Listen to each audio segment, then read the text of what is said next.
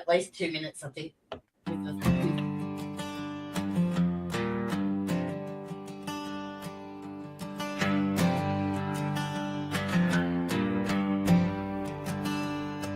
In the hollow where the shadows fall, we gather round, we hear the call. Liquid fire from the mountain's hand burns like truth, but it tastes like sand. Oh, it sure feels right at the end of the day. Drink it up, let the story stay. The creek laughs low, the fire cracks loud. We lose ourselves in a moonlit crowd.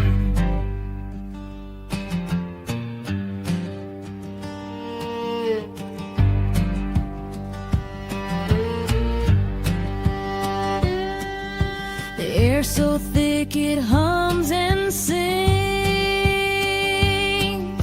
a slow dance wrapped in unseen strings, clear as glass, but it bites like a snake, sharp and cold, every breath we take. Oh, the stars know our sins tonight. Set that burn till the world spins right. The creek laughs low, the fire cracks loud. We lose ourselves in a moonlit crowd.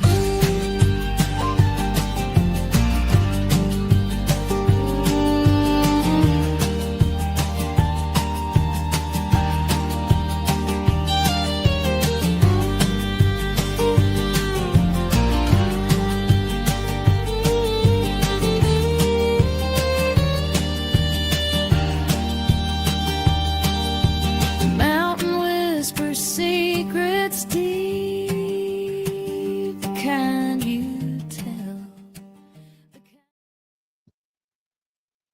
Whoa. Hello, Governor. Hello, hello. I just I got my camera off because I'm eating supper. Oh, I'm going to good. turn my camera off while I eat. Mine will be better in a minute, so you go ahead. I'm gonna play. I'll leave my another clip microphone on. while you're eating because I And- keep forgetting to play the bloody thing, and I made it ages ago. So listen up. One's for you, Miss Brandy. Okay. Can you hear it?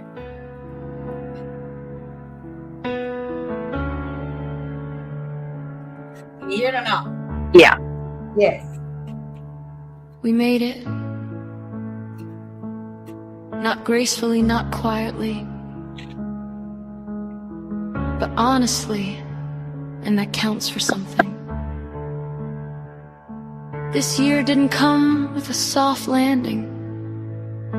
It came with nights we cried ourselves to sleep, mornings we got up anyway, and battles nobody clapped for. It took things from us, people, plans, parts of who we used to be, and still, here we are, breathing, standing scarred, but standing. If you're reading this, you survived a year that tried to break you. You carried grief, disappointment, fear, and exhaustion like bricks in your pockets, and you kept walking. That's not weakness. That's strength forged the old-fashioned way, through endurance. So here's to the ones who didn't have a great year but had a real one. The ones who kept going with shaking hands. The ones who learned that growth hurts, healing isn't pretty, and survival is a victory. New year, same heart but wiser, tougher, and harder to kill. We're not starting fresh. We're starting experienced. And that's powerful.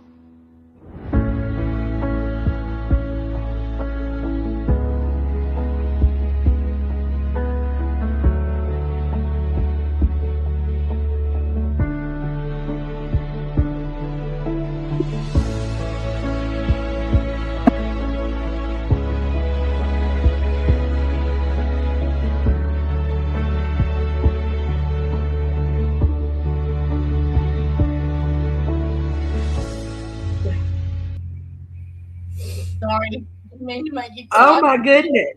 You're crying. Yeah. I'm bawling. That was beautiful. Yeah. No camera on. That was beautiful. I had to put my sandwich down. Next to that, I was going to choke on it. Yeah. if ever you doubt yourself, Brandy, you listen to that. Oh, thank you. You're stronger than you know. Oh, thank you. You know where that came from, Ty, don't you? No. Brandy wrote it. Did she? That's hers? Yep. Oh my goodness. With her New Year's post. Yeah, that's mine. Oh, that's that. Oh my goodness. What a wonderful way to present it. I know. That's beautiful. I think I should just Oh go my into make goodness. I know. I've been meaning to play that for weeks and I keep fucking forgetting. I love it. That was amazing. But Yes. for I'm it, sitting there like, you know. it's I've saved it on the studio. So if you go into media assets and scroll right down to the bottom, background music, it's Okay. what you made. It's in there. Thank you. Cool. Welcome. That was amazing. Yeah. Oh, what a nice surprise. That was I know, it's sweet. Thank you. nice. Okay. That's awesome, Jody. That's all right. That's nothing. I didn't write it. I mean, the way he just put that together and presented it in that way, like that was profound. That hit me right in my soul. You know what I mean? It made me hear the words in a different way than just reading it. Yeah. Yeah. And it wasn't even like it was a big musical thing. Like I tried a few different versions that just didn't seem right singing it. It was better to be just And the words, no wonder them words hit home so much, Brandy. No wonder that's playing on my soul strings. They were for us, you know. They were for us, yes. Like I felt it. It resonated. It resonated. That gave me chills. Oh my goodness. That was amazing. That was wonderful. What a cool thing to You're a do. very clever lady. That was so neat. Thank you. Yeah. And Brandy, that was brilliant. I mean, like, yeah. I like to write. I've always, you know, that. Every time you look, I'm writing something. So, kind of my little thing. So, I'm been trying to express it a little more this year. So, I don't know. Yeah. I love your writing. I love your articles about Appalachia. Yeah. You know, because I'm obsessed with it. I'm such a nerd. And history, like real history from the people, like the oral histories that my grandparents taught me. You know, like that's the shit that Like I I look was for. that one night. I was your Facebook posts, your articles and stuff that you write about it. That's why I asked that one night. I was like, "Give me one," you know. And you missed that one though. I don't know how I missed that. Like I done the library, the pack or saddle pack. Did you haven't seen it yet either? I haven't really done much work on Facebook for a minute. I've just got on there, post real quick, and reply to a comment or two, just enough to keep my page going. You know, keep it lively. But I've not really got in and like scrolled or anything for a while. I probably need to do that. Yeah, I've had fun with it. Or I'm having fun with it. I put a couple of posts up on the Buy Me a Coffee, on my Buy Me a Coffee. A couple of blog posts about like granny witches. Yeah. I've done, I think, One two about granny witches and granny magic. Yeah.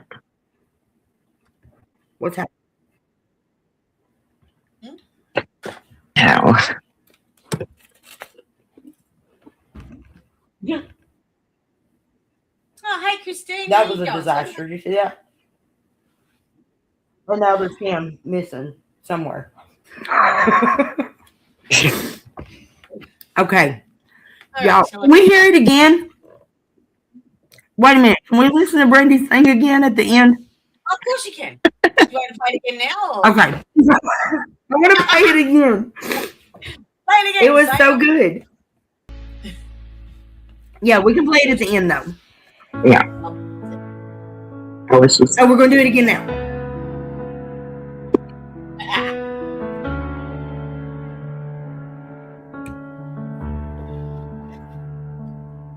We made it.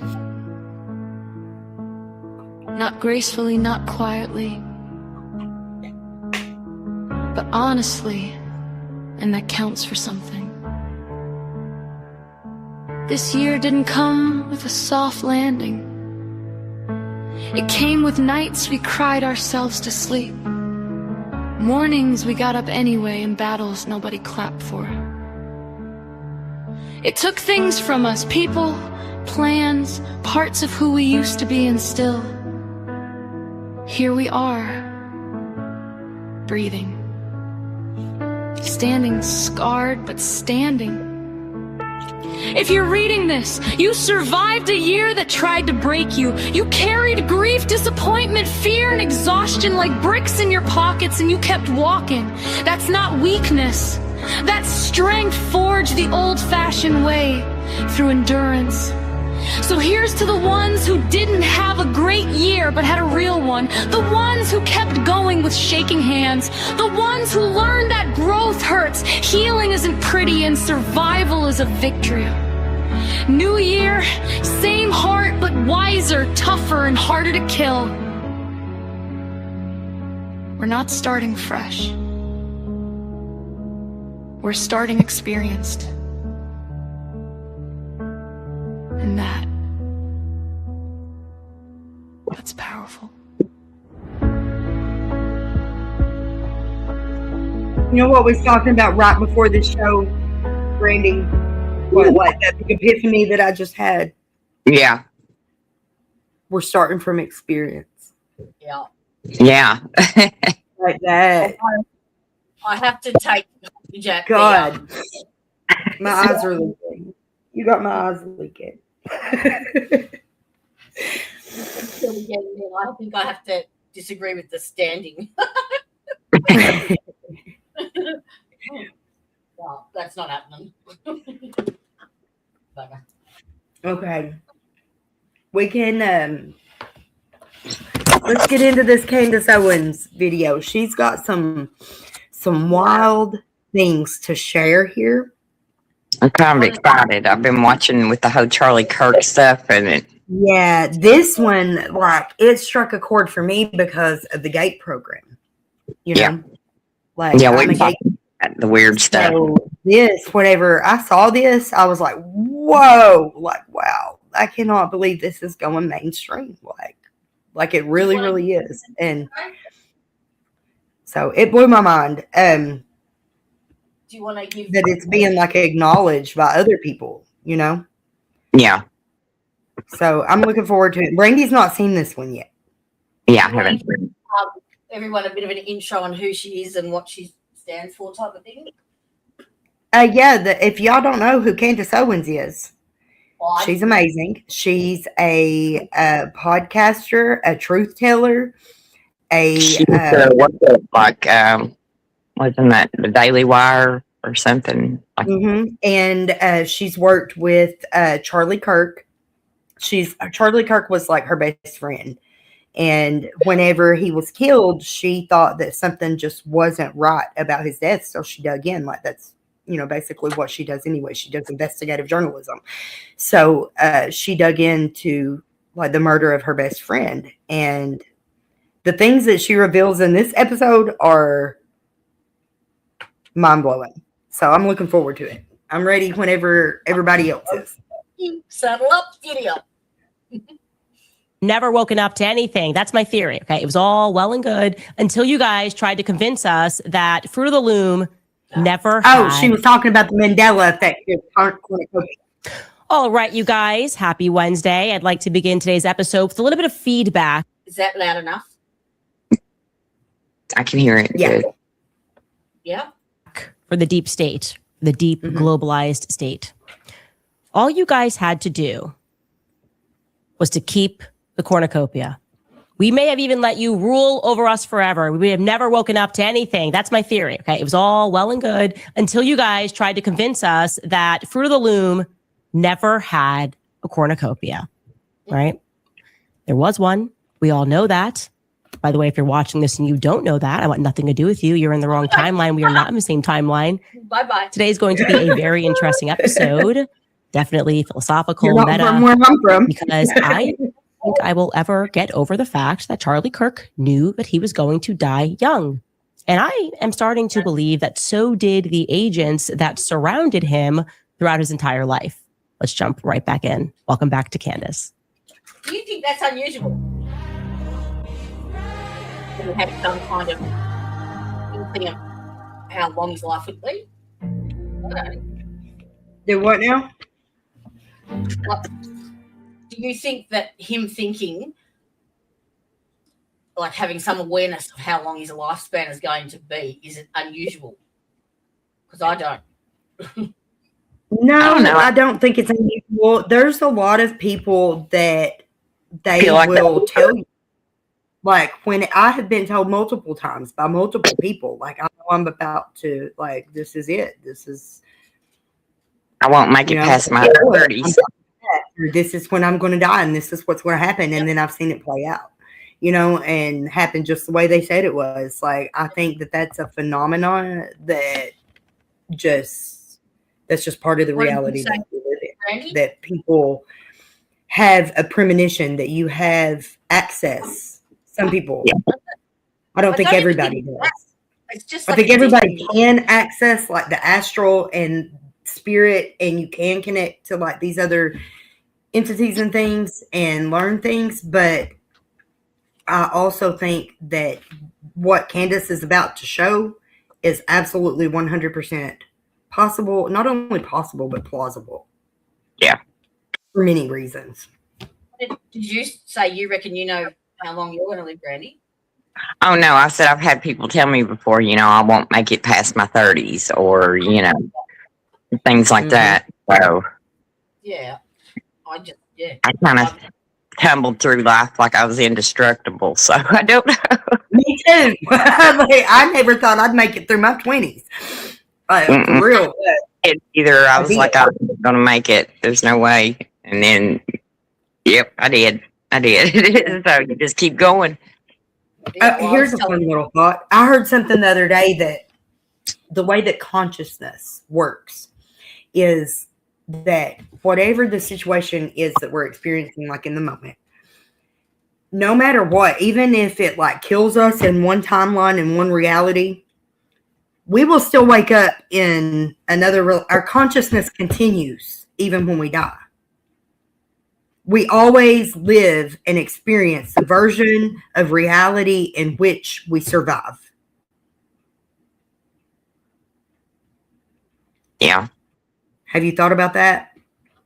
I don't think about it like that. I think about it as like reincarnation type of thing. So your soul leaves your body and it goes back to, the descendant mother. And I think we pick our paths, though. Me and Jacob was talking about that the other morning. I think, we pick the hard one. Sometimes we pick that. Yeah. So. But yeah, I think it goes back to like a central sorting bin, and you just pick again. But I was talking to Tyre last night, and I don't know how I know. I just know, but I don't think I'll see my 60th birthday. Yeah, that's how positive I am. I think that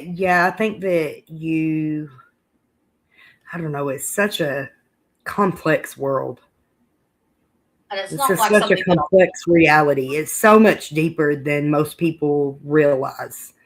It's an understanding that I've just got this understanding. It's something that I don't even have to question. Does that make sense?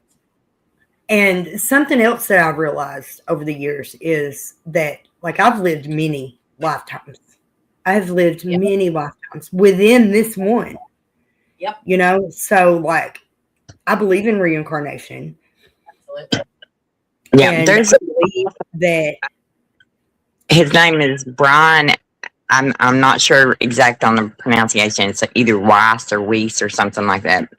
But he's a psychiatrist, I think, or a psychologist, and he wrote a bunch of books that talked about reincarnation. He had a client that that's how they done, past life regression and stuff. And oh my gosh, they're amazing books. I mean, they really, really are. And he talks about, what his theory is from. He's done that so many times with, with other people with their stories and stuff. And in these past lives, there's certain patterns. Like, they say the same people that are in your life are the same ones that are in your life, that you're incarnated with, like, through every lifetime. Right. No matter what. Just in different positions, you may be my best friend in this one, but you may be my mom the next time, or the last time you was my, you could have been a male, so those books are awesome, but I can't remember the name of it. It's something like The Masters or something like that, but they're really interesting. Brian Weiss, or Weiss, it's WIESS, I think. So does that mean that next life? So I can come back to it for a note later. Does that mean, Ty, next life you're going to be Kevin Mullins is going to be your bitch? I ain't coming back in the next life. I'm fucking graduating this time. I'm done this time. This is my last fucking go around on Earth. I'm going back to fucking Lyra, from whence I came. Yeah. Fuck this place. This ghetto ass place, as Candice says. Earth is ghetto as fuck. And I'm not doing this again. Yeah. So we gotta get it right this time. I'm gonna grab my food, so I'm gonna pop my camera. Doing this fuckery shit show anymore. Yep. I hope it'll do this right. Pulp Fiction, the gift. Okay.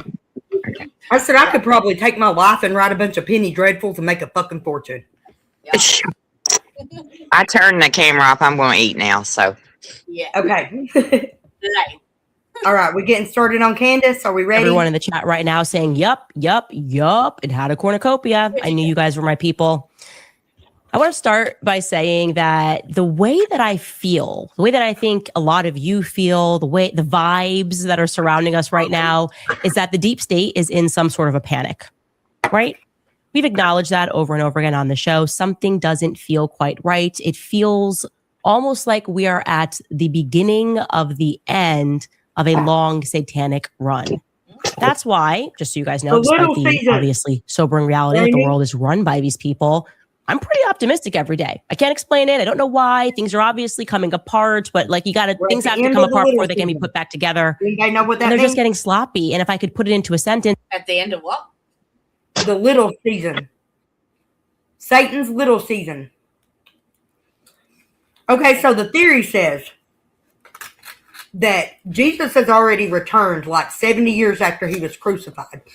And that ever since we've been living in Satan's little season. Whenever God says, okay, like Jesus has already been killed, resurrected, did his 1,000-year reign on earth.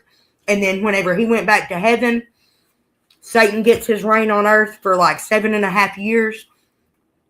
They say we're at the end of the little season now. We're at the end of Satan's little season, the end of his 7.5-year reign. And it's time for Jesus to make his appearance again. Is it 7.5 years a cycle or something? I guess so, yeah. Like, I'm sure it all goes back to gematria and everything always does. Wow, that's wild. Everything goes back to codes. Everything goes back to code. Everything it's so fucking weird. Yes, the land. Numerology. The law of the land and the law of the maritime law. The law of nature, the law of God. Yeah. Yeah. I got law of the simulation, if you will. Someone sent me that link last night. I sent you probably 500 reels last night. I know. when I go down the rabbit hole, I want to tell all my friends all at one time. Man, I haven't even worked my way through half of those links yet. It'll all click up and make sense eventually. Yeah. It seems random as fuck, but it ain't. I wake up while she's going to sleep, and so I watch them all day long and get caught up. All right. That's part of the reason I like being up would at say- night, though, is because I get the privacy and the quiet time to do research. You know what I mean? And read and learn and watch no one things and find out what's door. going on in the world. Yes. Solving the mysteries of the universe. Yes. No deliveries, no fucking phone calls, nothing. Yep. Yep. No, hardly any human interaction. Only the humans that vibe with me. So, Did you see the 2 shorts I put up this morning? the what? The 2 shorts I put up today? No, I haven't even been in there. I haven't looked at Those any. stupid cats. I haven't seen them yet. Absolute dickheads. All right.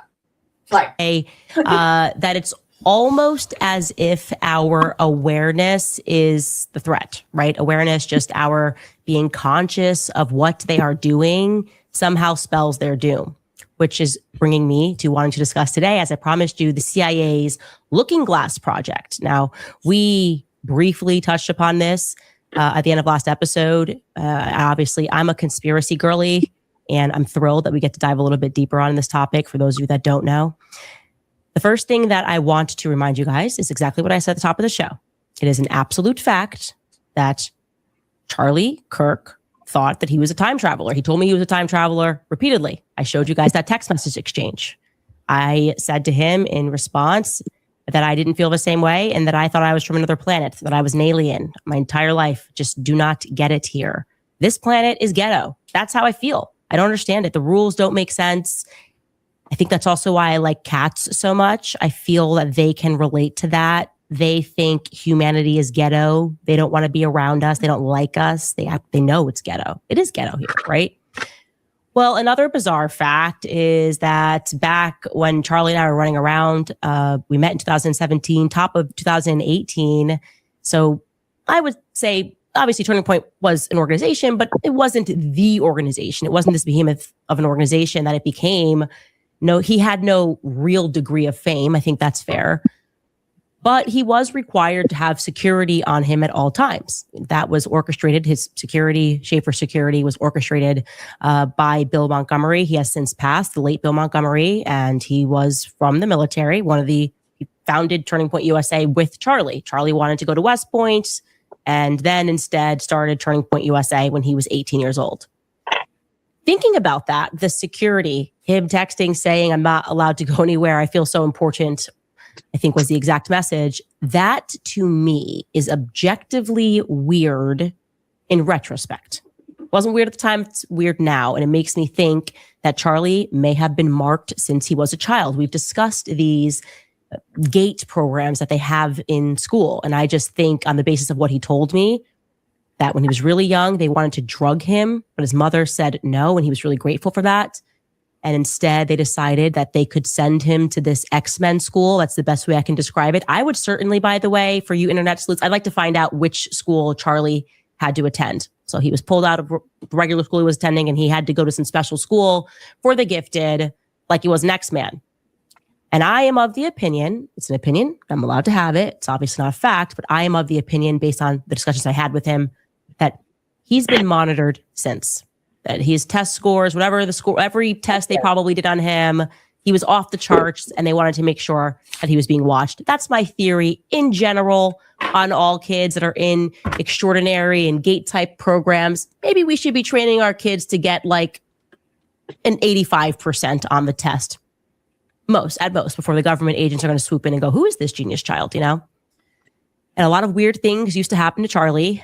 He would go on runs. I think I told you guys this after sundown. And when he was running, street lights would go out. It was like he was a burst of energy, like he was a lightning bolt or something. So to slow this down for you, there are just in general, all of these inexplicable experiences that we have in life. And they try to make it weird for us to discuss them.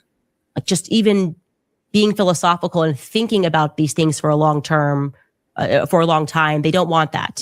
Deja vu is probably chief among them. We all have experienced deja vu. We are certain something happened, but we already did that, but it didn't actually happen. You're like, but I feel like it did. Oof, I just got a bad case of deja vu. Well, guess what?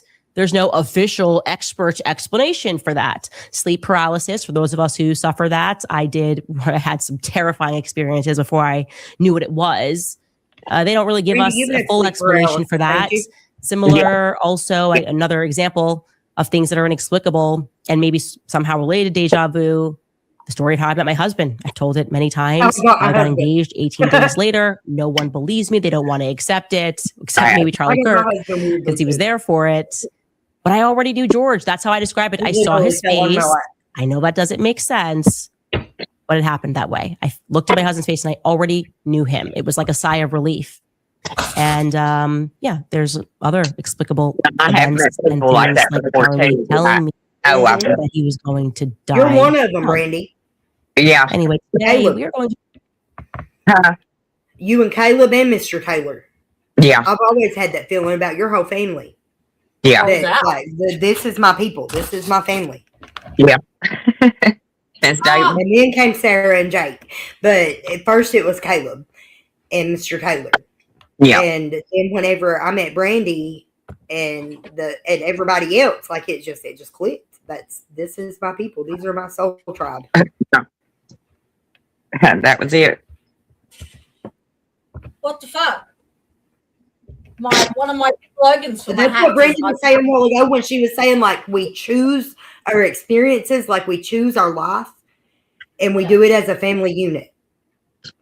Like this whole big wide world is filled with billions of people, and you might find somebody on another continent or in another realm that is your soul sister or your twin flame or your soulmate. You know, like you just had that feeling about certain people, you know, and then whenever your life plays out, like you realize they were always meant to be there.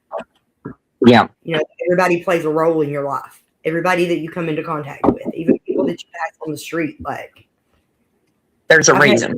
There's a reason for everything that happens. Yeah, I do believe in that. I don't believe in coincidence either. No, I'm not in. Never had no such thing as coincidence. It's divine planning. Do you want to say something really freaky? What? I heard it a minute ago. I can't see it. Hang on. It says, I found my people. The defense rest. That's right.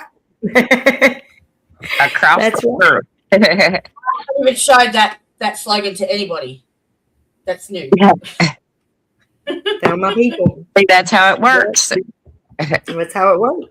Somehow God will put it in your life. Like the people that are meant for you will be in your life, you know? We still have free will. Yes, we make choices and stuff, but the choices we make today affect our future. It affects the future outcome of the rest of the world.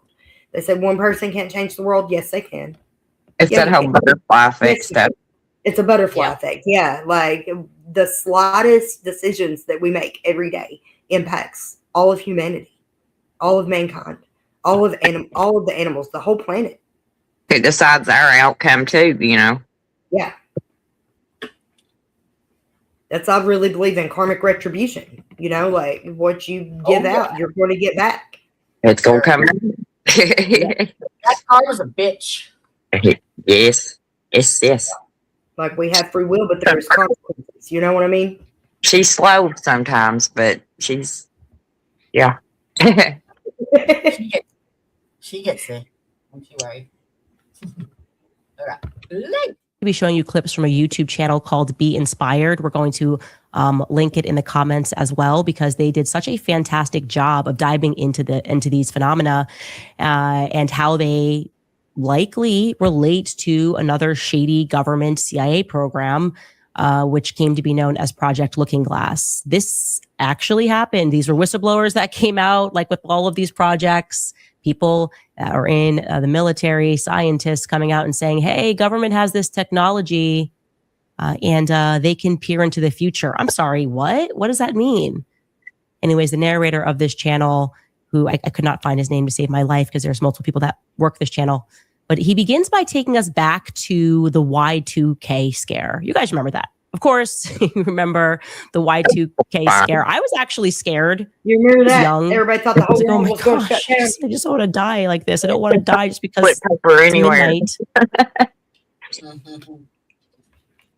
And it's the year 2000, and they were just kind of pumping all this fear into us. Anyway, let's jump right into this clip. Let's start with Y2K. In the final months of 1999, there was a global concern that computer systems would fail when the date switched to the year 2000. All the software used only 2 digits to record years, so 2 nils might be read as 1900, potentially disrupting banks. Credit cards and ATMs may cease to function.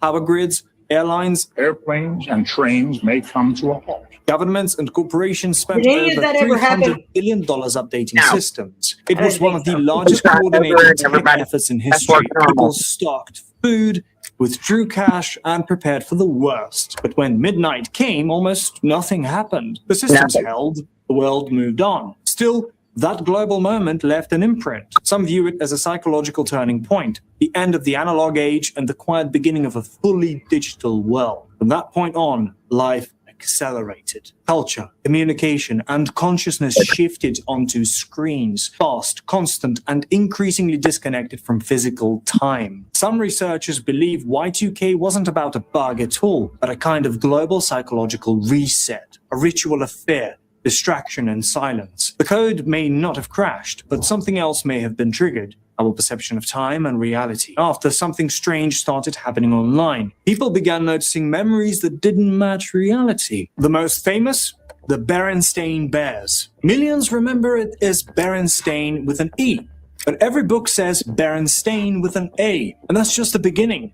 If you're running a simulation and you go back and you change some variables and you rerun the simulation, lots of little things could be different along the way, right? You have many different possible paths. The glitches in the matrix. Exactly. You're now on this timeline, but you remember, you have like a deja vu, or you have like a weird memory. Movie quotes, logos, product names, all different than we Whoever remember. woke up and Entire felt groups of like people he wasn't swearing something changed in the with right no place. explanation. Right It became place, known as like the Mandela woke up effect, and just named felt like I after don't people who remembered Things are Nelson slightly Mandela different. dying in prison I don't years belong before he here. actually did. I would always What tell would pull everybody something this, like and I this? don't Are you familiar with the Mandela Yes. effect? Yeah. Of course. Millions of people remember certain Only events one. that never I happened. think I've And so even how do told you my explain husband that? once. I As don't we think you're go my through husband. our I think conscious you're working progression, on as we raise consciousness, the way we perceive the world, and therefore all that will exist in our world, will morph to that new resonance. As And a I was sympathetic serious. resonance. So certain You know? aspects of the old world will just no longer exist.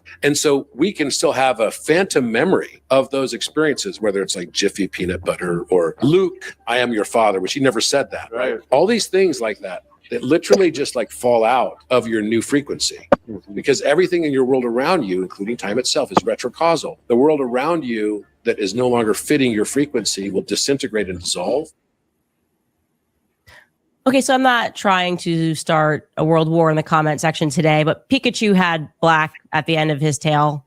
Obviously, I don't know when they hit delete on that button, but he definitely had black at the end of his tail. Some of these things just don't make any sense to me. And it's just amazing that we just sort of accept it and we just keep moving on. And when you start asking questions, they try to paint you with, no, don't ask the questions. Just keep going on. Let's just pretend. Let's just pretend that, there was no cornucopia. Anyways, this brings us obviously to the CIA's project Looking Glass. Essentially, there were these whistleblowers, like I told you, in the military and within the CIA apparatus that came forward to reveal that the deep state had a technology, which they stole, of course. Please do not miss the part that I keep explaining to you. These people are not smarter than you. They're just more evil. They steal, they plunder, and they steal things, and then they rewrite history and pretend that they were geniuses. Anyways, they have a knack for murder, they have a knack for theft, and this time, like a lot of times before, they stole a device from the ancient Sumerian civilization that's located in modern day Iraq. Very advanced civilization. They're obsessed also with Egyptian civilization, as we discussed yesterday. The Satanists kind of taking and reintroducing these things. First, they keep them to themselves. They hoard these things, and then they kind of give us certain aspects of technology. as time goes on. So they steal this piece of technology and they incorporate it into a computer.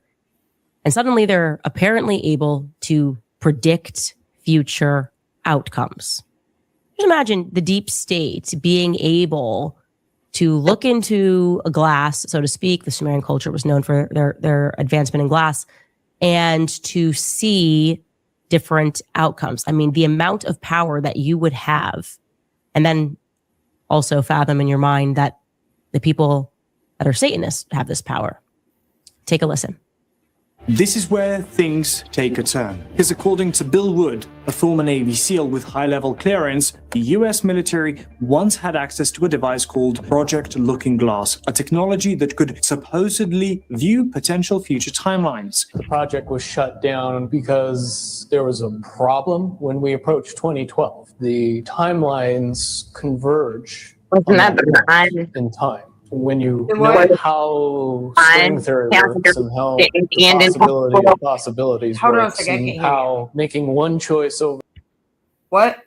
The Mayan calendar, didn't it end in 2012? 2012. Get your brain wrapped around this subject, you find out that at the end of 2012, in an easy way to put it, the choices that we make become less and less consequential to the future. And eventually we're pushed into this bottleneck of time, no matter which choice we make. Okay, so is that certain 2012 in your understanding? It's well coincides with December 21st, 2012. So at that point, all possibilities lead to the same timelines. Rubicon. All possible timelines lead to the same basic set of history in the future. And after that, they shut it all down. Now ask yourself, why would a system like that be buried, and what exactly did they see? Because this isn't just about false memories or tech. It might explain why everything since 1999 feels frozen and artificial, like we're on rails in a version of reality that wasn't meant to last this long. And if you think that's wild, wait until you hear what else Looking Glass may have revealed. So what exactly did they see with Looking Glass? According to multiple whistleblowers, including Bill Wood and other interviewed by Project Camelot, every time they ran the device, no matter what variables they changed, all future timelines converged to a single fixed point. That point, somewhere between 2012 and 2016. After that, the future became unpredictable. No more branching outcomes, just a wall. So it's super interesting that they couldn't see beyond 2012, or rather they could see beyond 2012, but maybe things became inevitable. That was backed up, by the way, by a lot of different things. Mayan civilization, the calendar, remember that whole scare? Why doesn't the calendar go beyond? So you arrive at this point and you wonder, what is this, right? Suddenly these people who are evil are no longer allowed or able to control outcomes, essentially, or perhaps, so maybe they did see something beyond 2012. But no matter what they did, they couldn't change the outcome of that thing that they saw beyond 2012. So it wasn't so much the future couldn't be predicted, but rather that they couldn't change it, like something was coming. That's how it kind of feels to me when I just examine everything that's going on. There is this panic, like evil is panicking right now, and they're making a lot of mistakes because they're no longer in control. And I would also add here that one of the things that I've noticed is that they're trying to turn us all, again, maybe this is their solution, where they're going, okay, what are we going to do? We can't change the outcome. Maybe we can just turn everybody into a computer program. Like they want us all to be the same. They seem to get really angry when we behave like humans. Like that's one of the things they're trying to triumph is our humanity. We've talked about this a lot with the Charlie Kirk story, the reaction, how we felt icky, but they were like, what's wrong with you? How dare you feel icky? How dare you not like this? Don't you know this is what he would want? It's like their inability to defeat our humanity is angering to them. Now, something that was crucial, which was revealed about Project Looking Glass, was that the people who were in the room while this device was being operated, their conscious thoughts impacted the device, okay? So just imagine this. What they were thinking in the moment was changing future outcomes. Thoughts influenced future outcomes. That piece is super relevant to what we're going to discuss. And obviously that's pretty reminiscent one of the themes of The Matrix. I just am going to assume everybody's seen that movie. If not, you should watch it because it was way ahead of its time. And he is going to connect that dot here. Take a listen. So what exactly did Project Looking Glass reveal, and why was it quietly shut down? The people involved began noticing something strange. No matter what variables they used, the results kept showing the same future, a point where all possible timelines seemed to merge. That moment, somewhere between 2012 and 2016. After that, everything became unclear, like the future couldn't be read anymore. This brings us back to 1999. A year that might have marked more than just the turn of a century. It's also when The Matrix was released. At the time, it was seen as just another sci-fi movie, but looking back, it feels like something more. You've been living in a dream world, Neo. The film introduced a powerful idea, that the world we experience might not be what it seems, that reality could be shaped or even simulated without us knowing. And once you start asking questions, things begin to change. That idea resonates deeply with what many have felt since the early 2000s. The time feels different, that the future doesn't feel open the way it once did. Almost like things are repeating themselves, the same cycles, the same events, showing up again and again. Some people even report seeing repeating numbers everywhere, like 1111, 222, 444, almost like little glitches or signals hidden in everyday life. And strangely enough, this idea of patterns repeating, of cycles you can't escape, lines up with what Looking Glass operators allegedly encountered. The sensation that the future was already written and that all paths lead to the same outcome. Fast forward to 2012, some whistleblowers claimed that a confidential briefing took place where certain agencies acknowledged the shift, a kind of convergence in human potential. This document, released by the CIA, explores consciousness as something that can move through time, even outside of the physical world. It discusses remote viewing, timelines, and the nature of reality itself. Now, connect that to The Matrix, and the overlap becomes hard to ignore. Maybe it wasn't just a movie. Maybe it was the first time the system gave us a glimpse behind the curtain. And if that's the case, what else have we been shown without realizing it? Okay, a lot to unpack there. First, I'm going to say, just regarding the movie The Matrix, you should look into how even the script for The Matrix was stolen, allegedly. But to bring this back to my earlier point about all of these things that are happening or have happened that are seemingly inexplicable, it just lives inside of me that Charlie Kirk knew he was going to die. How? How was he so certain that he was going to die young? How is that possible? How was he even able to describe it as this tragic event? How did he know? How was he certain, by the way, as he said in those messages, that from the moment he signed onto the dotted line to begin Turning Point USA, he knew he was going to die. He knew his death was going to be related to Turning Point USA. That's not a coincidence, okay? It is completely absurd to have people, well, I don't know, maybe just a coincidence. No, that's not a coincidence at all. Why did he know that I was going to defend him? Also, why did Charlie think he was a time traveler? He said, as I showed you in earlier messages, that he was a time traveler and he had to find me. Is that just something people are saying to their homies in text messages? And again, not anything that I would have placed so much emphasis on back when he was saying it, but it came to fruition. The other parts, he did die young. Why did he think that him dying young was necessary in order to change things? He did die young. It is related to Turning Point USA. In some way or another, at the very least, we could all agree it's related to him speaking at a campus event for Turning Point USA. I'm totally occupied by this. I tell you, I read these messages and I'm going, what is this? What is reality, actually? And Charlie died. Yes, like I said, it was related to this organization. And I think we would all agree that his death and the manner that they did it changed the world in ways that I don't think we can fully realize, or certainly not in a way that I can articulate. You just cannot pretend that all of this is one big unhappy coincidence. It's entirely plausible, I think plausible, that they knew something about Charlie. And that's why they had him marked and had him monitored and had him likely followed since he was young. And maybe they thought, like the agents think, that if they swarmed him and they stayed with him and they pretended to be his friend, that ultimately they could control Charlie and perhaps change an outcome. They could literally change an outcome related to Charlie.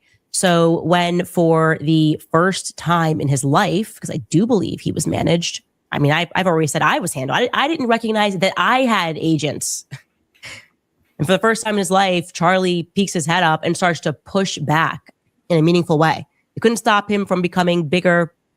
That seemed to be inevitable. But they panicked. They seem to have panicked, right? I mean, this is just starting to happen within a year when Charlie's going like, hey, man, I don't actually think this. I don't actually believe this. And then he goes, you know what? Take the money. Take the money out of the organization. And they panicked. They freaked out. And their solution was, no, just kill him. Just kill him. We can't have this. This is not something that we are prepared to happen. That outcome of Charlie unleashed, so to speak. And ironically, that seems to be the very thing, his assassination, that catalyzed what they feared most, losing control of Charlie. That's exactly what happened, and they catalyzed that. So it seems to me that right now we're in the midst of this. They keep doing these things that only catalyze what they're trying to stop, what they're trying to prevent. For example, even unrelatedly, but the Brigitte and Emmanuel Macron, they filed a lawsuit. We have so much power. What are we going to do to stop this thing? She's getting into the story, is getting to the heart of evil and how the world is run to figure out that Brigitte was born a man. What are we going to do? We're going to file a lawsuit. The lawsuit filing was a mistake, obviously. It was globally consequential, right? They wanted to stop it, and yet they spread it. Catastrophic to their aims. The more pressure they exert toward control, the more they spin out of it. Another example, lock them down at home. Make them wear a mask, right? Create COVID in a lab, make everybody sick, force them to get the jab. Evil is really fun that way until it accidentally awakens the entire world to how fraudulent Big Pharma is. Like, is this now everyone's going, is this just a factory of poison? Do these people hate? Are they so evil? Have we just giving our bodies over to quote unquote science? Now, going back to the Looking Glass and them shutting down this project and not being able to edit whatever it was, we obviously cannot know for certain what it is that they saw when they peered through into this Looking Glass. But I do have a general sense that they're trying to edit its inevitability with ill-guided lawfare and warfare. And what I think is that our collective awareness is a threat. I think everybody peeking their heads up is making them increasingly more frantic. It's like they know we're barreling toward some foregone conclusion, and they have spent decades trying to stop that, trying to prevent that. And when I think about what it is, right, I just consider their general obsessions and their general triggers. They are positively obsessed with the Antichrist. I mean, like people like Peter Thiel, he's like going around giving interviews, asking about the Antichrist. That's kind of the entire drift, by the way, of the AI world. When I say, I look at these people, I don't like their eyes. Something disturbs me. Who's living the dream then?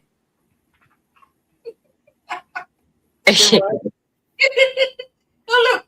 Bed goes up, bed goes down. Computer stop. They mock that. You Take me out of clip. Right, hang on. Lights go on. Lights go on. I don't use technology at all. Not at all. Oh my gosh, I don't care. I have spiritual discernment. Something about the entire AI movement feels wrong. And come on, what am I wrong? Yep. Am I wrong? Sam Altman, all of them.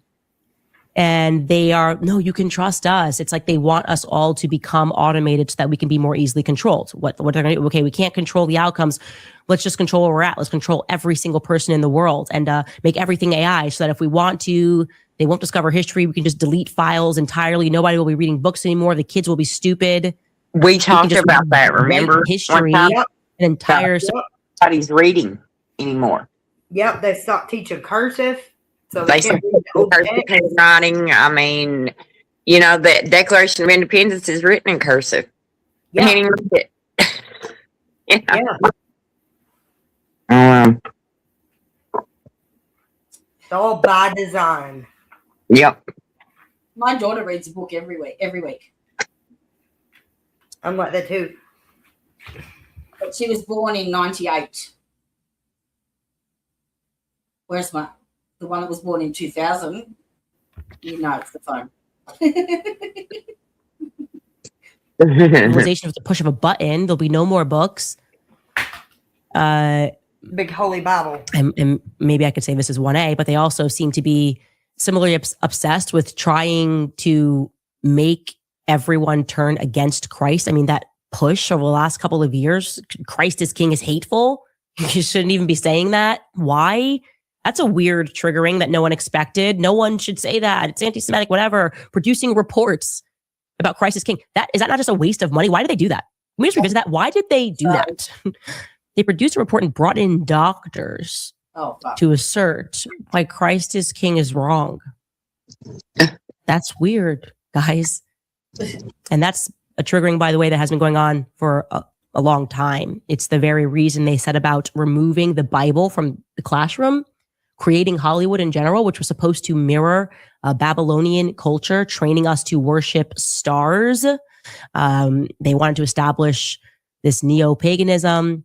They also wanted to make it so that future generations would think atheism was cool. That was by and large successful. It was a period of time where I thought that atheism was cool. But why? Why this push? Well, I think the obvious answer is because they are certain, actually, that God is real. That's what they're fighting. They're fighting God at all times. They know he's real.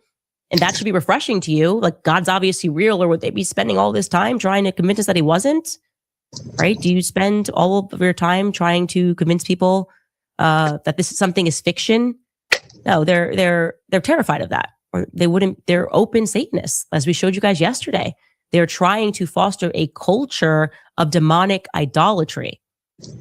Think about this. I lost a job in part for saying that pornography is a spiritual weapon against men and that we needed to look into the history of pornography. Huh? What that should signal to you is that their power relies on us being distracted, on us being focused on carnal desires, right? Entirely living of the flesh. Like Tim Dillon said, the amenities, the pool, the new restaurant. Oh, look, there's a new celebrity over here. Yeah, so the threat is us being aware that spiritual evil exists. That's what they're afraid of. It's why they insist on this constant stream of pornography, filthy music, all of it. Because if it is true, as it's been reported by various whistleblowers, that our thoughts could impact future events, then what would happen if we all started focusing on goodness, eternal goodness, God? Yeah, I think that's the very reason that all of these demons seem to be thrashing right now. And I just wanted to dive into that project because I think we're all sensing a panic. And it's real, but I also want you to know that it's good. Well, it seems crazy. You're like, no, everybody's out of control. It feels like things are getting dangerous. Yeah, but it feels to me like it's the last squeals of a dying demon. And we're going to speak more about that, as well as CERN and what they discovered. We have to totally revisit that was happening at CERN just after a brief message from our sponsors. All right, you guys, new research is revealing something absolutely heartbreaking. Stay inside, like they tried to make this.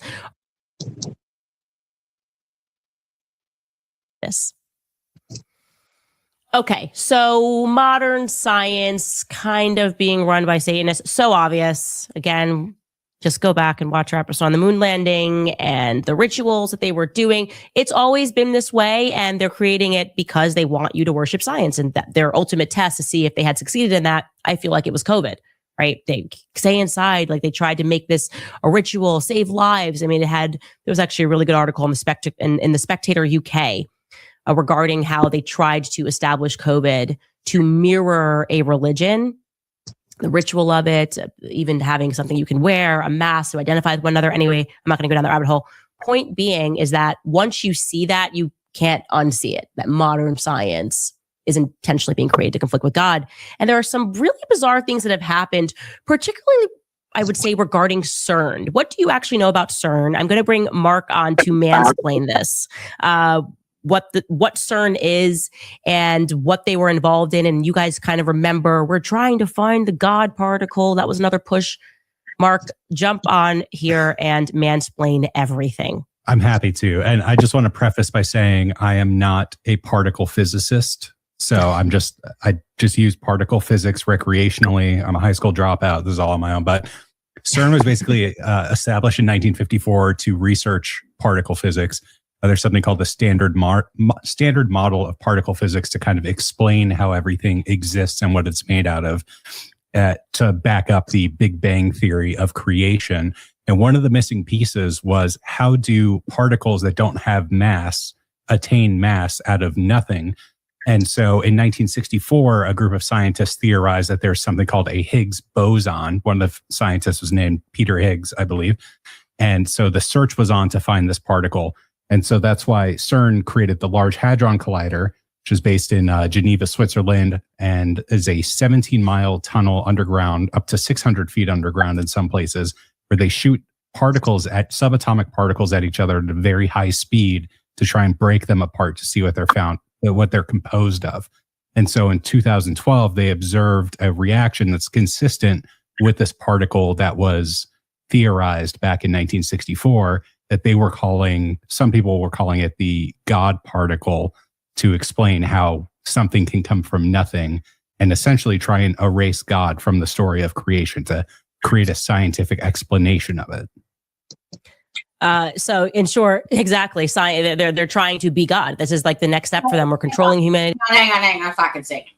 So you have this hydron accelerator that shoots subatomic particles at one another to try and create something out of nothing.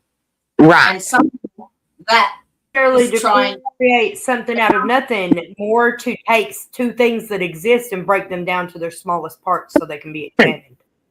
Yeah, But so how it is possible to create a black hole that would suck us all into it. Also, there's that possibility every time they turn it on. Yeah, but how does that equate to turning everyone against God? How do they Wait for it. They do satanic rituals outside of the CERN collider. They're opening portals. They're opening portals to other dimensions where these creatures are coming through. Right. We're controlling their minds. Like, what can we do? What's the next step? We need to become creators of things on Earth. That's all the way, by the way, you guys, part of my conspiracy, why I'm like, have 12 kids. It's because they want to even control birth. They want to control dying. Like, they're debating, they always sell it as like, it's more freedom for you. No, it's more power for them. We're going to decide if you're allowed to be born. Everyone's going to eventually in the future need IVF, which puts them in a place of power. And then also, we're going to also tell you when you die, which is why they have now these. How do they get to that from that? Do what? How do you get to everyone needing IVF in the future from that? Well, they're already. It all goes back to like the depopulation agenda and the way they're fucking with their fertility and shit. Like, they're making the decisions and making decisions about abortion and stuff. Meanwhile, they're trying to fucking control the God particle and open up black holes. Like red flags, red herrings. It's like red flags. All these things are red flags that we should be paying attention to, I think is what she's saying. Things we should be noting, at least. Pods, which is being debated. And where's the home of the pods, the death pods? Switzerland. Anyways, of course, the tunnel is underground. And it's interesting when you consider that they started searching for this particle when they realized, that's when they... Hey? Do you know what a death pod is? No. It's a suicide tank. Some countries, they've made it legal where you can choose to go and commit suicide and get inside the device, and it will like inject you or deprive you of oxygen or something and suffocate you and kill you. It's a murder machine. Some states assist with suicide now. Yeah, assisted suicide. Yeah. But it's all part of the satanic agenda. You can do separating us from God, controlling the outcome of birth like fertility, these God-given rights, and controlling life and death. It's all about control. They want to remove control from God and take over control for themselves. They want to be able to control the universe. If you're going to commit suicide, though, you got to commit suicide. Like, Right. you know, you can make your car into a death bomb. Like, Right. We don't need people to spend billions of dollars to make machines and to line people up to kill themselves. Is what she's saying. Like, that's not helping anybody. Well, it's scary, you know, because what if they use it for something else? Right. You know, that could be. Can somebody just get locked in like one and murdered? Like, how easy it is. Like, think about the way they manipulate our paperwork in the justice system here. If we had suicide assistance and, okay, listen, something else that I noticed about it was, okay, this is about the Kevin Mullins and that judge being part of that mental health committee. They were looking at ways to commit people without permission. Well, that's to different. commit you for mental health. No, it's not. If you get committed, if they had the control to be able to put you in an asylum, then they had the control to tell you to go to the death pod, to send you to the death pod. Like it's a slippery slope. Imagine though, somebody like him in control of that. We would. Oh my God, that would have been. The same can be said for a gun. A nightmare. Not necessarily. I don't think so. No, because like a gun, that's your personal choice. Like you got to go out and like that's you. That's not somebody else having control of whether they put you in that machine or not. That's not the judge having control. The guy that takes your family away, that steals your children, or like the judge making the decision to send you to a mental institution and lock you in a fucking suicide pod. No, but you're talking about assisted suicide. So the choice is yours. If you go there, supposedly, assuming you have rights, we don't have rights here. Yes, okay. So you're and now they're trying to take away our rights and like make it where we could be involuntarily committed I'm with you to now. mental institutions, like we're going back to fucking 1850 or something. Yeah, especially hysterical women, you know. Hysterical women with wandering uteruses. We must be kept in check. Exactly. Like that's reminiscent of that to me. Yeah. Yes. But like that's a few steps down the track. Like if they did do something in like that and you still had a choice, then they would right. And now think about it. Like think about it. If somebody like Kevin Mullins had the authority to decide whether you get committed or not. We already know what's happened to Jennifer and all these other women who have come forward and tried to speak up about what he did to them. You think he wouldn't use something like that to his benefit? Thorazine drooling on herself, what would have happened. Yeah. Yeah, but I still don't see the difference with gun ownership. I mean, everybody, you choose, like, because that's your choice. If you kill yourself with a gun, you pick the gun up and kill yourself. That's not somebody involuntarily coming and knocking on your door, dragging you out of your home. When they began this Looking Glass project, when they started, not the CIA's Looking Glass project, but when they first got this. Like right now, it's just a voluntary thing, like assisted suicide. You can go and sign up for it.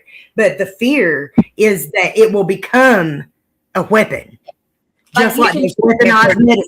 They've weaponized the fucking environment. They've weaponized airplanes. They've weaponized vaccines. They've weaponized all these things to destroy us. Why would they not weaponize this? You can still choose to shoot someone. And with MK Ultra and knowing how they fuck with people's minds. Yeah, you can still pushing people to to kill themselves. Fucking phone. Guns don't got nothing to do with that. Like that's a personal decision. If you pick up a gun and like kill yourself, like you put the thought in on that. Unless somebody's telling you to do it or trying to force you to do it, then that's different. Yeah. But you don't go to a hospital and check out a gun to kill yourself. That's basically the same thing. Like you go to a hospital in these places and be like, I want to kill myself. Like, okay, here's the poison. Instead of helping them and providing resources for them to get better and find their way back to God. Yeah. Instead of showing love, They're like, no, okay, here, go ahead and off yourself. It's part of the depopulation agenda anyway. We want you to kill yourself. Makes our jobs easier. We don't have to spend as much money to kill you if you kill yourself.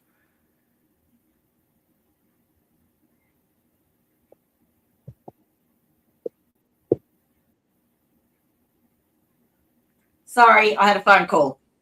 Okay. Yeah, but what I was saying is you can still choose to take that gun and kill someone with it. The choice is still people is what it's for. It's basically to help. It's for your everyday. It's called SIDS, DAD. Caleb said they've got it in Canada and it's called SADS or SIDS or something. And he said it's for like senior citizens, you know. Like, yeah, like some places still have a lot of regulations over their pods of who can use it. You have to either have like a terminal disease or severe mental health, like that cannot be corrected, or like it has to be extenuating circumstances in a lot of places. But some places it's not like that. Some places they're just like, here you go, please use it. Yeah. Instead of, you know, providing therapy for their trauma, they'd rather just let them kill them. You know, make sure that's what they really want.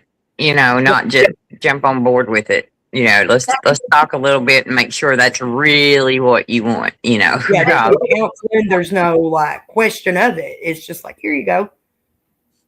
That's the biggest problem with mental health, though. They're not motivated to seek help because they are so depressed or mentally. Yeah. Well, all they want to do is medicate, and the medicine just makes the shit worse. It does. The only way out of it is to find God. Really, they've got to make a choice to go to a doctor. Yeah. Get help. Yeah. I used to have to drag my brother down to the bloody doctor, kicking and screaming.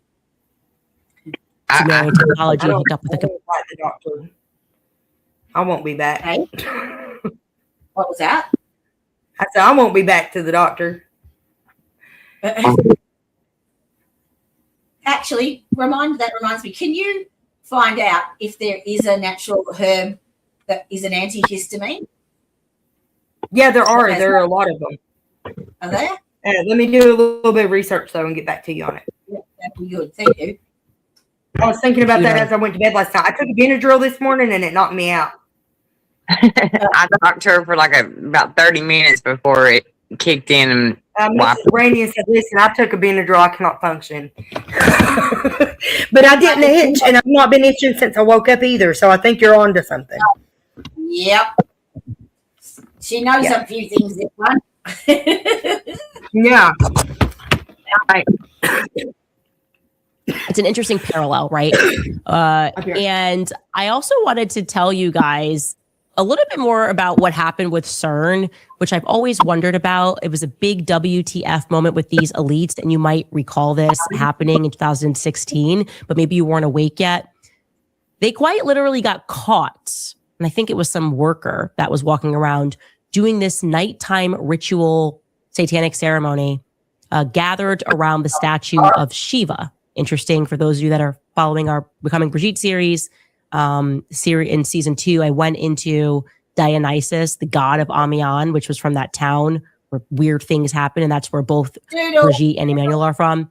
Well, Shiva in the Hindu faith, if you look it up, it's this would be the nearest equivalent.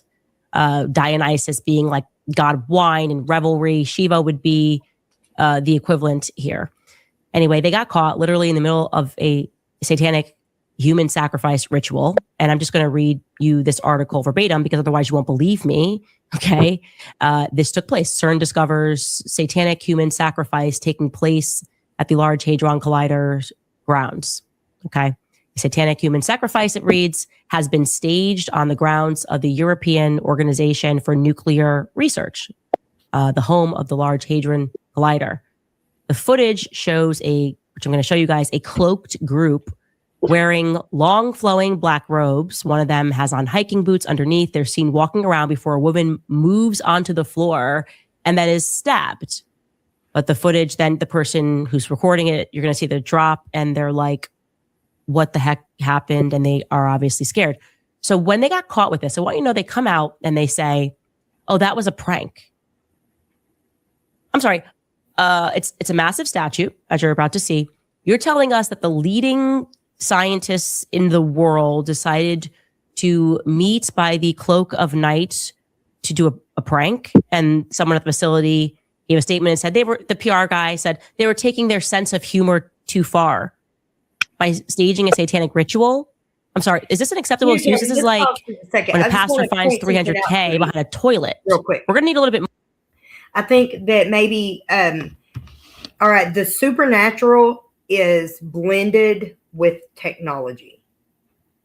Yes. Keep that in mind. Supernatural things, nature, is blended with technology. Yeah. In a way incomprehensible to most humans. But the supernatural's not all necessarily bad. Metaphysics, quantum theory. Our brains are quantum computers. What do you deem as supernatural? Like the occult, rituals, metaphysical magic, synthetic magic, godly experiences with demons, astral travel. It's all technology in a way. It's not all bad, what I'm saying. Right. No, it's not bad. No. But like keeping an occult mind, occult means hidden knowledge. Doesn't mean bad, doesn't mean evil. It means hidden. And the things that these people are doing with the CERN collider, with the colliders and all these projects and stuff, while on the surface it seems like it's science and cutting edge and stuff, really it is, they are reviving old ancient technologies. For pushing the boundaries. Pushing the boundaries of what we know. Yeah.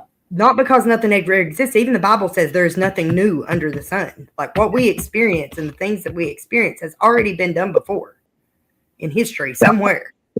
History repeats itself. History repeats itself. Yeah.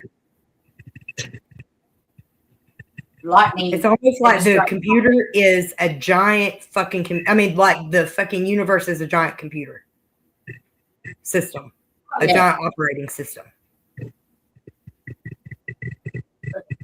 And our brains interface and link up with that. Tell your AI story about your sneeze. Oh my God, I was so mad.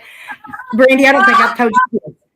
The other night, I've been sneezing and coughing and stuff for a couple of weeks now. Well, the other night, I sneezed and I pissed on myself. Like just a little bit, like I always do, because I got 4 babies. It's just normal. Like that happens. You cough too hard, you laugh too hard, you sneeze too hard, you're going to pee on yourself a little bit. Right. So I did it. And before my brain could even process, get up and go to the bathroom, my phone jumped from what the videos that I'm watching, it cuts to something totally different and shows me an ad for adult diapers. I was mad at the algorithm. I was like, you motherfucker. Like, thanks. You don't have to fucking make fun of me. I know. I've got 4 fucking kids. Like, come on. Come on now. Yeah, now my feed is full of fucking adult diaper ads. Every 5 seconds, I'm scrolling across another fucking ad.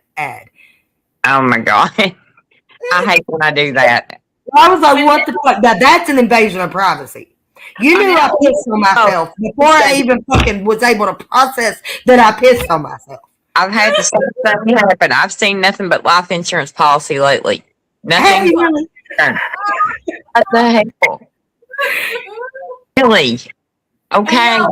Sponsors. Yeah, like shit's going on. But like the way that they are blending the occult and these rituals outside of the facility, like it all works together. It might seem like 2 extremes but it's really 2 sides of the same coin. Yeah. Magic is science. Science is magic. You got alchemy. I mean, there's always been something. Yeah, you know? chemistry comes from alchemy. Yeah. But alchemy is the basis of pharmacy, isn't it? Like metals and Alchemy is the basis of like as potions and mixing things together, transmuting energy. It's taking one thing and turning it into something else. Yeah. Turning shit into gold, turning like negative energy into something positive and good. Yeah. Yeah. But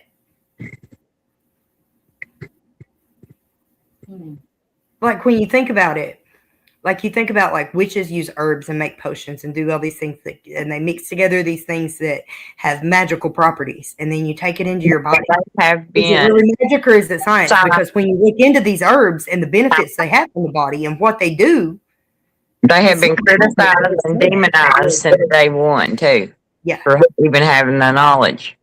Yeah. So, you know, that's another thing, you know, you got to think about that's being controlled. So then you got to think about the medical industrial complex. Okay. And pharmacopoeia.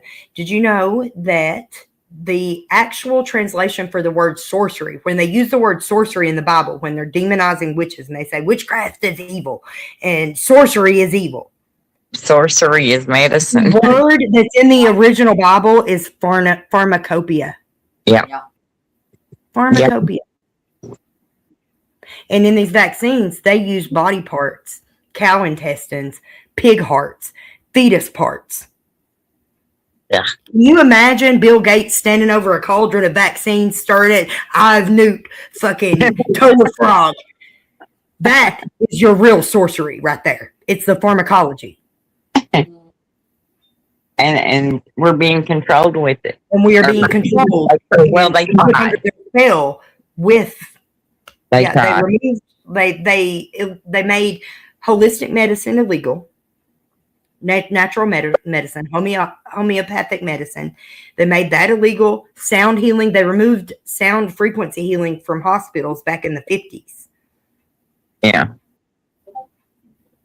These were pre-cancer days, y'all. Before people had cancer. They removed the actual healing modalities from medicine. Banned women from medicine because we can actually heal with the knowledge of earth and what God gives us. Because the medical industrial complex is not designed to heal. It is designed to make you sick, to make you dependent, to make you keep coming back and make you have to take this pill for the rest of your life to survive. But the power to heal you is in your own heart. It's within your own mind. Jesus tells you that. It's in the red words. Well, if you can get my adrenal gland to start working again, I will pay you big bucks. Fasting and prayer, what the Bible says. They just removed that verse from the from Matthew 2, 17:21, that to cast out the demons that affect our health and our minds, you must fast and pray. You must fast and pray. That's part of it. And that old Bible medicine's useless if you don't fast and pray. The detoxes are useless if you don't fast and pray. But that means you have to believe. Now they've removed that verse from the Bible because that's the healing is not the goal. They don't want us better. They don't want us to heal. They don't want us to find our connection to God and source. But what that's if the whole you point pray? Is to separate us from God. What if you pray? From our godlyhood. From us, even Jesus says, the kingdom is within you. I say, ye are gods.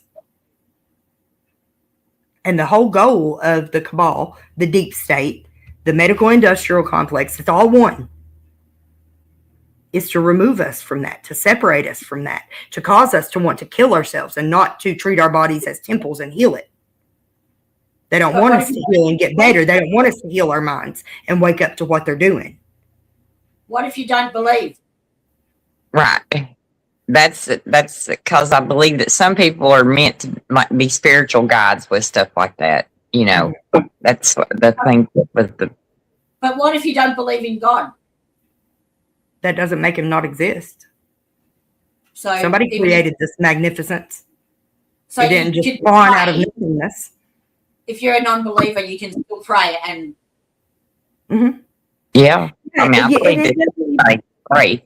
Like that's where sympathetic magic comes in. I think that a lot of like churches and religion will separate you and tell you that ritual and magic and like working with herbs and crystals and stuff are demonic and bad. And it's not.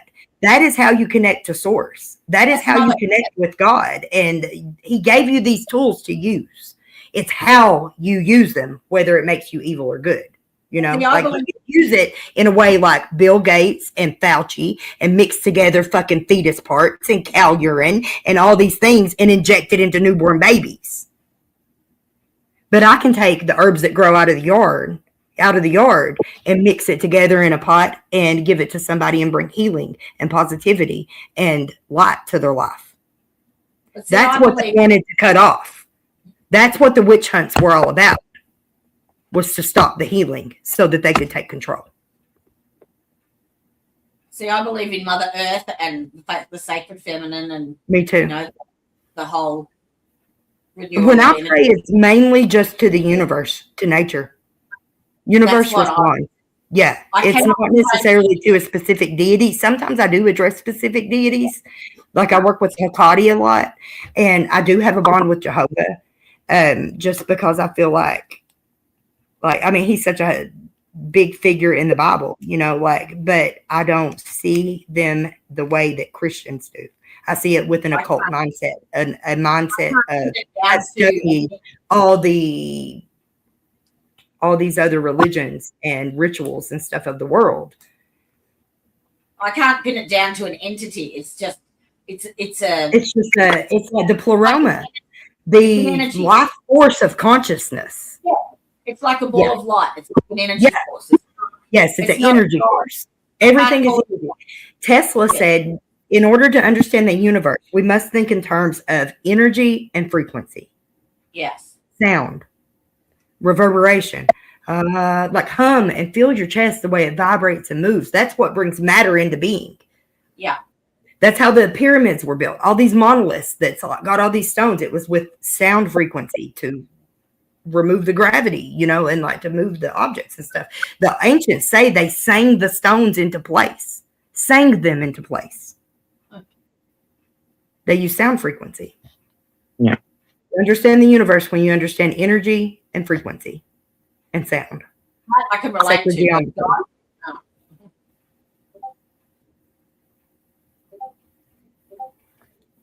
All right. Play. More here. Is the woman still alive? We can't even tell if this was a fake stabbing in this video. The leading scientists of the world, and they admit, by the way, we're really concerned about security. We don't know how this video got out. It wasn't like this prank was intended for the world. Somebody who worked there recorded it, got it to a YouTuber who then published it. And their response was to say, that was a prank. Don't ask any more questions. Let's move on. The media just backed him up. It was a prank.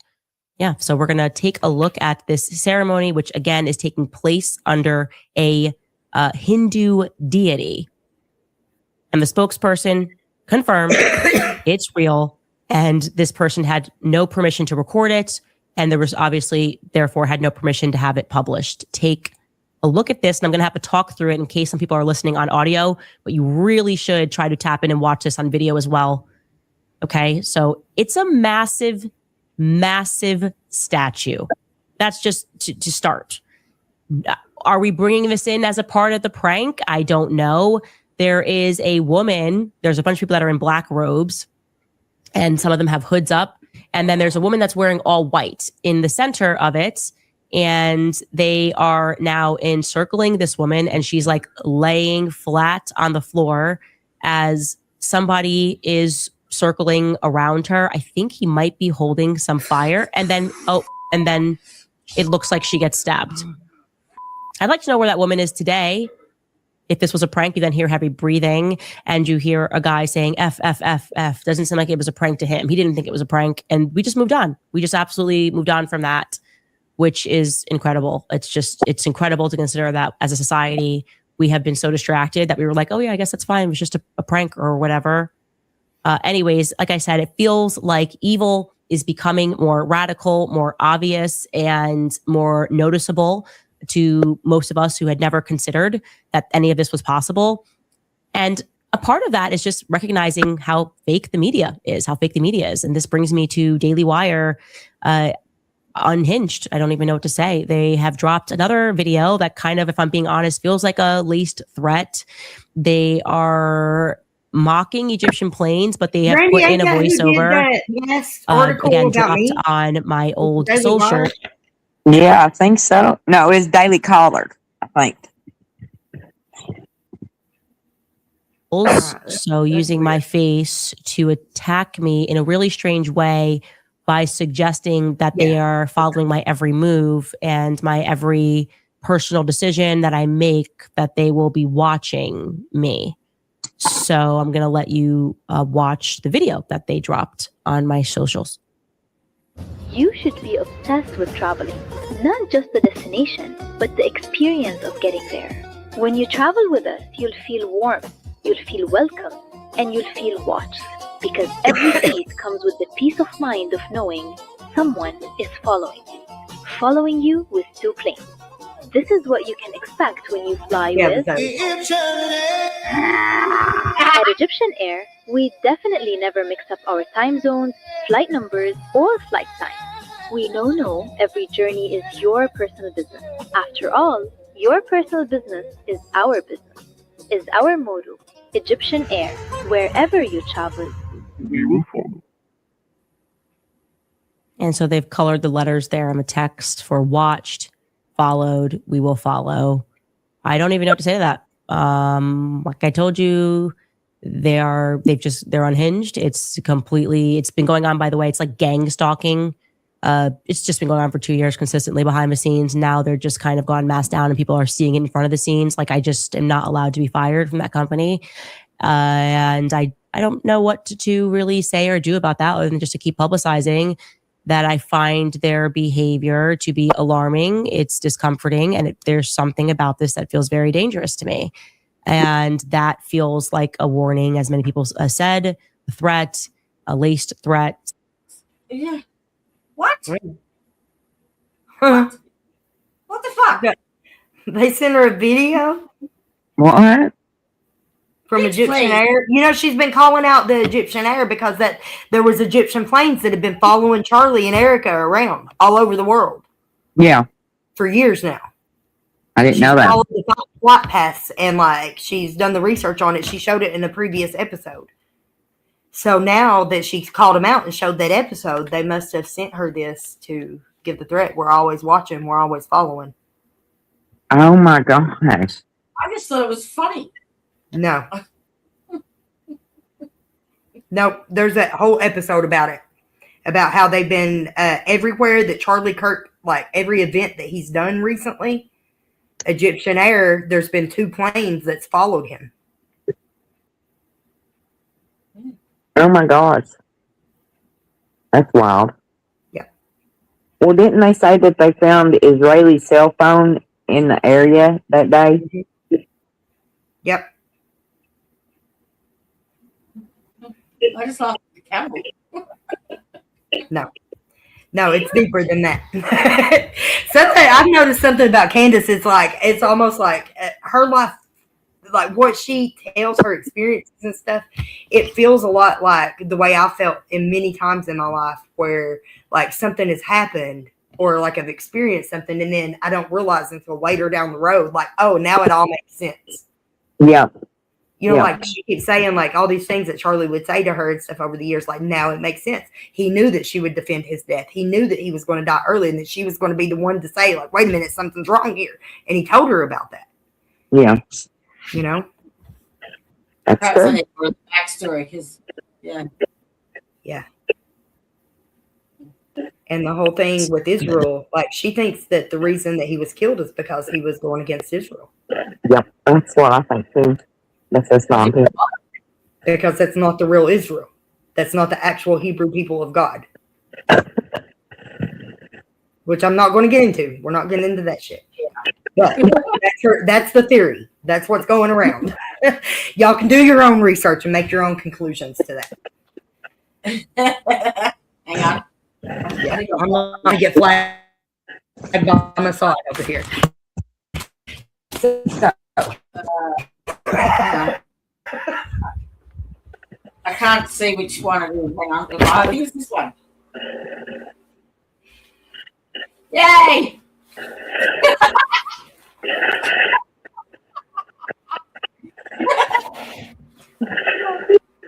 Hang on. I got another one. Wait Oh, for a it. drink going out here. It's so cold. Bullshit. Bullshit. I ain't no lawyer. I don't want to be no lawyer. Right. Right. I think it's something we can agree on. No lawyer don't want to be no lawyer. Part of that shit. Not part of the whole fucking Israel exposure either.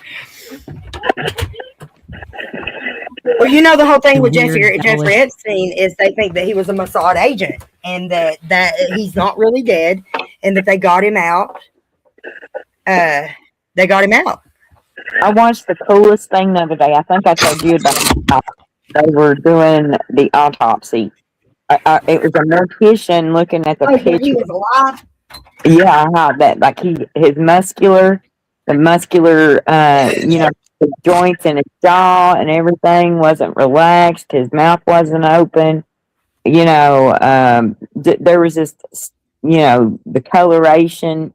I mean, she went through it step by step, and you look at the pictures and you're like, oh my gosh. But the muscle definition and stuff, there was nothing relaxed. There was no rigor mortis. It was nothing. She was talking about how the color will, start getting cloudy, and he had absolutely nothing. And the video that they released of his cell whenever it supposedly happened was missing like a minute or like 1 or 3. It might have been 3 minutes of time. The video was cut. It was edited before it was released. Yeah. So there's the chunk of the video where it should have showed him being killed or killing himself. Right, it's gone. It's gone. Yeah. Do what? What autopsy were you watching? Jeffrey Epstein. Oh, they say he's a Mossad agent. That he works for Israel. Can you send That's me how that it connects to Charlie Kirk. Can you send me that? Yeah, I'll find it. I've got it on Instagram. I think I flagged it, saved it. Sweet. Guess I seen it. I think I sent it to Ty, but yeah. I think we both sent it to each other before we even talked to each other to know that we both seen it.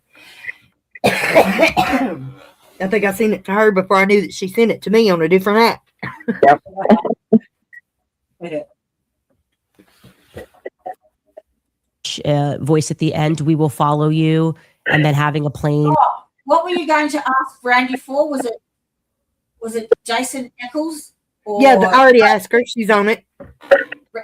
Brianna. I already asked her. I gave her a rundown on what we did last night and told her what the plan is. We want to do next is try to get to the Jason Eccles.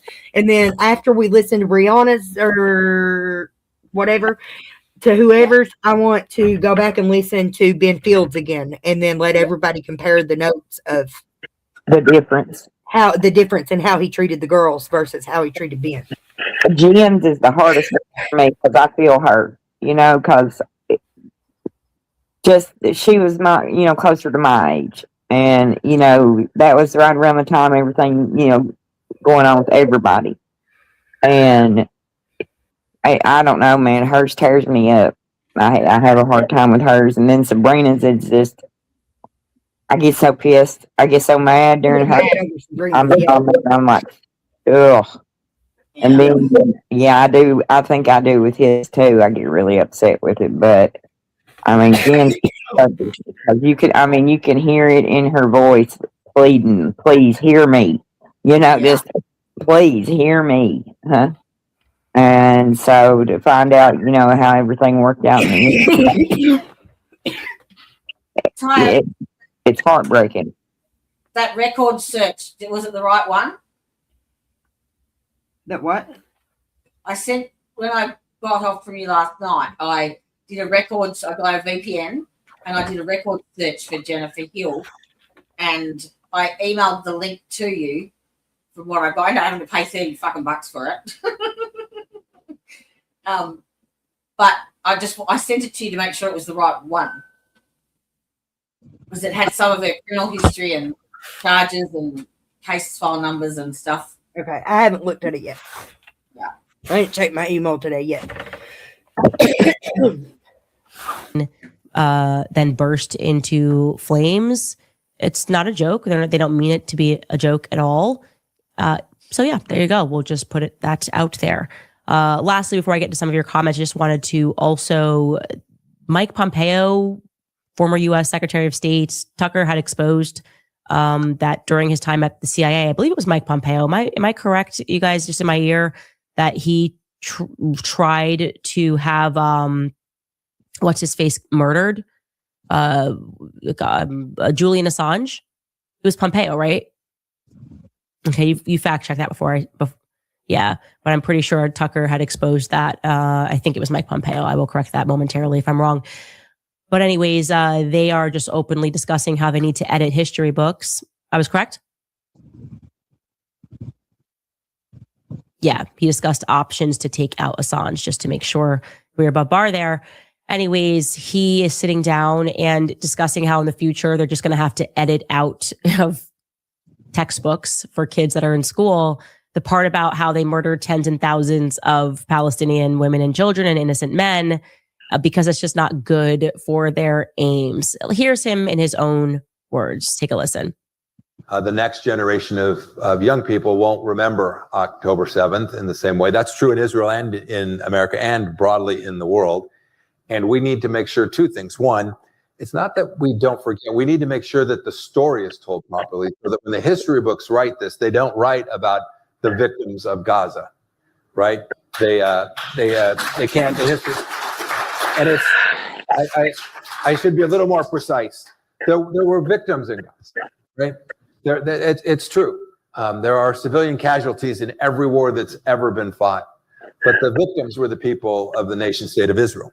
The aggressor was the Iranian regime in the proxy of Hamas, and we need to make sure that the history books reflect that, and that requires each of us every day to talk about it in real time with our children, with our grandchildren, about it in a way that is serious and thoughtful and complete and moral.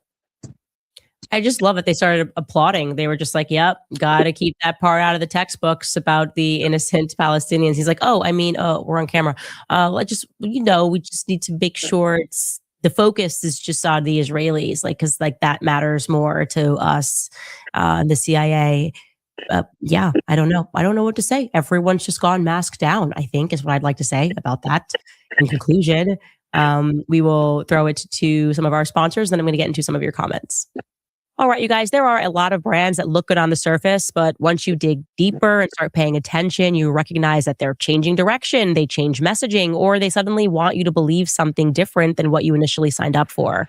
I don't want to use products where I am guessing what's in them or wondering why the brand suddenly seems to have shifted overnight, which is exactly why I use Nimi, because they are consistent in how they make their products, are consistent in what they stand for, and how they perform. That matters even more at the beginning of the year when there's all this pressure to change everything just because the calendar flipped. I don't think good decisions work that way, actually. Good decisions are usually the ones that you can stick with over time. Nimi Skincare is clean. It's made in America, and it is built around steady values instead of trends.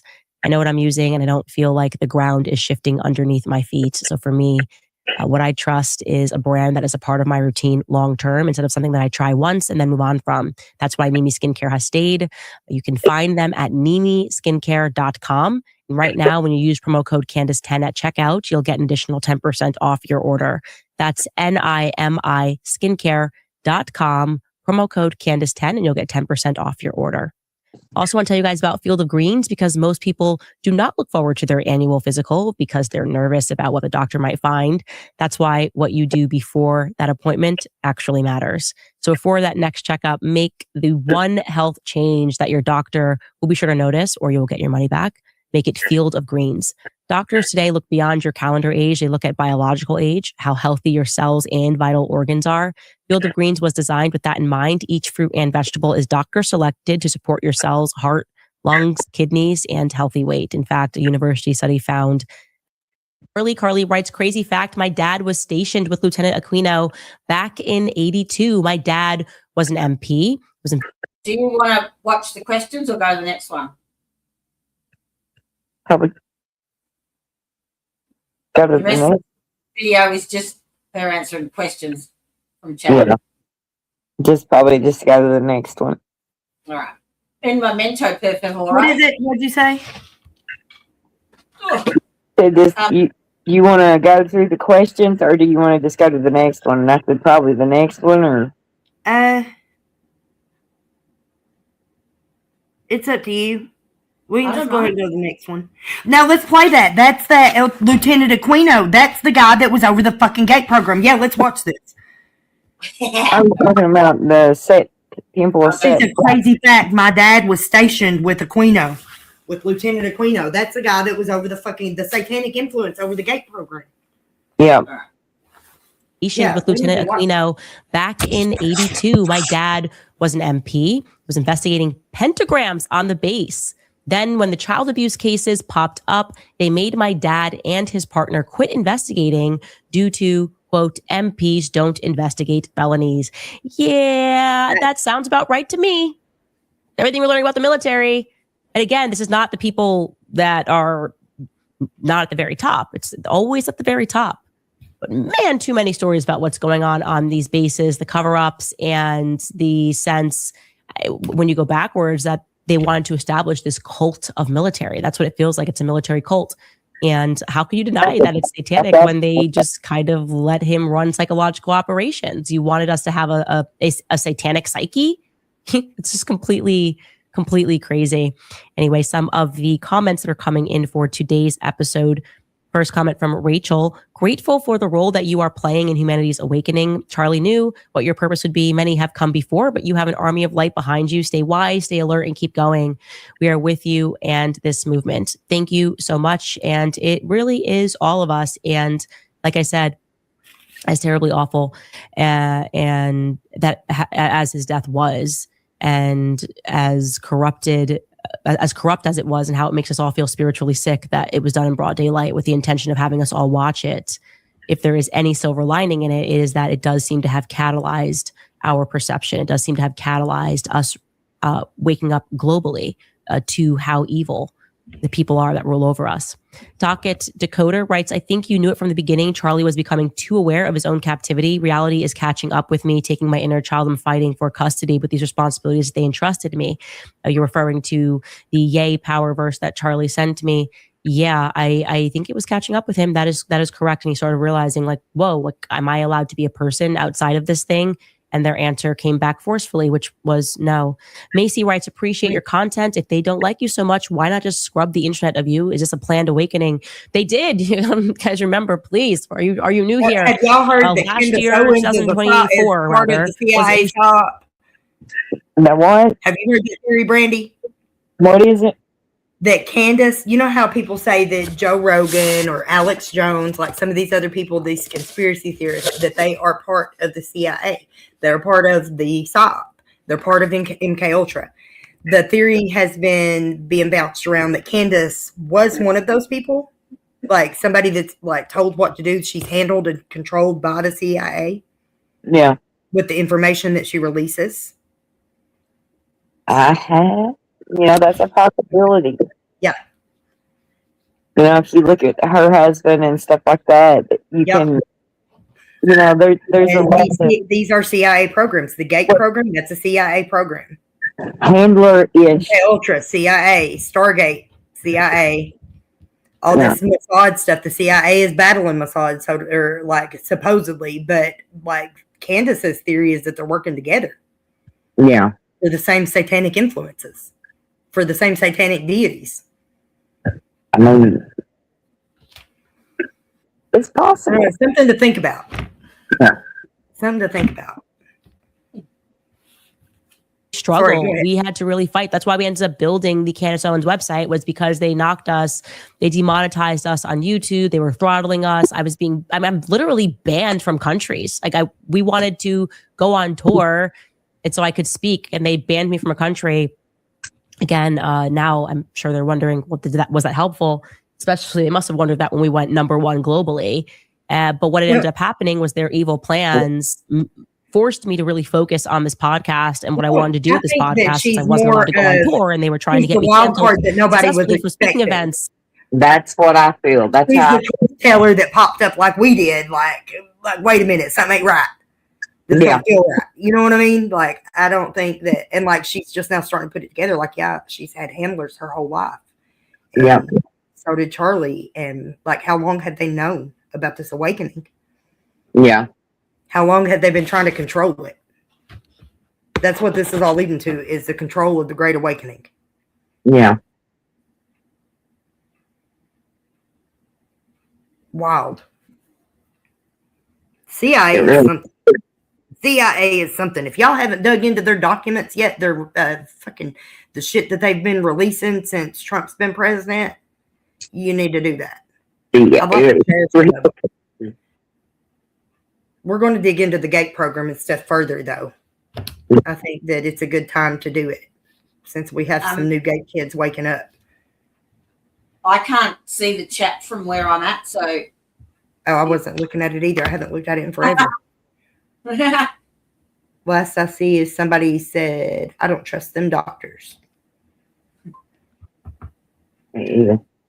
I was in my own world over here. I've been making notes. I got a lot going on. My brain is turned on this evening, y'all. Candice turns on my brain in ways that only Brandy can, it seems like. So, she makes me think about things that are outside of the box and how things are connected. Like I keep saying, everything's connected. Everything's connected. It's going to blow your minds whenever you connect the dots. It did mine. Like it's coming together. It'll come. I got catching up to do. And calling people up and threatening them for hosting me on stage. All of that happened in 2024. So I certainly do not think, to answer your question, Macy, that evil wants everyone to be aware of them. That's not, nope. Right. Satan loves the dark. Okay. They love the dark. They hate light.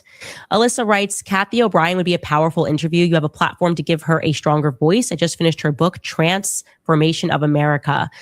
Yes, I've heard about Kathy O'Brien. There are so many people that I could speak to. I know about Project Monarch. We've spoken about it on this show as being the precursor to what the Nazis did here, which was all about traumatizing children.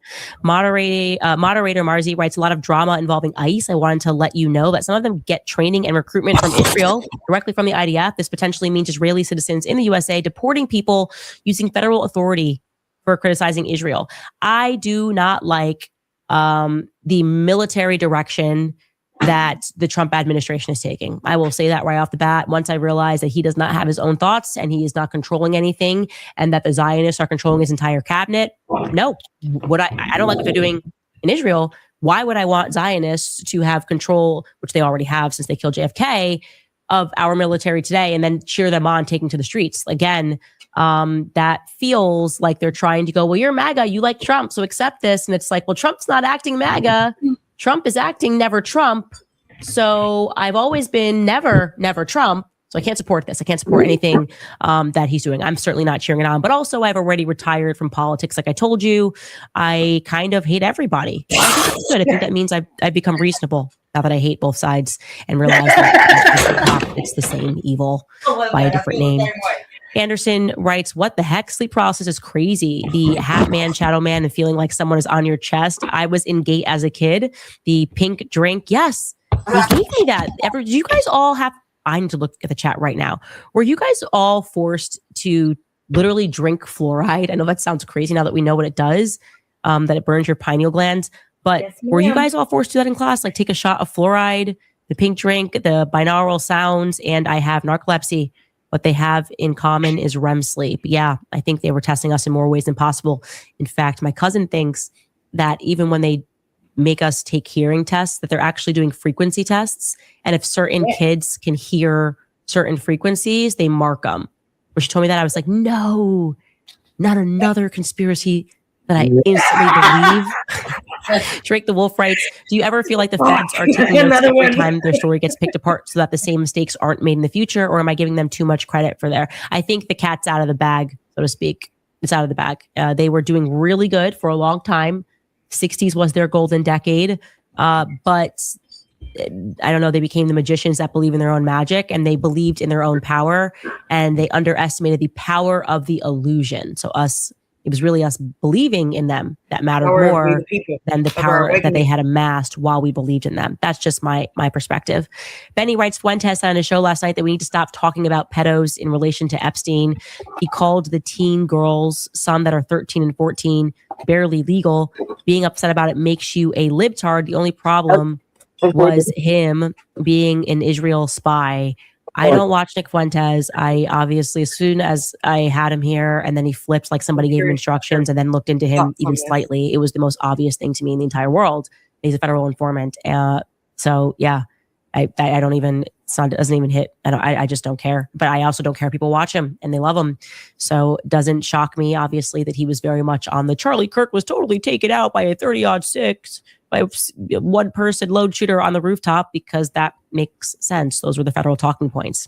Lex writes, same people who hate Candice love Stranger Things. Same government, just fake and gay. There's like 30 seconds to this video. Okay. So you can go ahead and start the next one if you want to, whenever you get back. Yeah, because I've had some groceries delivered. In the meantime. Oh. So what do you think about that Brandy Project Looking Glass? About Dan Flood. I mean, it's very, very possible. Yeah. All right, I'll be back. All right, you guys, it is MLK Day, which means that absolutely no one can tell me that I cannot talk about my dreams today. Yeah, this was dropped 4 hours. Yeah. Okay. Yell out if you need me. I'll be able to hear you. I just will be. You can go ahead. Thank you. Today might actually just be one long I had a dream speech. Well, guess what? We found out something stunning about Dan Flood that apparently everybody missed. And this is actually potentially a game changer, or rather, it might reveal how the entire game works. It makes perfect sense now to me that the feds are doing nothing to investigate Charlie Kirk's assassination. Speaking of which, Turning Point USA has done a thing. They've done a thing. They sent a cease and desist letter to a relatively small YouTuber, Wolves and Finance. We've shown a clip of Wolves and Finance on the show once. I assume that this means that Andrew Colvett is still heading up the PR department, because it's a disaster. Welcome back to Candice.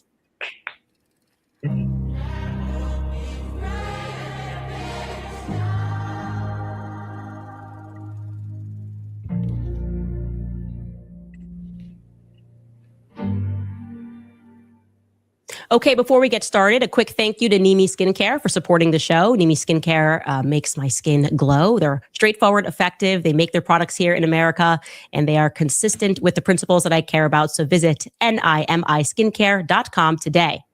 Okay, you guys, let the floodgates open. Nimi Skincare.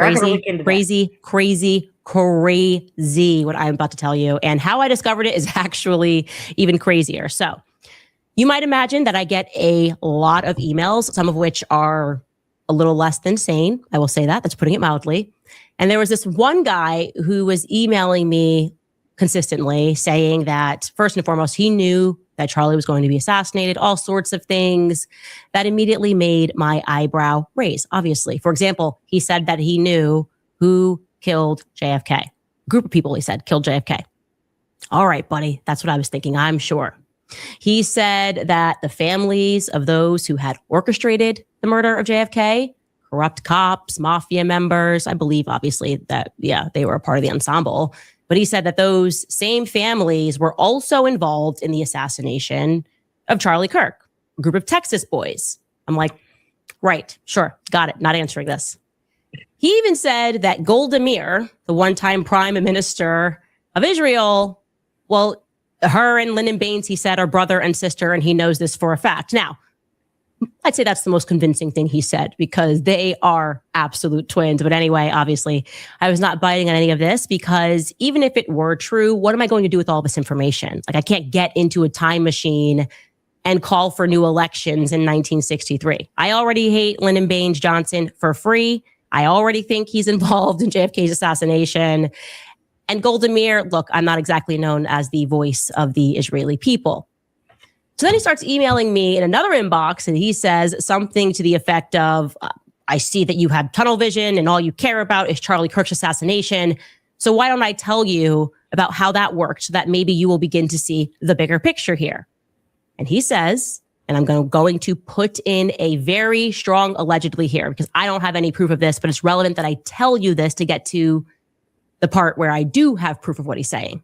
He says that allegedly all of the bought and paid for cops throughout America are a part of what's known as the cattleman's ball, colloquially, the cattle baron ball, which he claims is just one big, massive money laundering operation from Israel to buy off cops here in America. He claims that he was a part of it, by the way. So basically, this guy's implicating himself in a crime. Now, in case you're wondering off the bat, did I report this crime? I obviously have not even heard back from the feds regarding my initial report into what happened to Charlie Kirk. So why would I waste my time building upon the report when I haven't heard from them? Okay, that doesn't make any sense. Not really. They're not really investigating things. I think we all accept that at this point. Anyway, for a little bit of background here, in case you're not familiar with sometimes known as the Cattleman's Ball, but more correctly should be known as the Cattle's Baron Ball down in Dallas, Texas.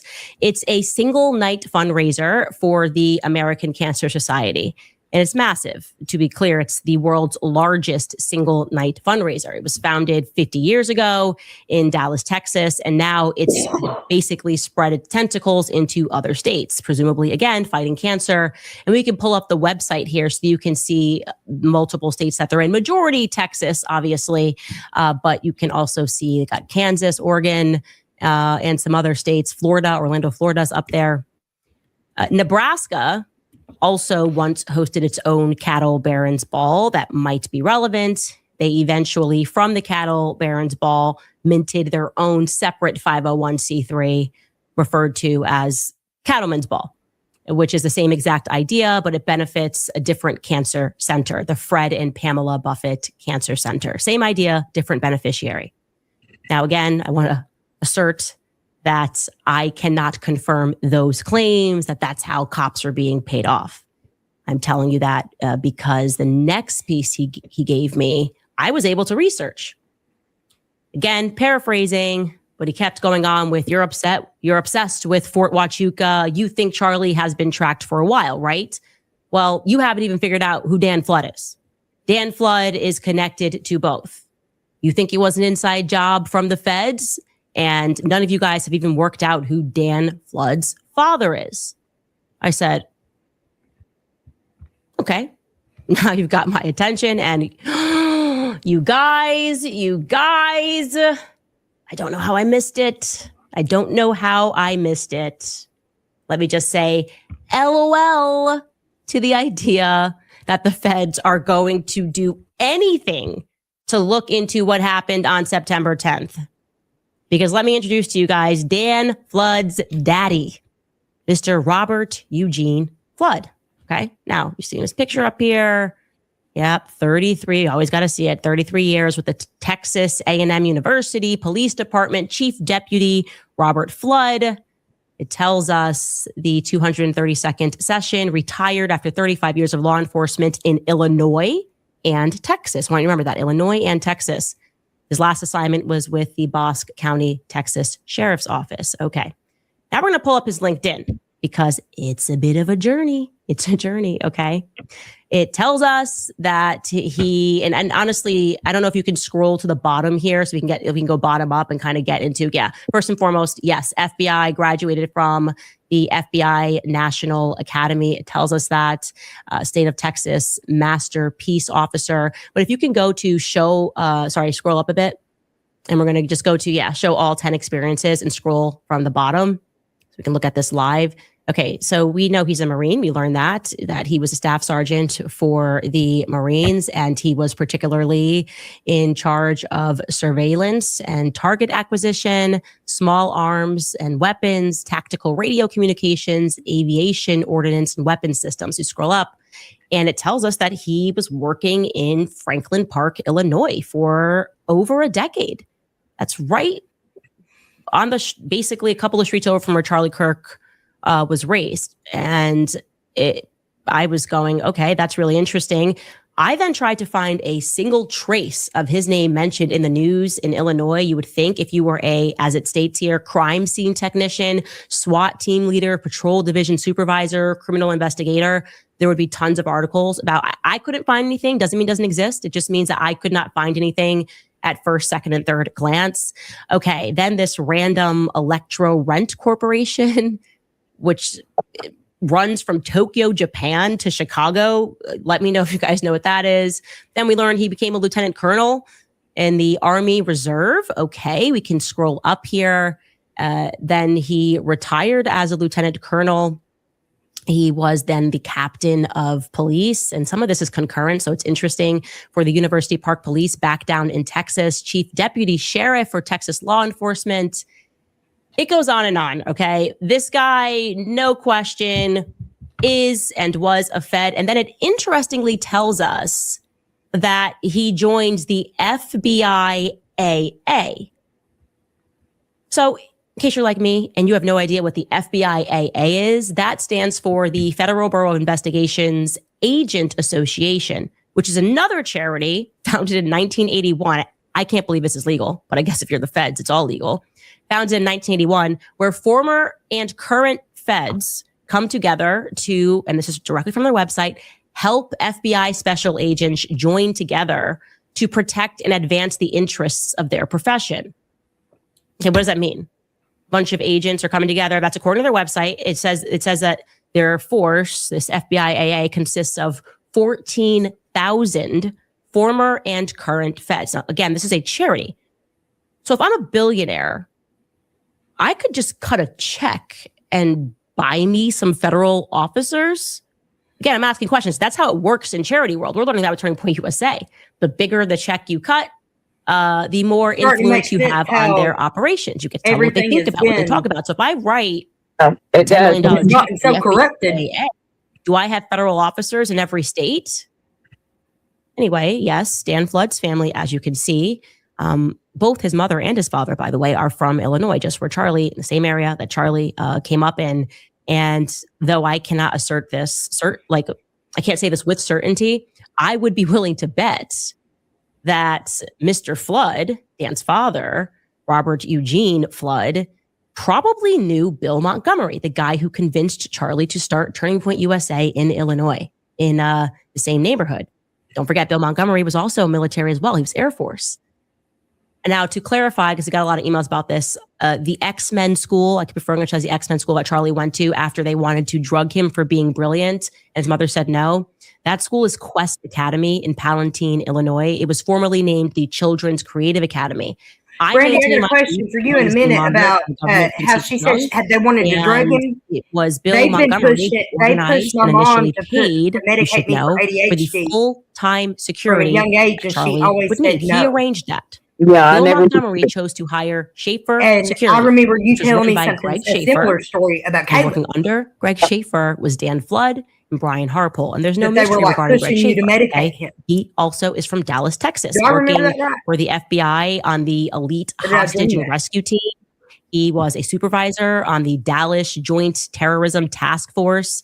And get this, also another Eastern European connection, because he was also a part of their organization in Budapest, Hungary. If you didn't know, the FBI also has sub offices all around the globe. And Greg was at least stationed in Budapest. He probably was stationed in other places. So Bill Montgomery, you got this guy. He hires Greg Schaefer and Dan Flood, and they're going to stay with Charlie forever. Brian Harpole. So we jump back into the narrative because it's going to get even more interesting. We had closed out last week informing you about New Braunfels, Texas, because people on the internet who had been tracking Erica's plane noticed that it kept going to this seemingly random city in Texas. And we dismiss that as potentially a nothing burger or something that makes sense, a sensible burger, because Turning Point's #1 donor, who last year in June cut a check for $10 million, the couple, Nelda and Carl Buckman, they live there, okay? What we didn't know at the time, we didn't know until this weekend, is that they aren't the only ones that live there. Dan Flood also lives in New Braunfels, Texas. I can confirm that. That's a fact. The question is why? What or who inspired Dan, who is from Allen, Texas, to move out to New Braunfels? That's where he graduated high school, by the way, in Allen, Texas. We know that for a fact because one of his high school buddies after the assassination posted this. Bro, the head of Charlie Kirk's security team, the guy they say is in on it was my friend as a kid. We grew up together. I went to middle and high school with Dan Flood. Matter of fact, last time I saw him, he was doing security for some Dallas billionaire at the Cattlemen's Ball. What a crazy small world. Yeah, this dude has been in private security for at least 20 years. I had no idea running it for TV USA. It's a small world. I would like to know, since he happened to mention the should be cattle barons ball in Texas where he ran into him, who were billionaires. That's a deep one. I think that could be a very interesting thing to know, don't you? Couldn't that be interesting to know? Because there have been a lot of things that are coming up here. We've noted that oddly, all of Charlie's security that day was from Texas, from Rick Cutler to Dan Flood, even Brian Harpole. Brian Harpole, you should know, was also born in Dallas, Texas. And similar to Dan, his father, Bobby Harpole, back in 2018, when he was running for county sheriff in Erath, Texas, he gave an interview about his upbringing where he said, and I quote, "I was born in Denton, Texas, and grew up a quote unquote military brat, living in numerous states and Europe. I started my law enforcement career in 1968 with the Texas Department of Public Safety, living in Amarillo for the Texans, Childress, Amarillo, Floresville, and Stevensville. I retired from TDPS as a sergeant in Highway Patrol.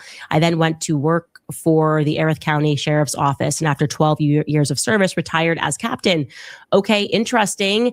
They have tons of military ties. It's unbelievable. In fact, now his dad is working at a funeral home, which feels interesting, changing career there at the end. The point is that when you begin to look into Harpole's extensive military and law enforcement ties, it brings you to the Pacific, through Europe, and of course, all through Texas, just like the Flood family. And yes, it goes back decades, okay? All of this to say, maybe the Dallas Buyers Club might get a new meaning. What are we buying down in Dallas, actually?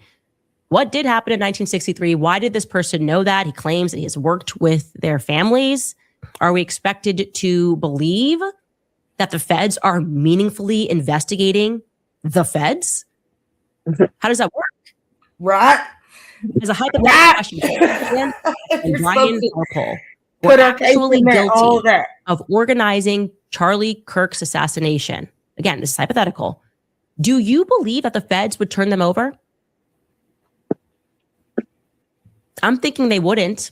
And that was kind of the point of what this person was saying to me. It's like, this corruption goes back to Dallas in the 60s. There's nothing that anybody can do. JFK. Anyways, thought it was an interesting tidbit that I want to give to you guys. We'll be right back after a brief break from our sponsors. All the corruption goes all the way back. What I am using on my skin, the answer, of course, is Nimi Skincare. It's a brand that I trust, and it's what I have stayed with. I've always believed that taking care of yourself isn't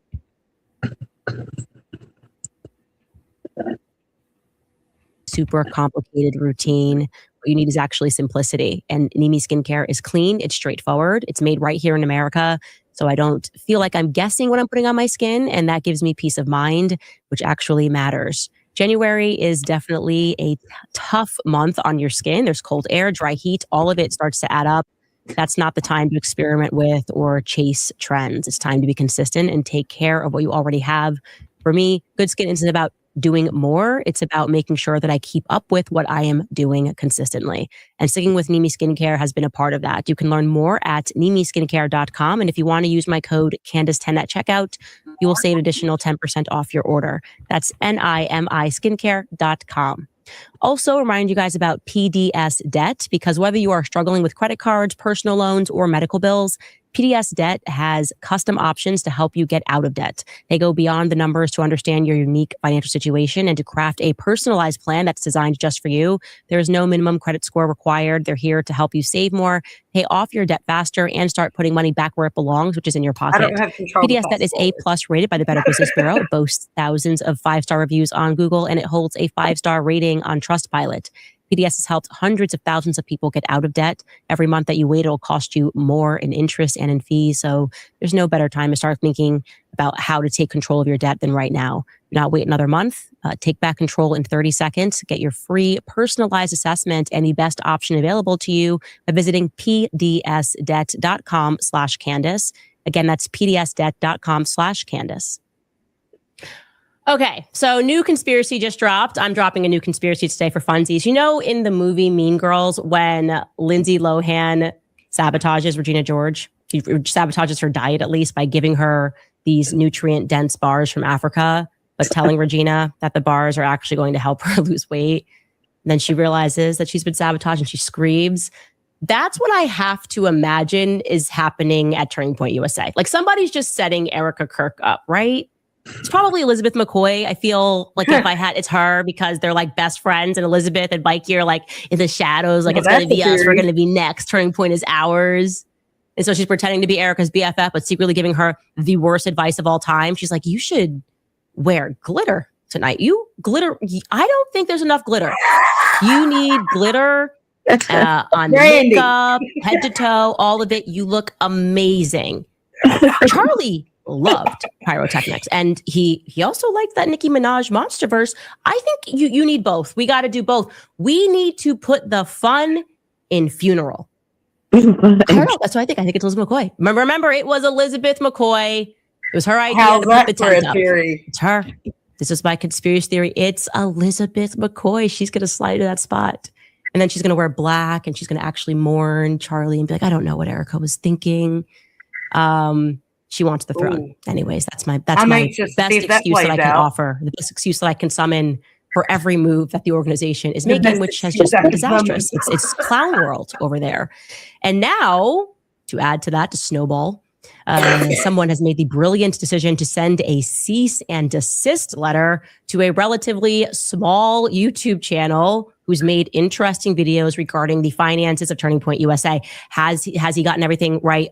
Of course not. We even said when he got something very wrong, like the wrong person, I tweeted and said, this is not the right person. You should take this down. And guess what? He immediately took it down and corrected it and removed it from his content. So this isn't like a bad faith actor by any means. It's wolves in finance. And I'm referring to the presenter, Zach Gregorio.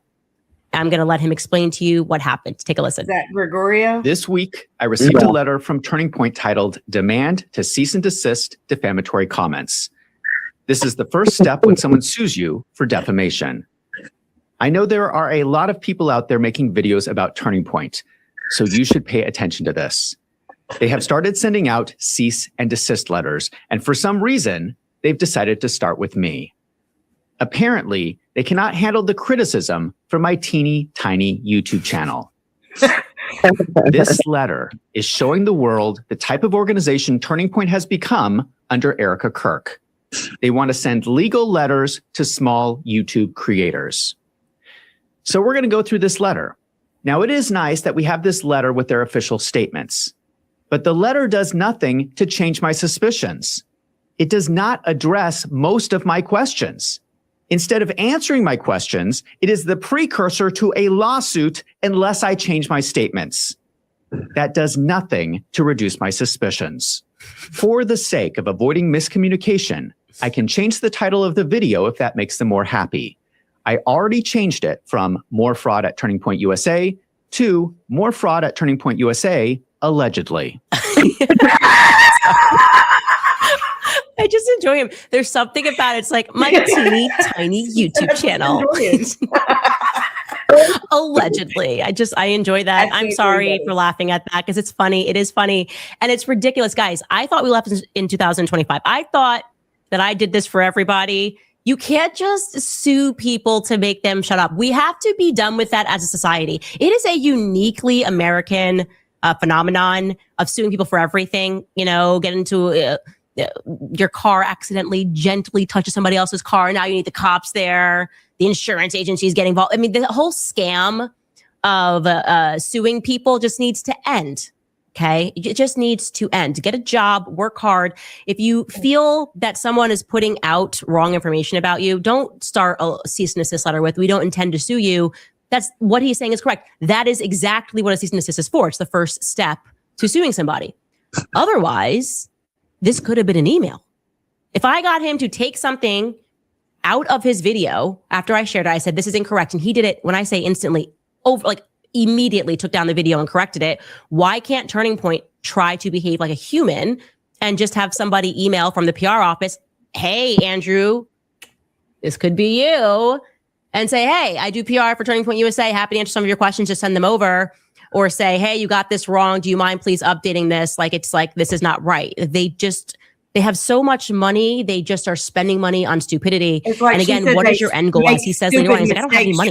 What is your end goal here with sending this letter? It's obviously going to backfire.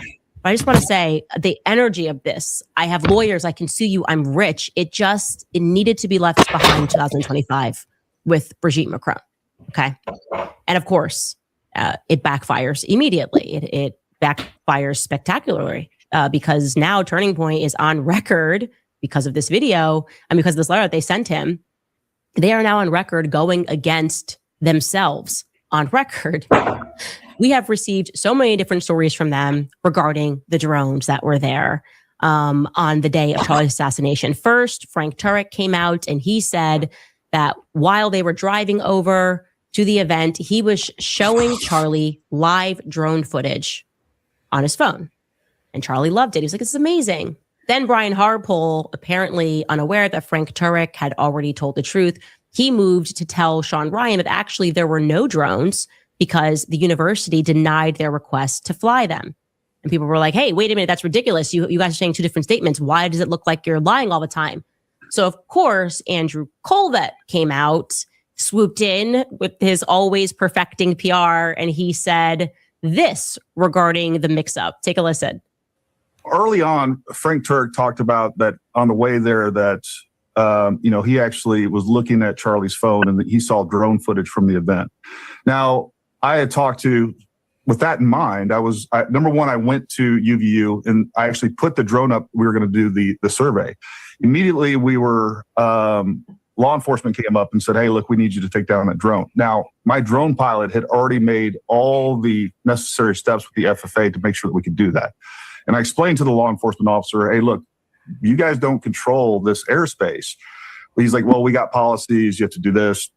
And we're not going to sit there and argue with them, right? So we ended up grounding the drone. We went and jumped through some hoops. We were trying to get some documents done. Long story short, what we ended up having to do was leave campus. We flew the drone. We were off campus. We flew the drone. We got the survey. So that kind of reinforced other people saying, Brian Harpole specifically saying, like, hey, we couldn't get permission to get a drone up in the air. And of course, people took that, what Frank said at the beginning, and said, hey, this is clear indication of lying and or a conspiracy. Well, what I found out was the picture that was being pushed around saying, hey, this is proof that there was drone footage was actually, it was very clear to me once I saw that picture. It is a wide angle shot of the crowd. And let's from throw that second up. Floor back. Yeah, let's throw that up. Yeah. This is actually I think the images, guys, I sent them to you. Yeah, this is actually, there was a walkway or a bridge elevated that was just from our events team that was setting up that event. They went up there as they always did, to show Charlie the crowd size. So they took those images. Yeah, and I completely understand 20 why. seconds, Gary. Frank, Yeah. Yeah, I understand why Frank thought this was a drone, but again, I think it almost shows that the lack of conspiracy, because you guys aren't sitting in there, micromanaging what people say. It's just different people's perspectives, and there isn't some sort of collusion.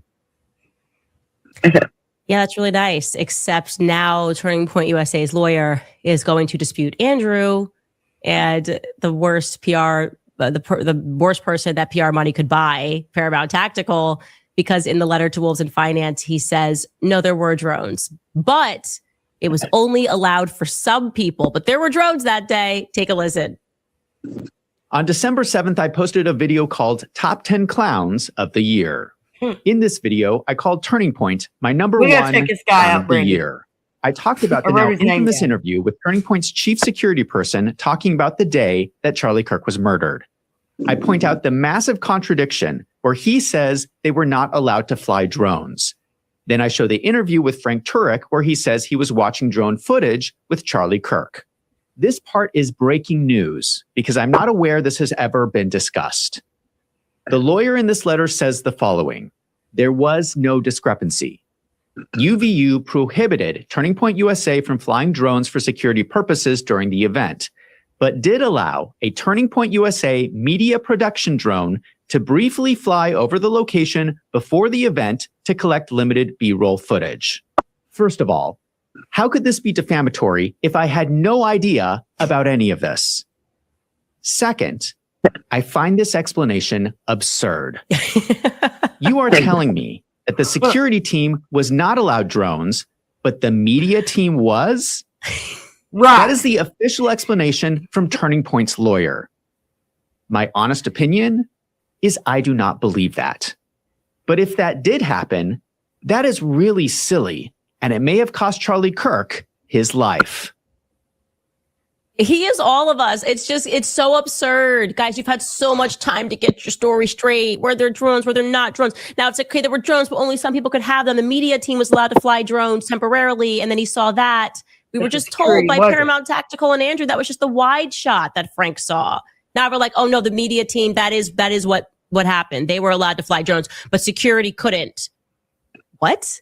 You're going to let media fly drones temporarily to get a shot, but you're not going to let the security team fly drones temporarily to get a shot of what they're looking at? That make any sense? And by the way, hey, Brian Harpole, how about being resourceful? If you figured out the media team could do it and they could get it to Frank, why didn't they get it to you? Why didn't they get to you what the rooftops looked like?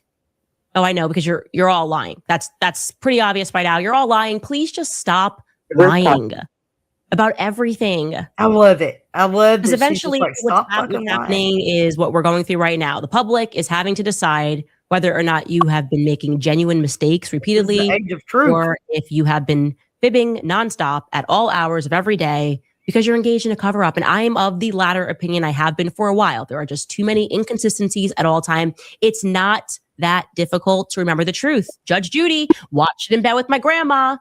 If you're going to be a liar, you better have a good memory. And it turns out none of you guys have a good memory. The person that had the photographic memory is dead. That was Charlie Kirk. Okay. That was your boy wonder, and you've now lost him. Speaking of inconsistencies, for example, last week I told you that in working on this investigation, the theme of sex trafficking, it's coming up too much. Child sex trafficking in particular.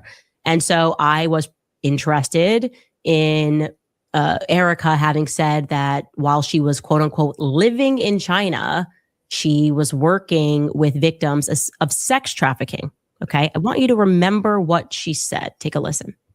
I decided to create something called Everyday Heroes Like You, where we're able to, originally, it was focused on bringing funds and awareness to various grassroots organizations that were in specific communities that would be able to have volunteers that are transparent with their funds, that are actually doing what they're saying they're doing, instead of just having 70% of the funds go to admin and only 30% towards the cause.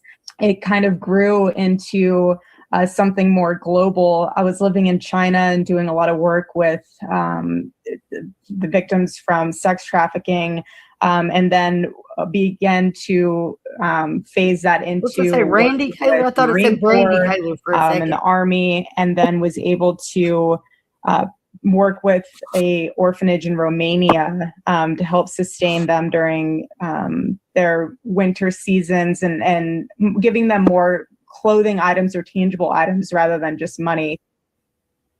Then I told you guys that having asked this question through an official channel, Turning Point USA, I received a response alleging that Erica never lives there. So that's coming from Erica. She actually never lived there. They said that she simply visited for 2 weeks, like a tourist, just to visit the Great Wall and perhaps see other monuments in history. Then somebody emailed me an interesting video of Charlie Kirk. And apparently he disagrees with that new assessment. This is a video of Charlie debating someone named Ben Carollo. Take a listen. When you go to China, let me just tell you, you'll drive down the street and you will see dead people laying in the middle of the street. You will see people defecating. Go to China then. Go to China. Take a video. Actually, Bring you know these what? Cameras. Go to China. Take a video with these cameras. I dare you right now. Unlike you, my wife lived in China for 6 months, and she'll show you the videos. She'll show you the images. They don't have a regard for human life. They don't value people as the individual. What's going on here? Okay, will the real Erica Kirk please stand up? Okay, because this isn't, you can't say you lived there, but say you didn't live there or there for a trip. And now you've got your husband saying my wife lived there. So he clearly thought you lived there. You thought you lived there. And then somehow now you don't want to live there. And the reason I think is because after doing a little bit of digging, I saw on a real estate profile that you said that it was the charity Everyday Heroes. So that would check out because that's what you were doing with that charity. And that's what you said in the interview. That was affiliated, or adjacent work that you were doing for Everyday Heroes in China. I would still like to know more about that. So since our official answer from Turning Point USA is that she was only there visiting, and yet we have her and Charlie on record saying that she was living there, I would like to know specifically what charity in China she was working with. And I'm sure, I know people in China don't have access to YouTube. I do know that they're somehow watching my show. If you know more about that, what they were doing, what charity they were working on, I would like to know. More tips at CandiceOwens.com.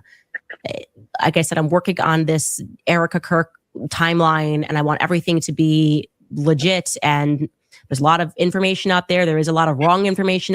Sorry, guys. It's okay. Had the vacuum on and couldn't hear a bloody thing, so hopefully I didn't miss anything. Yeah.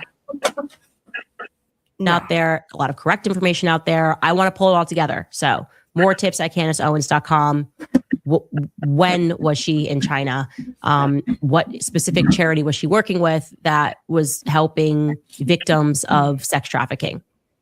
Anyway, in other news, great news, Operation Mocking Pastor is back. That's a good question because have y'all heard about the theory where her Romanian angels was actually stealing people's children in Romania?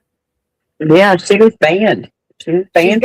She is banned from Romania for child trafficking. Erica Kirk is. Yeah, herself. I read that somewhere. Is that what Candice is trying to link up here, reckon? Possibly. Possibly, very possibly. She was running a charity in China for sex trafficking victims, but running a sex trafficking operation in Romania. Romania, yeah. You know, like how I'm like, yeah, they do good in the community too. Yeah, that's a perfect example of that. Uh-huh. Perfect illustration. Just because FYI, somebody does good doesn't mean that they're not doing evil shit in the dark. Oh, there's a lot of people like that. Mm-hmm. Never get caught, but yeah. How great. Like there's this whole charity for sex trafficking victims. Meanwhile, you're stealing people's children and trafficking them yourself in another country. Where legal action was taken. She was actually banned from the country. Yeah. Her organization was banned from the country. hey, Taya, just out of interest, you know when you do your monetization thing, how you have to go through all those questions and submit your rating on your content? What? Have you never had to do that? No. All right. Okay. I'll have to go with that. Oh, wait. Yeah, like where it's like controversial issues or something? Yeah. When you go to monetize it? Yes. Yes.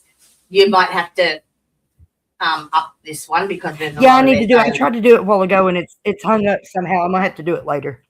It But wouldn't yeah, let me do it from my phone.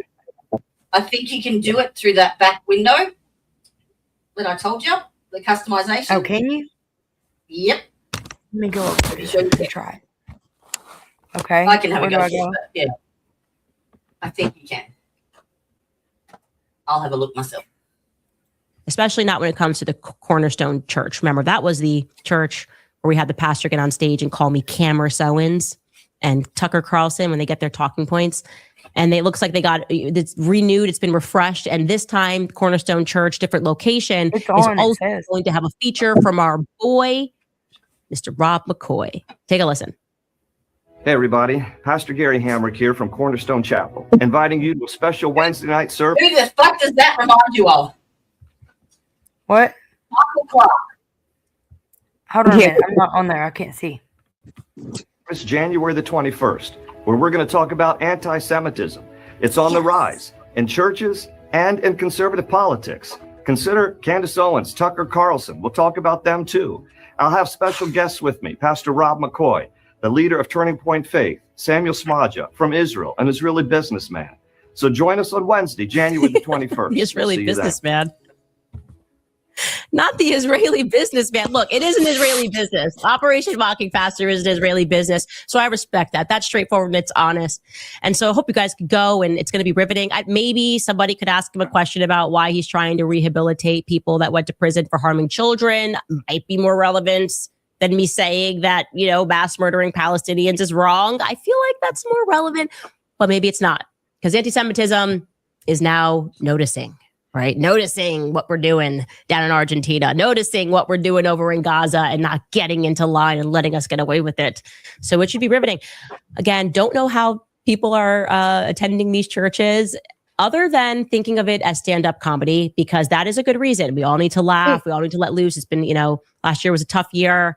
And if you're looking for comedy, Rob McCoy and the Cornerstone Church can provide that. So thank you guys. Also, and just the topic of shamelessness. I don't know if we pulled this, Skylar. If not, it's cool because I can bump it to tomorrow. Did we see the Fox News thing? Do you have that? Like they were basically promoting that Israel is giving Charlie an award for fighting anti-Semitism, like the country of Israel. Yeah, do you want to pull that up? This is just, it's so shameless. Israel will honor the late Charlie Kirk with an award for opposing anti-Semitism. They're not going to stop. They're like, this ghost belongs to us. It belongs to us. And it just makes you feel like they killed him. I don't know. They're just trying and doing too much.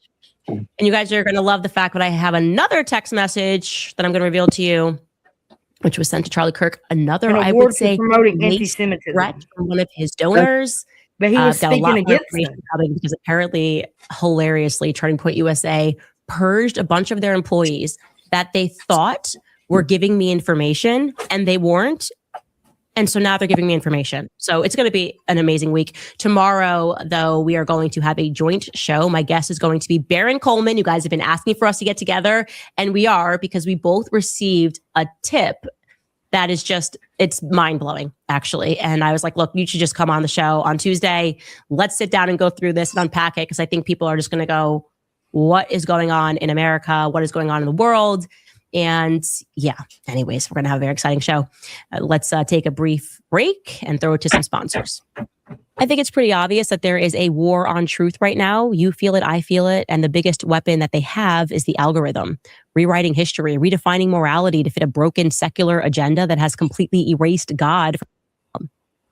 Boy, did that chat light up when I said Baron Coleman and me were coming together. I promised you we'd do it, and tomorrow is going to be a lot of fun. I'm so happy that we're going to have him in studio. It'll be live, same time. If you guys would like to support this show and independent journalism, I have new merch on the website, which is exciting. So you can go there to CandiceOwens.com. The world is ghetto. It is ghetto. They were like, how could you say the world is ghetto? You think you're an alien? All I'm saying is that I look around at what is happening here on planet Earth, and I refuse to acknowledge that I could possibly be from here. I have to be from a different galaxy, a way classier galaxy. World is indeed ghetto. You can get some of our other merch. You can get this conspiracy girly mug. I refuse it to makes believe a great that I'm gift from as here. well. All of everything that we have right now is super fresh. I love it. So head to CandiceOwens.com, and you can also buy the hard copy autographed bundle, both of my books signed by me. Also reminding you guys that our show is available in Spanish, French, and Portuguese. So if that is your first language, maybe it's your second language, you need to just get better at it. Links are in the description. Top comment from the last episode on Friday we aired. It was actually me being interviewed by Myron, which actually took place at the end of last year, and people really liked it. So we brought it forth onto this channel as well. And this is the top comment from 3021. This person wrote, my children will inherit the America that I fight for, or the America that I remain silent about. I'm glad that I butchered my own quote. Yes, that's why I fight. And that's why I think everyone should fight and grow louder in saying the truth. I believe that. I just look at our kids and I think we're going to be cowards and they're going to inherit it. And you can just feel like Satan just wrapping his tail around the world, and they're close, but you can now also feel daylight is getting through and a lot of people are waking up. All right. What do you guys have for me in today's comments? Let's see what is on your mind. Moderator Marzi writes, it's MLK Day. Let's not forget the deep state tried to get him to self-delete after they stalked him for years and then tried to blackmail him. Maybe that's why they want us to accept a Charlie Kirk Day and forget about it after they harassed Charlie. That is the way of the deep state. That's why I said when they put up that Charlie Kirk Day, I was like, aw, they definitely killed him. All right. I mean, come on. When they give you a day, it means we stalked you, we harassed you, we tried to destroy you and threaten you, and then we just found it easier to murder you. But we have we're guilty about that. So we're just they invited Kash Patel. It was wild. It was really wild. Dan Flood was there too. He was still providing security, which I thought was weird. Not gonna lie. Becca writes, Charlie believed in God and free speech, but not Erica. She is panicking. We see through your lies, Erica. We see right through you. I think that she is not leading that organization in a direction that Charlie Kirk would have led it. There, I will say that. The idea of a free speech organization, Charlie dying under a tent saying, I will debate you and your ideas. I will prove you wrong or you can prove me wrong. And now we've got like legal letters going out to YouTubers like, you're wrong. You're just wrong. And I'm going to sue you, or I'm not going to sue you, but I'm going to scare you. And then maybe I'll sue you. Scrub Girl writes, I grew up in Converse, Texas, and know New Braunfels, Texas well. It's definitely expanding rapidly the past couple of years. Yeah, I believe that there is some military stuff. One person said to me that it was an intel base. I couldn't find that myself. Maybe it's so good of an intel base that I didn't have enough intel on the intel base.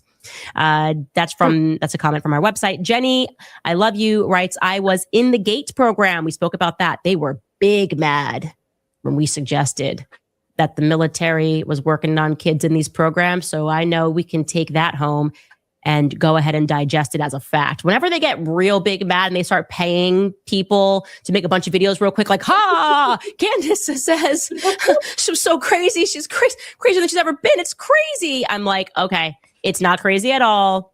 It's a fact. So it's a fact, 100%. You want to go through these questions? Yeah. Yeah, I like the question. Project. Did you see my? Yeah. Cool. I have an affiliate link for True Blue Genetics too. For what? True Blue Genetics for spores. What's that? It's a mushroom culture bank. Oh, well, I'll buy through yours then. Send me the link. I have to get it. It's been a while since I ordered, but I have to email them and get the link. If you make money out of it, I'll order through you. I don't know what percentages, but yeah, I will get a percent. I'm going to start making some content about it, like the science behind mushrooms and how it works and how it repairs the brain and the body. Yeah. So I'll be attaching the link to that whenever I get going. Yeah. Are you awake still, Brandy, or are you naked? You're going to be exhausted, aren't you? Oh, bugger. I haven't tried about that one too. So I was like, we're inching ever closer to what's happening. Anyways, I was reading your comment and here I am providing commentary before I even finished the comment. You said that of your GATE program, which was in a small district outside of California, you do not remember anything that was shady. Was this chick in the GATE program? She talks like she was. Yeah, she's a GATE kid. Yeah. Okay. She's definitely a GATE kid. And so was Charlie, yeah? Yeah. Yeah. I can give you some links to some other GATE kids too that are creators. Yeah, absolutely. Yeah, I'll share some good resources. Statements by Alex is amazing. I want to find that. I'll put the link in the chat if y'all want to educate yourselves about the GATE program and Wicked Mysterious. That's a good one. But it's very interesting because you've got my generation that went through GATE, And, there's a lot of like, why did they make us do a lot of things, that we did? But, it makes sense to us now. Yeah, Or now to a lot of us at least, like why we had to do the things that we did, why we learned the things that we did. If you want to do, there's Wicked the best way Mysterious, to- and here is the best way to do the links, Tyre, is copy and paste them into the description box. So Okay. they don't have to go scrolling through the chat to find them. They can just go into the description box and click on them, like the hyperlink, and just put something in the chat or pin it to the top and say, links to further research in description. That where makes do it you easy, go 'cause to no the one wants description box? Up here on edit? That's not Yeah, it. you go up to edit and just paste it into the description. It won't Put let me whatever do you it want. from here. I can do it Really? probably from, I can't do it from You have here. to do the Or StreamYard. maybe from over here. Yeah, not once it's already started. I can put it in there after. I'll put it in after too. Okay. Yep. I'm just going to throw them in the comments. What for I've now, done is I've created and like then I will add them to the description after. I put all of those links onto like just like a blank page and just give it a heading, and then I save that, and then I just copy and paste it into the description. Yeah. Whenever Yeah, I need can't it. access that. I don't think. Maybe. No, I don't think it'll let you save it I while don't you're think I running. can unless we're not. All right. Honestly, I felt like an outsider the whole time, but I only have about 5 or 6 solid childhood memories. The rest is blank. Is that normal? A lot of people in the GATE program said this, that they just have blank slates for their childhood. And I would say that's not normal. I would say that's not normal at all. I think we all usually have like blank slates if we're like 1, 2, 3, but you should remember your elementary school days. Facts All Biz writes, "Sup, Candice and crew. Dems love you. We may not agree on everything, but the way people are coming at you lets me know that you are the real deal. Respect from Brooklyn. Keep being real, G." Yeah, I'm just done with the false dialectic. I get what's happening. They're controlling both sides and they're Satanists. There we go. It's obvious what's happening. And they have us yelling at each other, but they're causing all of the issues and they're getting more and more control. That's what they're doing. That's what they're trying to achieve, is more control over the population. Michelle Miller writes, "It's amazing that investigating the suspicious death of your beloved friend has led you down all the roads that you were already dedicated to prior: global control and corruption. This path was meant to be. Christ is king." Yeah, all of the roads seem to be converging, and we've noticed that. I never thought that there would be all of this symmetry. And speaking about Brigitte Macron and the weird child stuff that's happening, and suddenly getting into the Turning Point USA story and going, why do I keep coming up with this theme of trafficking and children, and all of this feels so wrong, and the elites. And so you were absolutely correct. I do think that globally we are definitely experiencing an awakening. And like I said in last week's episode, Project Looking Glass, our awareness is combating things faster than anything else. All of us showing up every day and speaking about it and understanding it and grasping it. Yeah, that's it. That's the beginning of it. Beginning of the end for Satan's reign, I would say. KJO writes, "Will the real Erica Kirk please stand up?" Is absolute gold. It might take some heat off of the midget horse. Go Max and stay gold.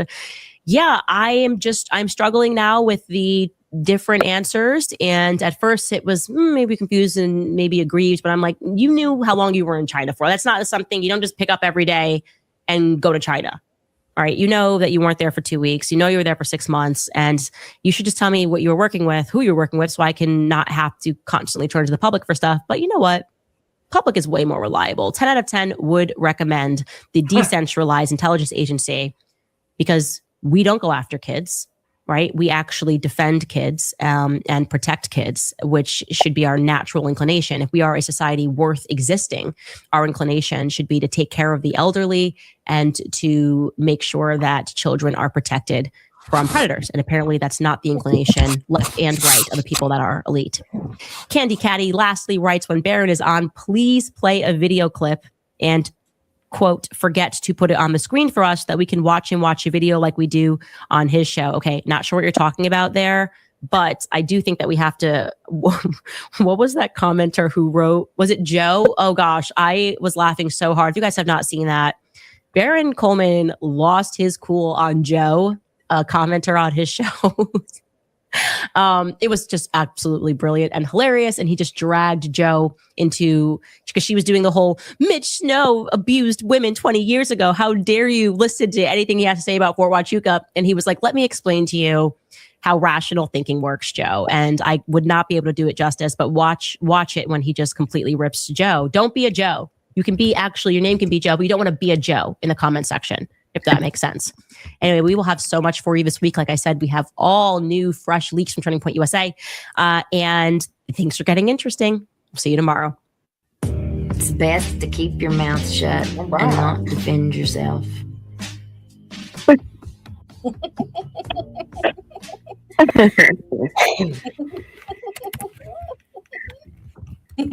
I ain't no lawyer. I don't want to be no lawyer. I can't help myself, sorry. All right. I figured out how to put it in the description now. I learned how to do it. And I was wrong. You can't access it from the back screen. I tried. Remove. Song time? So basically, the world's gone to hell in a handbasket, and the devil's on the bicycle right now. I don't know.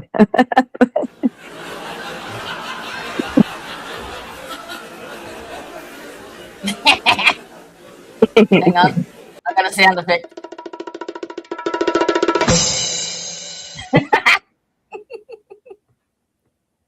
Oh, I should have been playing with these during the thing. All right. Would you like me to play the song again before we depart? Yes, I would like to hear Brandy's poem again.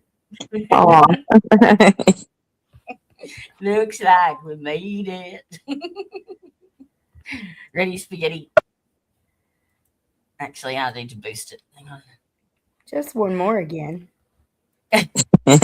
Let me share this first real quick though. Let's put our I've got a link for I want to show y'all this. Hold on a minute. I'm gonna put it, I guess, in the comments. We could throw the store link up there, maybe. Let me put the store link up in the corner. There's the QR codes in the media assets. Okay. Oops. Not edit, show. Okay, and give me just one moment. I'm gonna go grab this off the counter. Did you say you were posting a link or not? Unless you put the QR code up, I see it, but no. Alright, maybe I should play the song while we're waiting. I don't know. I can't see any links for her. She said she'd be right back, so I don't Here know. I am. I'm back. Okay, I'm gonna put my camera on for a second. Okay, I wanted to show y'all these candles again. They're linked in the store. Brandy's 3-wick candles. They're intention candles. They're loaded with herbs and crystals. So as you burn it, you'll be able to pick out lots of prizes. And how much are they? 30. And then we have the detox tincture. And that has got wormwood, black walnut hull, and cloves. That's the master compound for removing parasites, heavy metals, all the things. And the charcoal and zeolite tablets to go with it to work as a binder and use these together. And you can access both of these in the store. Do you have the pain one? The pain tincture? No, I don't have it loaded yet, but I'm working on it. I've got to get it bottled. It's been stewing. It's been brewing. What essential oils are in the It's got candle? the pain tincture has got wild lettuce extract, wild lettuce, California poppy, lavender, and passion flower extract. Yeah. And what essential oils are in the candles, Brandy? In that one, is chamomile. Chamomile. I don't know what kind of crystals are in it. I can't remember. I'm excited to find it. Rose quartz, maybe, I think is what you put in this one. Yeah, and that one has rose quartz. But she's made some that's got aquamarine. Like there's different themes. Yeah. Too, and different scents. This one is vanilla ice cream. Is that right? Yeah, vanilla ice cream. Vanilla ice cream is the scent. Yeah, we've got some the aquamarine stones on there. with hearts and bows. I'll get them pictures, or we'll get pictures of them. Yeah, I've got the there's pictures loaded of the things that I've already got listed up on the Witchsy store. Yeah. But there's more stuff coming. Huh? Is there like a little card that explains what the crystals do and shit? Yeah. Yeah, I can include that. That's a good idea. Yeah. Like there's a description and stuff too, like on whenever you click on a link and you click into the product, it'll explain what's in it and like its magical and medicinal purposes. And like the crystals was the ones that was charged with the first moon of this year. Yes, she charged them in the moonlight, in the full moon, the first full moon of the season. Yeah, of the solstice. And then and made moon water and all the oils and stuff, they're all consecrated and blessed. So I wonder if you can make a QR code for each one so that I think I can do that. That'd be interesting. That'd be easy. Like for each product. Yeah. Yeah, I thought about that and like putting it on like a little card that's got a description and stuff. I've been just like writing stuff down on paper, like on a slip of paper, like what herbs and what they're used for and stuff so far. But that's why my mind was blank on that one. Yeah. Yeah. All right, I have to mute because the vacuum's going on again. Put the song on. Pull your hair out. Yeah. Ready, spaghetti. There.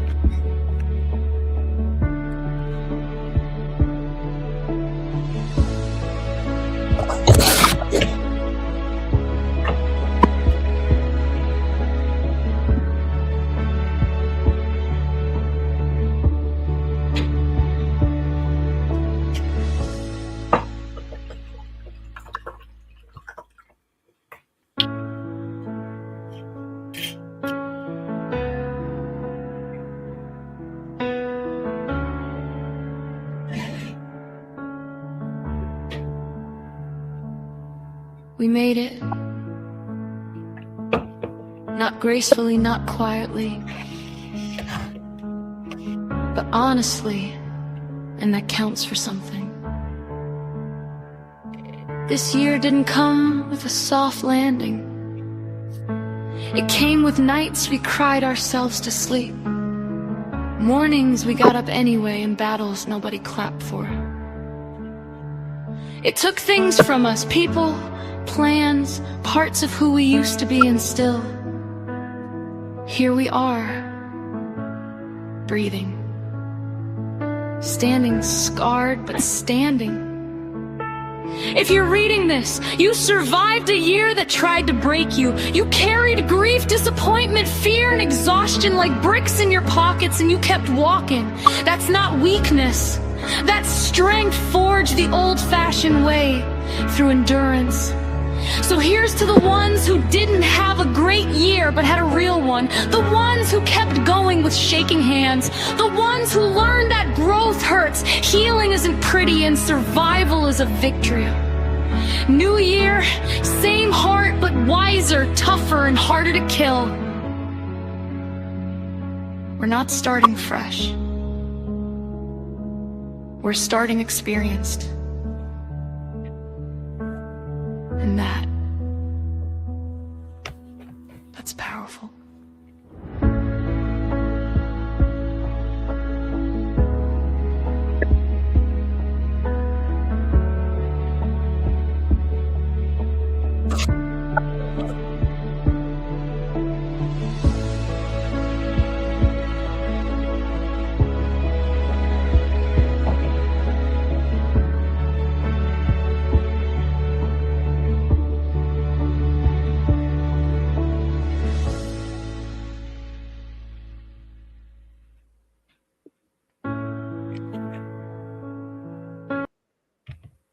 I love it. I'm so flattered. I love it. You're a good writer, Brandy. I don't think you realize how good you do write. Sarah's a good writer. Sarah writes some good poetry. What you're feeling now is what you feel now is what everyone that reads that or read that at the time felt. Yeah. That's cool. Like I said, that's flattering. Thank you. Yes. It's beautiful. It's real, you know. I think that's what makes it so good. It's so No, it's basically honest. That's it. yeah. That's what makes it so amazing. Okay, I'm trying to get out. Tell it like it is. Yeah, exactly. Yep. Well, there's some things to think about in the greater scheme of things. I think we needed a little bit of break from around home. Get the rest of the world's problems for a minute.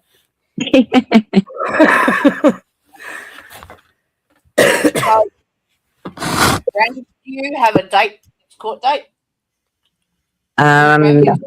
Not that I know of yet. I think she had contacted them to see when our next one was, and they haven't responded. So I'll probably have to dig around and find it. There's no hurry, though. Of course not. No. Assholes. He had his birthday Sunday, so it was yesterday. Sometime. And turned 8, and we got to have a little video call, and it was amazing. But he's growing up so much, it's just killed me. But Emma loves him.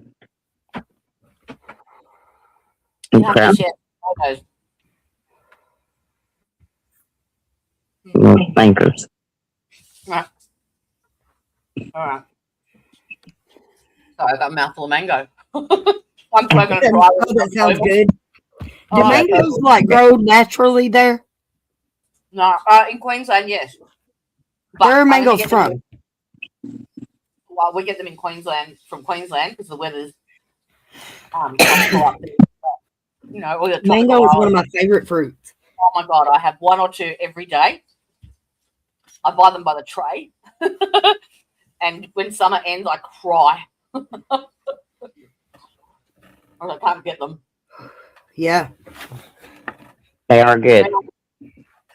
When I go to Thailand, I have them freshly cut in like a plastic milkshake container with a wooden skewer and ice. Oh my god, that was watermelon at the end of the day.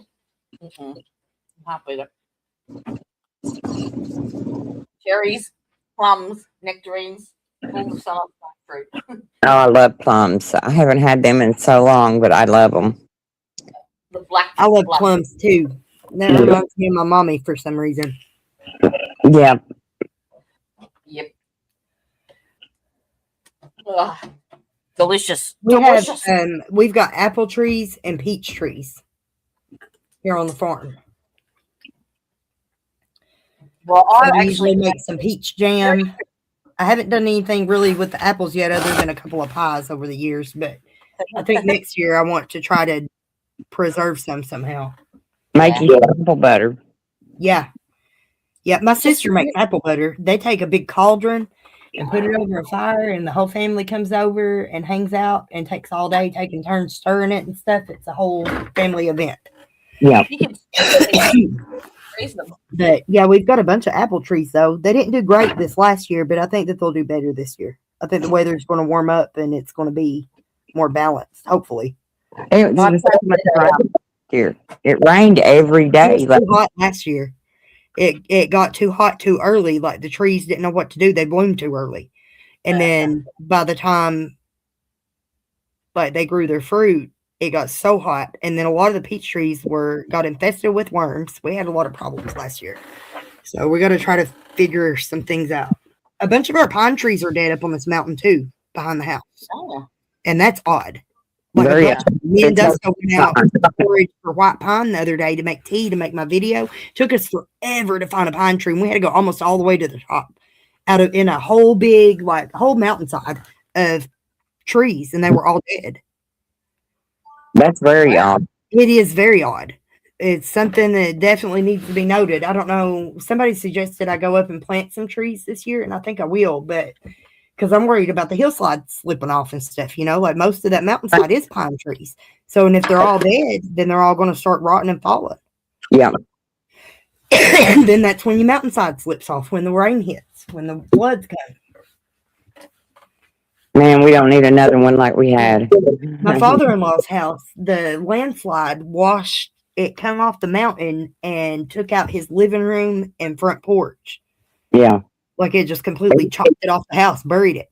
It picked our trailer up like it was nothing, picked it up off its foundation, dipped it a few times, and then popped it back up and threw it over into some more. So we lost everything. Yeah. Lucky to get out of there. Everything in the garage was upside down. We had this big air tank, like a big air compressor, and it's huge and it's really hard to move. It takes like 3 or 4 people just to like lift it up, to put it on a dolly to move it around. Yeah. And it was upside down in the front door of the garage, and it had been sitting like in the back side in the corner next to the back door.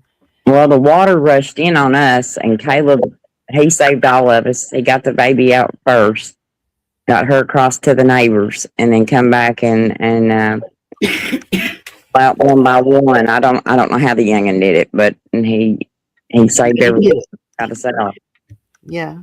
Neighbors helped too. It was an ordeal, I'm telling you. But yeah, we had to swim into Toby and take a ladder and put in his bedroom window. And I took the dog, and then Dusto carried Toby. Well, so we couldn't even get our pet because he couldn't get out of his house. It was, the water was all the way up. We couldn't get our pets that day. Yeah, they stranded in the bed in the house. They couldn't even get down the floor because the house was full of water. Well, barely got them out. They threw a line to them, on the wall, and attached it to a 2x4. And we barely got them out when the trailer got hit by a building, and lodged it loose. But we couldn't get the scary part for us was where we had that trailer up there on the hill. Like the water didn't come in on us. It took us a while to realize that there was even something big happening. And that's what happened to us. The big river, like across the road, the field, it filled up the neighbor's field and come all the way up into their house. And there was those giant propane tanks floating down the river, and then a whole fucking trailer, a whole camper, like RV camper. And I was like, oh my God. So we got in the truck and we went to like come down here and check on his dad and check on the animals, because we lived at a different place at the time. We weren't here with the animals. We didn't know what was going on. And we couldn't get by. It was blocked. The water was all the way up to Jeremiah post office. Yeah. Like we couldn't get out. And there was no phone, so we couldn't call and check on him. No power. That's how we didn't know. None of us know electricity. The scary part was not knowing and not being able to. The last message I got from Leah was, water is coming into the car. I don't know what to do. Yep. That was the last message I got from her before the fucking phone cut out. Well, and I was the one, they put me in a canoe or a kayak and thought that, they could put the baby's bag in there with me. I had my, all my information, all my stuff I needed, my medicine and stuff. And, and I had everybody's stuff in there with me. And as I was going across, because with my MS, I didn't have the strength to hold the line like everybody else. And and I felt I was trying to hold on with my legs to everything, and I remember just taking it, everything just going, the baby's bag, everything. So from 9 till about 6 that evening, that baby didn't have a bite to eat, a bite to drink. I mean, there was nothing. It was getting scary. It's starting, starting like, are they going to get to us? Right. We was all just sitting on the side of the mountain, waiting, just waiting. Water going down. when we finally got in to go check on our chickens and stuff, there was a mudslide behind the barn too. And this is what's weird. The water didn't get up into the barn. So like it stopped right at the outer edge of the chicken barn, chickens and rabbits. But we lost a lot of rabbits because the mudslide that came off the mountain, there was a rock slide, and it came and it went under the wall of the barn, and all that mud from the mountain ended up inside the barn. Like it didn't knock the walls down, didn't go around it. It went under the fucking wall and came up inside the barn. So whenever we got there to check on our chickens, it had buried those rabbits that had all those nests and stuff under there. There was only a few rabbits that managed to be out like on top whenever it hit. Poor animals, like my bed, we lost a lot of baby rabbits, and the chickens were up to their necks, almost like up to their chests and their necks in pure like soft mud. It was just soft mud, and it took 3 whole days for us to take turns shoveling the mud out of the doorway just to get in to feed them. Yeah, that's how we had to get into our trailer to try to see if there was forever cleaning some fucking chickens. It took us fucking forever to clean 70 chickens. Get that mud out of their fur, out of their feathers and stuff. So that, I mean, they were miserable. It was irritating their skin, like drying, making their skin crack. We had some getting infections and stuff. It was crazy. I swallowed and just looked at our stuff, shook our heads, and the goats and everybody hit the top of the mountain, so they didn't get affected. But it was bad. It was a nightmare. I still have nightmares about it. But you know, I remember learning about like whenever I was learning about trauma and like the different forms of trauma that people experience, and I never considered a national disaster being on the list for something that causes trauma, like because what was more common in the program I was in was sexual trauma or like domestic violence kind of trauma, that kind of thing. Well, you know, we were doing these skits one time about like, okay, let's demonstrate like a traumatic experience that's outside of the box, and that was one of the options was natural disasters like tornadoes or floods and things like that. And I don't know, to see that and to see it in our community members and stuff was heart-wrenching. I mean, it took every bit of security I had left. It's not the kind of trauma that people generally think about, though, I don't think. You know what I mean? Not because, you go on. You just go on. Yeah. you got to make it better. Go on the best you can. My feet kicked out from under me so many times before the flood that I'm used to it, that it was just like, okay, here we go again. There's a couple that lived out here in Awesome, and they tell a story about the water. They were in their attic, and the water got all the way up to the rooftops where there was like a foot of head space in the very tippy tip top of their attic. And that's where they got up to. And all that was sticking out was their faces to breathe the air. And they were sitting there telling each other that they loved each other and what a good life it had been. And how grateful they were to have spent this life together. And then the water receded. And like, that's a beautiful story. Yeah. Oh shit! I was lying. Go fuck yourself. But now we had a lot of tragedy too. There was a family inside our. There was a family whose child.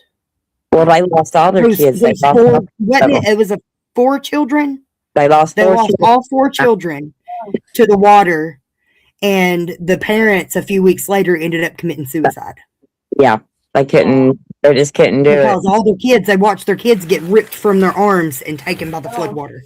And it was a horrifying situation. I mean, when we argued, we literally stood in our living room arguing. We had no argument about getting Scarlett out first, to get her out first, get her to dry land. There was no argument with that one. But then we all stood there arguing with each other, going, "No, you're going next.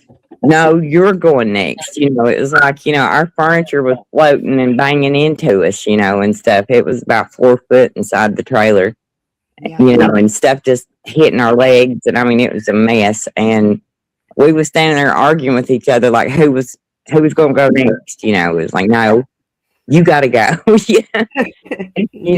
If you realize, how much you love your family, how much you're going to say, you're going out.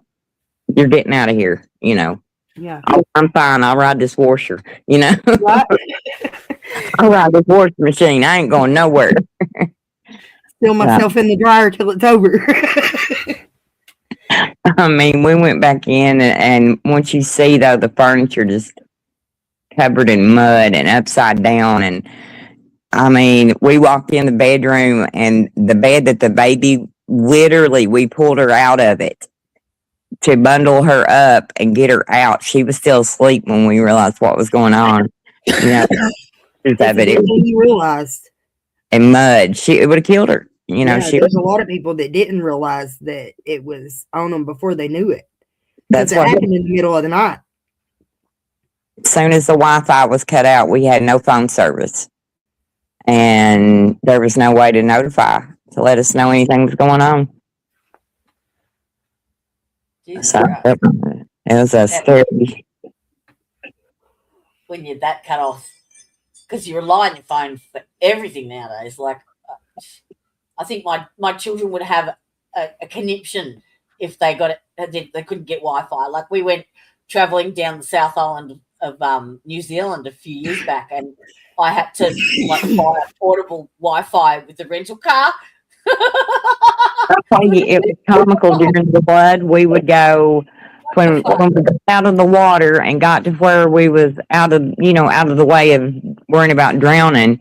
We had no electricity. The electricity was still on at the place we was staying, but they didn't have no water, so we couldn't get cleaned up, and it was a nightmare.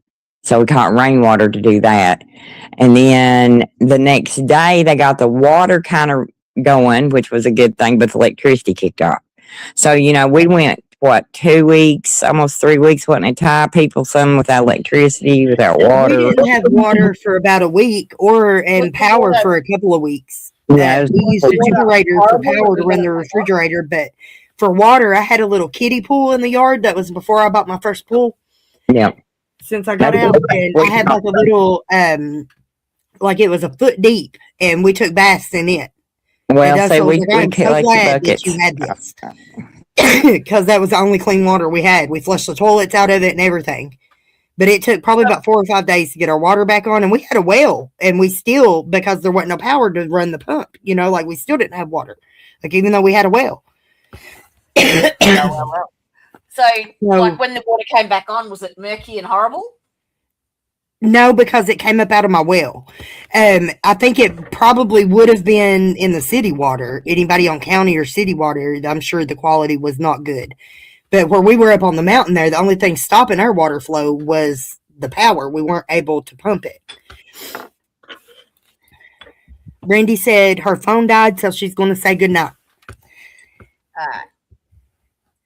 No problemo. Actually, I No have problemo. something to show you. I've got a bunch of pictures and videos, and some of Brandy's too, pictures and videos from the flood to share. And I need to film you a little video of our little awesome grocery store here, because they took pictures of the rebuilding at the awesome IGA. They're amazing down there. I love this little grocery store. But they took pictures, and whenever because their store got absolutely destroyed, but they were still like one of the number one people in the community to stand up and like do for the community first. The way the community came together to rebuild was amazing. But they took pictures from the flood and the rebuilding efforts and stuff. And that's what their store is decorated with, like all around the top banners, like of their store, instead of having advertisements and stuff, they've got pictures of our community members. My daughter's papa is up there. Huh. Yeah, it's neat. Oh, yeah. After we finished our chat yesterday, I went out and watered my garden, and this is what I found. Yep. Let me make it big. All righty. Ready? Not many people believe me when I say I have a You plague hear of that? snails. Yes, I can hear it. I've come outside to water my garden, and this is what I find. Okay, let me turn on. Hey Siri, Lumos. Oh, I don't think it works with goddamn video on. All right, you ready? So my lawn. Let's look closely, shall we? Can I zoom that in? No, that zoomed out, did it? Fuck. Oh, there we go. There's one. Okay, so we are beside my foot. 1. I know this because I stepped on half of them.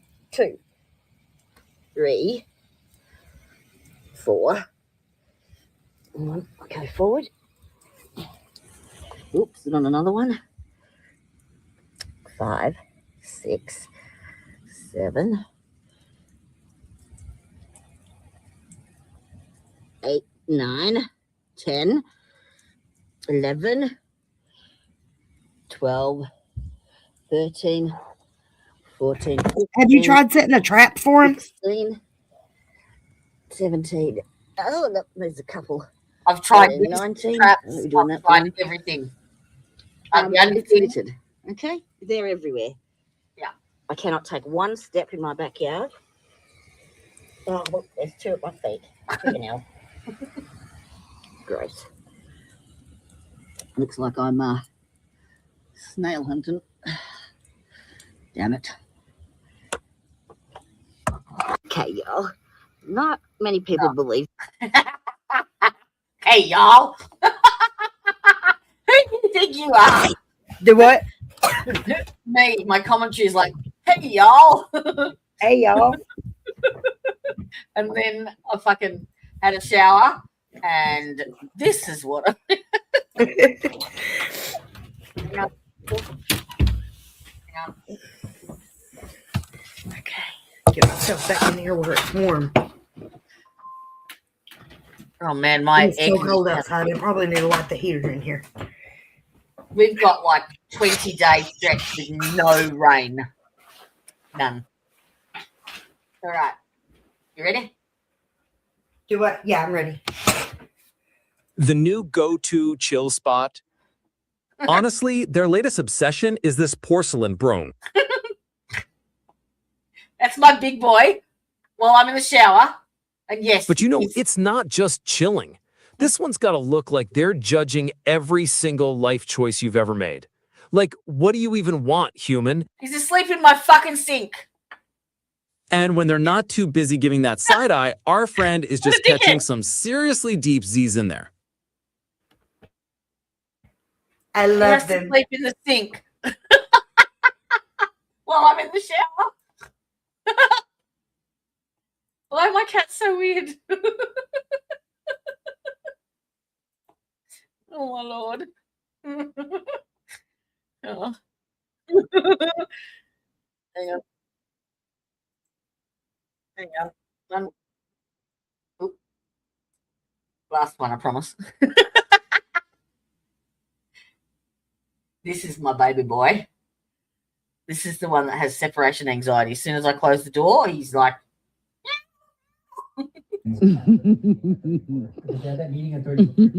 Come on, cheeky. Obviously, Karen's not involved. Come on. Well, just tell us what you mean. Butthole, butthole. Come on. Come on. Come on. That part I get. Come on. Think about that, though. Yeah, like Come on. He does this somersault. Yeah. That's it. Felix is fabulous. Do it. Do it. Do it. If you scratch him just at the base of his tail, he tries to do a somersault. Like when he was a kitten, he used to do the full somersault, but now he just like curls his head under. Oh, God, love it. No. He's precious. You are so funny. Yes, you are. You are so cute. Yes, you are. Cats or something. Hey, grab Me him. and Brandy watched some cat videos yesterday. You love mommy? Wild looking cat videos of cats with wings, like that are being born that have wings. Have you seen those? No. Yeah, I'll have to send you some stuff. It's really interesting. Yeah. Yeah. It's really cool. You grab my hand. Cute, don't you? Yes. That's how he sleeps at night. So I thread my arm through his back legs and front legs, and he like grabs onto my arm. Gosh. Yeah. Bless it. I love those kitties. You holding my hand? Dusty comes out and lays on my. He'll come out and sit with me, and he'll come out and sit in my lap and snuggle and get pets and stuff. Every time I go outside, just about it. And I then spend a lot of time outside, though. I spend more time outside than I do inside. If I don't pay him attention, he jumps onto my chest and he sits his ass right under my chin. Yep. Tail over the face and sits his ass right there in front of me. Like,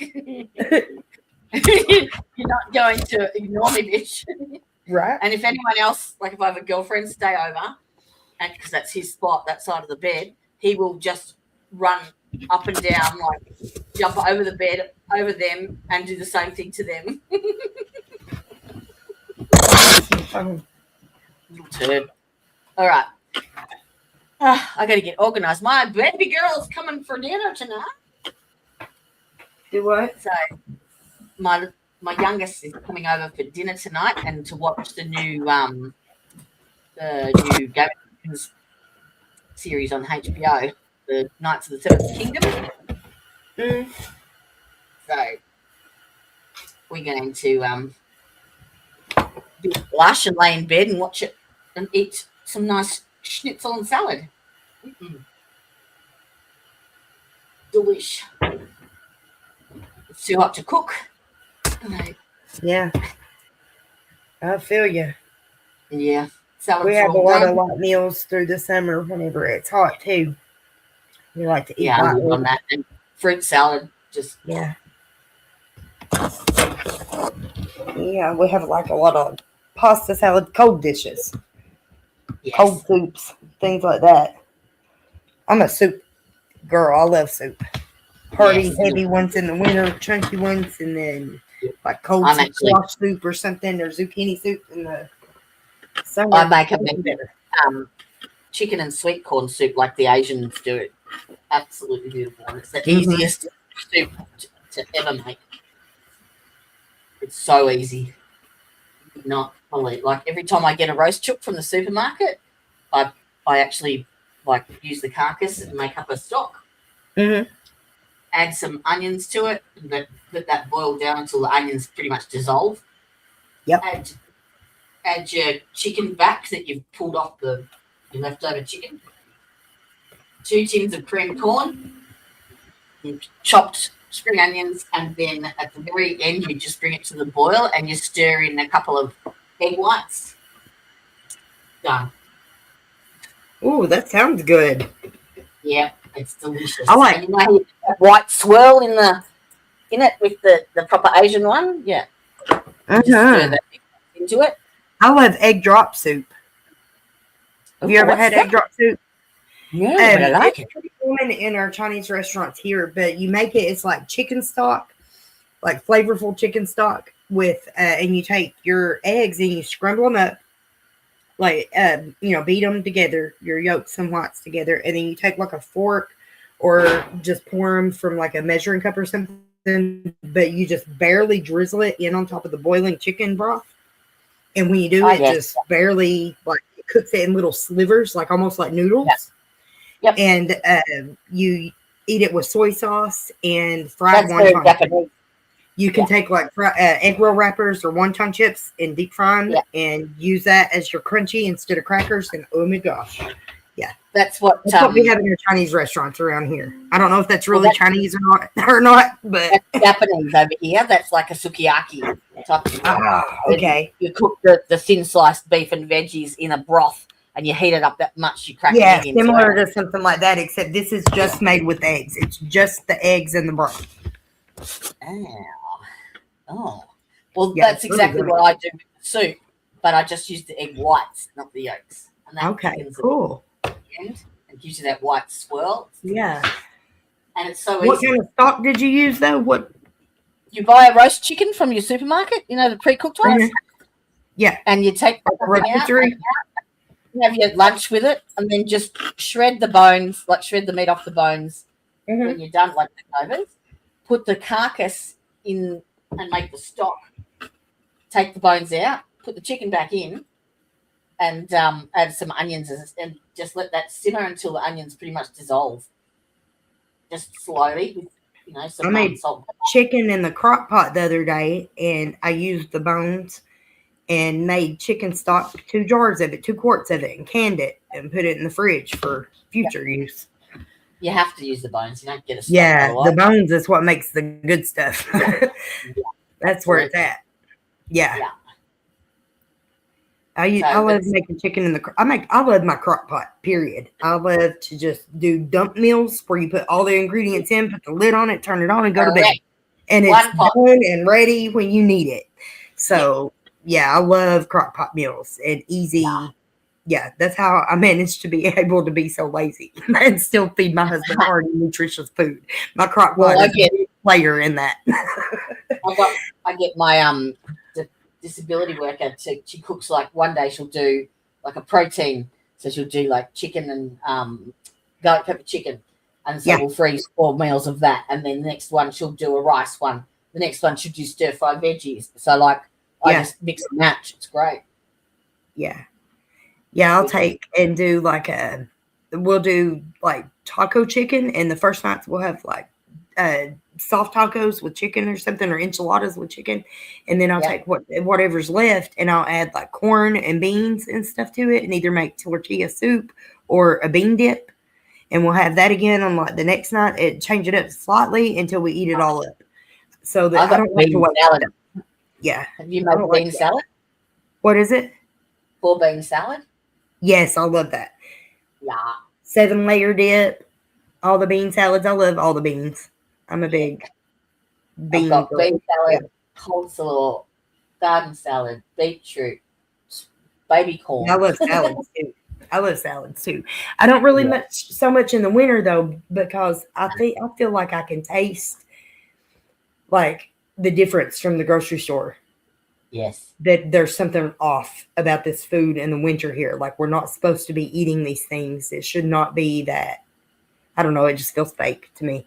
So I don't get into the salads as much. They're not as good to me as whenever I can pick the lettuce out of my own garden. I used to grow my own. I'm very big on seasonal living. Yeah. Like I'm fine with only having certain foods for certain times a year. Yeah.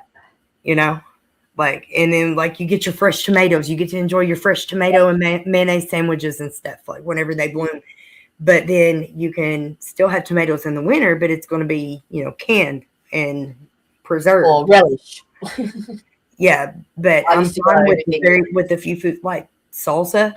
Like we make salsa once a year, and I look forward to that like 2-week period, 3-week period where I get to make fresh salsa with fresh peppers and fresh tomatoes, and everything's just so good. Like I could make it out of my canned and preserved food or stuff I get from the grocery store, but it's never going to be as good. So I'm fine with like saving that for once a year. You know what I mean? Yeah. This is guacamole season for us. Yeah. Like I love avocado, tomato, onion, lime juice. Yeah. Which our avocados are about the same year round anyway. They all come from the same place. They just taste better in this time of year. Yeah. That's something that I love through the winter though, to add like some freshness and brightness to my meal that doesn't taste fake and like it's smothered in pesticides and plastics. You know what I mean? Yeah. I love my avocados. The richness and the fattiness of it. Like I eat them in so many things. I put them on my sushi. I make avocado toast. Oh yeah. Yeah, I make salsa with chunks of avocado in it. I love the guacamole. Mashed avocado with poached eggs. I'll season it with all sorts of different things. Sometimes I just eat it like avocado sliced up on cottage cheese or in rice or on the top of a sandwich. I just love my avocado. I eat it with some salt. Yeah, it's so healthy too. It's so good for you. Oh yes. I actually just bought 2 for dinner to add an avocado to my salad, but they're rock hard. So I stuck them out in the sun. So apparently there is something I need to look up and do a little more research on this. I've been planning to try it, but you can take the pit of an avocado, which is, everybody should know, the pits and the skin. Avocados in general are poisonous to most pets, like straight up toxic to most pets. So don't let your pets have it or get around it. Yeah. If they tolerate it, then they're probably like an anomaly. It's very dangerous. Avocado is for pets, but the avocado pits can be very beneficial to human health. The pip. Medicinally. Yeah, but you process it, and I think you have to make a tincture with it. I'm going to look more into it. That's my next project to dig into, is the avocado pit and its benefits. I've got a really good roast veggie recipe that I made up once from just, how you go through the bottom of your fridge and right, I got to cook that shit up because I hate wasting food. Yeah, let me see what's in the drawer. What's in my veggie drawer that needs to go in the crock pot? So, what did I have? I had an onion, which I just diced into large dices. Yes. I had mushrooms. I had capsicum. I had tomatoes. What kind of mushrooms do you have over there? Pretty much anything that You maybe get the standard white button mushrooms and Yeah. shiitake and stuff like that. Yeah. Yep, you get Okay. shiitake, enoki, Oh, the enoki. oyster. So that's not as common here, but I love them. I would like for people Yes, to try more shiitake is mushrooms. beautiful. Yeah. I love Asian. Eat the mushrooms. Yeah. Like even the ones that aren't classified as magic mushrooms, even the ones that aren't psychedelic are still medicinal. Every single last one of them. Oh, They I have love mushrooms. such benefits for the human body. It's almost like they are part human, or like we are part mushroom, or something. Something You know what? Something weird is going on there where we just fit together, like the hand just fits in the glove. Yeah, you know what it is? What is We're it? all kept in the dark and fed on shit. Ain't it? Right? That's the truth. That's true. But do you know that trees communicate because of the mushroom mycelium networks that goes underground? That's how a mother oak tree can communicate to her great grandchildren 5 miles away. She can tell it like a storm is coming, or there's a blight, or there's predators. Okay. And it does it through the mycelium under the ground. They send signals and hormonal impulses, electrical impulses through the mycelium, through the mushrooms that grow around these trees. And they pulse it into the ground. And the mycelium network is so vast. And almost everywhere you step on this planet, you are stepping underground will be some sort of mycelium. So it transfers those messages. And it can go from species to species in mushrooms. It's not like if you step on a liberty cat mycelium, or if it tells that, it's not just going to go to the liberty cat mycelium. It's going to transmit that same message throughout all the myceliums of all the mushrooms in the world. So it's they have almost like a hive mind. They're connected at all times. And it makes me think of consciousness. How we are individuals, but we're still connected to something greater. Yes. You know what I mean? Yes, there's that energy. We are spread. so similar to mushrooms. Mushrooms are mind-blowing. Lion's mane is good for your brain health, for memory and focus and recall and things like that. I've got a mushroom blend in the works. And a focus blend for people who have ADHD that don't want to take Adderall or Ritalin or any of the medications, all the things that my mommy said absolutely no to. She was right about almost everything else, so I feel like I should listen to her on that too and find a better solution. And I think the mushrooms are the answer. So I've been making some extracts and tinctures of these nootropic mushrooms that work on brain function and brain health, like reishi, shiitake. Yeah, we are about to dig into a whole new world of the mushrooms. Can you have something that gives you more energy? Yeah. Yeah, they all do. Especially the lion's mane and chaga and turkey tail is good. I don't know what grows down there around you though. I need to do some research about where you're at. No, I'll pay you to make me shit. Well, yeah, I mean, I will definitely like make you the tinctures and things. I will absolutely do that, but I want to do the research, like, because this is something else that's amazing with herbs and mushrooms, fungi, and things like that. The way that it works with the body, and bee pollen, honey. Did you know if you have severe allergies, that if you find local honey sourced from bees in your area where you live, Yeah, you I are can get you are that. in tune to your environment, and so are those bees. You eat their honey, that will cure your allergies. That will help your allergies. But that's scientific fact. And I know the Manuka honey so, as like, well. it matters. You know what I mean? Like, your location matters. Yep. In your bioenergetical field. Mm. Yeah. So I want to look into like what's around you, what kinds of there's benefits to all of them, and every human being can benefit from every mushroom. You know what I mean? Well, I do love mushrooms. But there's something to be said about your local flora and fauna, that your body is tuned to your environment.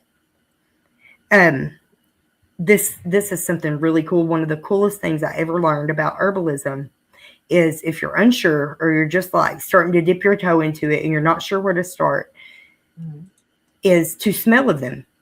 Open the jar, stick your nose in the jar, or, order some samples, smell of the herbs. Whichever one smells the most delicious to your body is the one that's going to benefit your body the most. That's the one that your body needs the most. It's just like how pregnant women will crave odd things like the taste of coal or dirt. Like, it's because your body is lacking something that is in that substance, What do you right? crave? Your body knows. That's your primal instinct, your survival instinct. Your body knows what it needs. So What it's did going you to smell crave? the best to you. And something else cool is you can take a seed of a vegetable, a plant, a herb, whatever it may be, put it in your mouth, suck on it, let your saliva like soak into that seed for a few minutes before you plant it. That helps the seed to structure itself in a way that will benefit your body better. It will tailor itself to what your body needs. Wow. And that, my friend, is real magic. That's earth magic. Mother Gaia. Yeah. She is beautiful. Yeah. If there's a natural alternative to some of the shit that I have to take. Yeah. Yeah. That's where I started, was to get myself off of the psych meds. I didn't think I would ever be able to come off of the physical meds, because I was absolutely convinced that I needed Viagra to make my blood flow, that I needed to take these blood pressure pills to keep my blood pressure regulated, that my cholesterol was too high and I had to take cholesterol medicine. I was absolutely convinced that I needed these things to survive. Heart pills, all this stuff. So I thought, okay, I need to decrease what I'm taking. What can go? What's disposable? And I started thinking about my mental health and like looking for other options, better options. So I started with anxiety, and I landed on the Amanita muscaria mushroom. And that is just magic in itself. The little, it's fly agaric, or fly agaric is a form of the Amanita muscaria, but it produces ibotenic acid and muscimol. And the way it works in the brain, it works on the GABA receptors in the brain.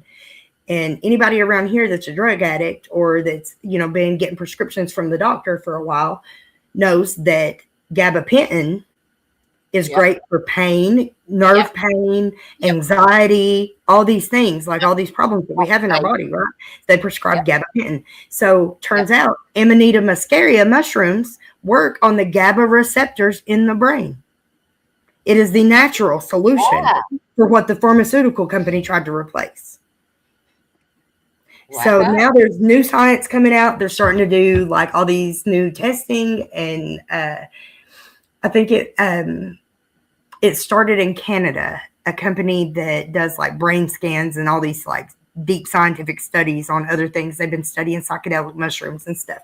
They decided to take a look at Amanita, and the results are going to be spectacular, I'm sure. Like the testimonies for people, it helps them to get off benzodiazepines like Xanax, Valium, things like that. People are using the Amanita mushroom to get off of the anxiety medications, to get off of the Neurontin and Lyrica and things like that.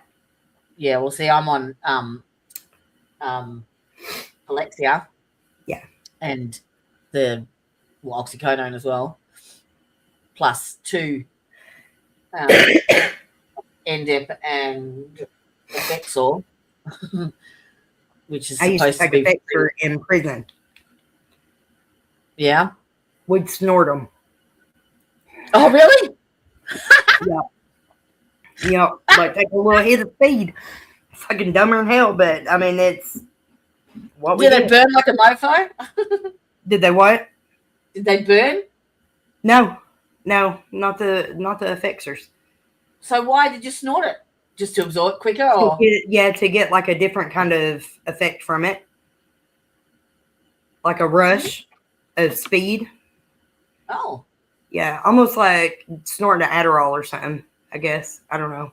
Not advising it. Like I would not advise it. No, There's side effects, and Ritalin is not good it's for that either. not so pleasant of a result. But yeah, that is something that was pretty common whenever I was in prison. Yeah, And I did it for a while. Not Ritalin either. Yeah, because you're restricted on what kind of meds that you can get in prison, and if you're an addict, like you're always usually looking for some kind of way to feel normal or to feel different than your natural state, which is most of the time pain or traumatized in some way. So like hell, I mean in jail there was times that we'd snort coffee because where we were so addicted to pain pills, one of the withdrawal symptoms from not snorting your pill every day would be like runny nose and sneezing and stuff. So in order to clear that up, you'd snort a little bump of coffee and it would like clear up your withdrawal symptoms. But that's something people don't understand about addiction is once you're addicted, it's not about getting high. It's about getting normal. It's about getting yourself back to a balanced normal where you can function. You know what I mean? It's not. There's also a it's difference not even about between- getting high like after the first little bit. But that's only in the beginning. There's a difference too between physical dependence and psychological dependence as well. Right. Yeah. Yeah. But I view addiction like as a symptom now. You know what I mean? Yeah. It's a symptom of the trauma and my mental health issues that needed to be addressed and that never were addressed properly. So I did the best I fucking could, like trying to medicate myself to get through this show. So like, I don't know. I have a different view of addiction and I don't view all drugs as bad either. Drugs aren't what make people do bad things. Like, yeah, some people do bad things like while they're high and stuff, but people do bad things while they're sober too. And Absolutely. people do good things. People that use drugs do good things as well. You know what I mean? Like, it's not about the drug. I feel like the war on drugs is really just a war on people, and that we should be teaching responsible drug use instead of abstinence and you're horrible and bad if you use. You know what I mean? Like, that's not getting us anywhere. Look where we fucking landed from that. That's not helping.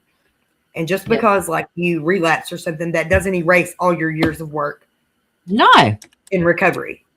And that's what the standard is now. Oh, you got to start back over at step one. Like, no, I don't believe that. I don't believe that for a second. Like, we're looking at it the wrong way. Like a lot of these things that are classified as drugs now should be classified as medicines. They should be classified as God-given nature. God-given nature. Yeah. Like the mushrooms, weed. It says in the Bible that I give you every plant that produces seed for food. Like, food is medicine. And we've gotten so warped as a society with this idea that the war on drugs are bad. They're the source of all our problems. No, it's not. Evil is the source of all our problems. Like, food is a one. This is the focusing on the wrong thing. They ban mushrooms because they wake people up. They heal your body. They don't want you to heal. Why would you be born with cannabinoid receptors, with endocannabinoid receptors if your body wasn't meant to take in cannabis? Why would you be born with opioid receptors if your body wasn't meant to take in opiates in a natural plant form? Yep. Why would your womb produce endocannabinoids for your unborn child naturally if we were not supposed to consume it? Yep. It's a war on consciousness and frequency. Whenever we go back to nature, we raise our frequency. We heal our bodies. We get back to source, back to God, back to our inner gods. And that's what they fear. You just feel it yourself. They ban anything that they see as a threat to their way of life. And their way of life is pedophilia and slavery. And we must do as we're told or do as they say. Or you know what I mean? Like, well, all those toxins and heavy metals and chemicals, they're all barriers. Yeah, it also detoxes all that shit from the body. Yep. And like we were talking about the ketamine, the benefits of ketamine therapy and DMT therapy, they're starting to do IV DMT for 30-minute to an hour-long session so that people can go in and talk to these entities on the other side of the veil. And it's a repeatable experiment where multiple people see it. Everybody that does it and does these experiments, like with the lasers and stuff, did you see that video of the laser, the DMT laser experience? No. It's repeatable. Everybody that does the experiment sees the same thing. They set up these lasers, they take a hit of DMT, and then they look at it and they can see code, like computer code, alien code in the fucking lasers. They can see through walls and shit through the laser. Like, y'all need to go look those videos up. They're all over the place. Are they the ones that you linked in my messenger? Yeah, I sent you some last night, I think. But the benefits of these medicines, you know, we have these shamans and medicine people, medicine men, medicine women from ancient times. And we have lost that. We've lost touch with that and what the benefits of what these things really do, these psychedelics. These are of God. These are from God. They are meant to heal our bodies, to heal our brains, to keep us from being in this state that we're in, a perpetual fucking this illusion that we live in. This shit breaks the illusion. And that's all there is to it. It rewires the nervous system, rewires the brain, helps you unpack trauma. The benefits are just, I can't say it enough. Yeah, well, look, while it is illegal to buy mushrooms in Kentucky, like the laws are different in different states, but you can buy liquid cultures and they do grow naturally out of the ground. Just do some research and you'll find them in your yard. God gave these goods. Nobody can take that God-given right from you. You know what I mean? Like, go out there and pick you a fucking mushroom and eat it. Can you see the screen? Yeah. I haven't seen this. I always use True Blue Genetics. They're really reliable, and I've never got a contaminated batch from them or anything. True Blue Genetics. How much are the prices on that, I wonder? Oh. I need to look at it later. I'll click the link later. $55 for a 3-pack. That's not bad. True Blue is like $15 and you get one syringe. True Blue. You can buy the grow kits online. You can buy the grow kits on Amazon or I just did a Google search on that mushroom strain you were telling me about. Northport is good. There's a lot of good websites that sell, you know, the mushroom growing kits, the spawn kits and stuff. True Blue Genetics website, yes.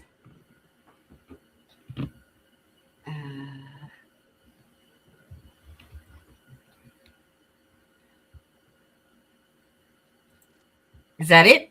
Yep, that's the one. So which one do I buy?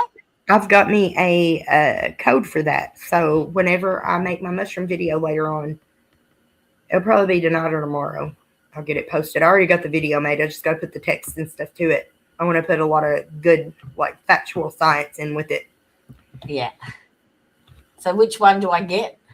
You can get the best. I would suggest starting with something like True Albino Teacher or the Golden Teacher.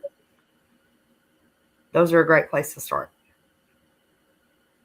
They dip your toe in the water without being too intense, but still giving you a profound enough, like, experience that you're going to be like, okay, there's something to this. Christ. It's almost like when you eat the mushroom or when you take the mushrooms, they communicate. Did with I your mind fuck? brain. They communicate with your consciousness in a way that you have not been able to tap into. Jedi mind fuck. Really? Yeah, Jedi. That's a good one, actually. I've had the Louis Vuitton. We've done Louis Vuitton,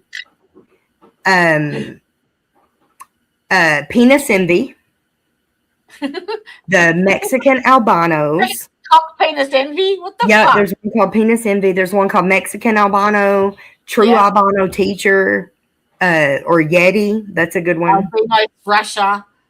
Yeah, there's all sorts of species. That's why I said they grow all over the world. Every Did you say continent has these mushrooms. Every continent grows these mushrooms in your backyard. The psilocybe cubensis. Golden Teacher? Was that the one? Mm-hmm. My first one was that True Albano Teacher right down there under it. I had the TAT number 1 was my first one. So which one do you recommend for me? Either one. Either one is great. Let's have a look. And they both are easy to grow for your first flush. And it comes to like $15, but if you pay in cash, you can get a discount. And if you pay with crypto, you can get a discount. Oh, I don't know. And there's also a discount code there. Whenever I get my affiliate link, I'll have a discount code for you all. Yep. Okay. So they just and you can also sponsor someone. They have a scholarship program here. So if you can't afford to buy your cultures, you can apply to receive a scholarship. Where somebody else sponsors your first experience, and they will send you your first mushroom batch, your first mushroom culture. Hell yeah! So, I try to donate a couple of bucks to it every time I order. Like, I've not been able to sponsor a whole person all at once, but because everybody needs this. Everybody needs to take mushrooms at least one time in their life. Period. Well, if it does the same thing, because I've been told that I need to have like a 10-day ketamine infusion in hospital, which is like $9,000. Yeah. Yeah. And ketamine is made in a lab. I mean, it's extracted and rendered in a lab. Yeah. Mushrooms grow right out of the ground the way God intended it to be. Ketamine's going to give you the same benefits, but you're also taking on risk that it came from the pharmaceutical company.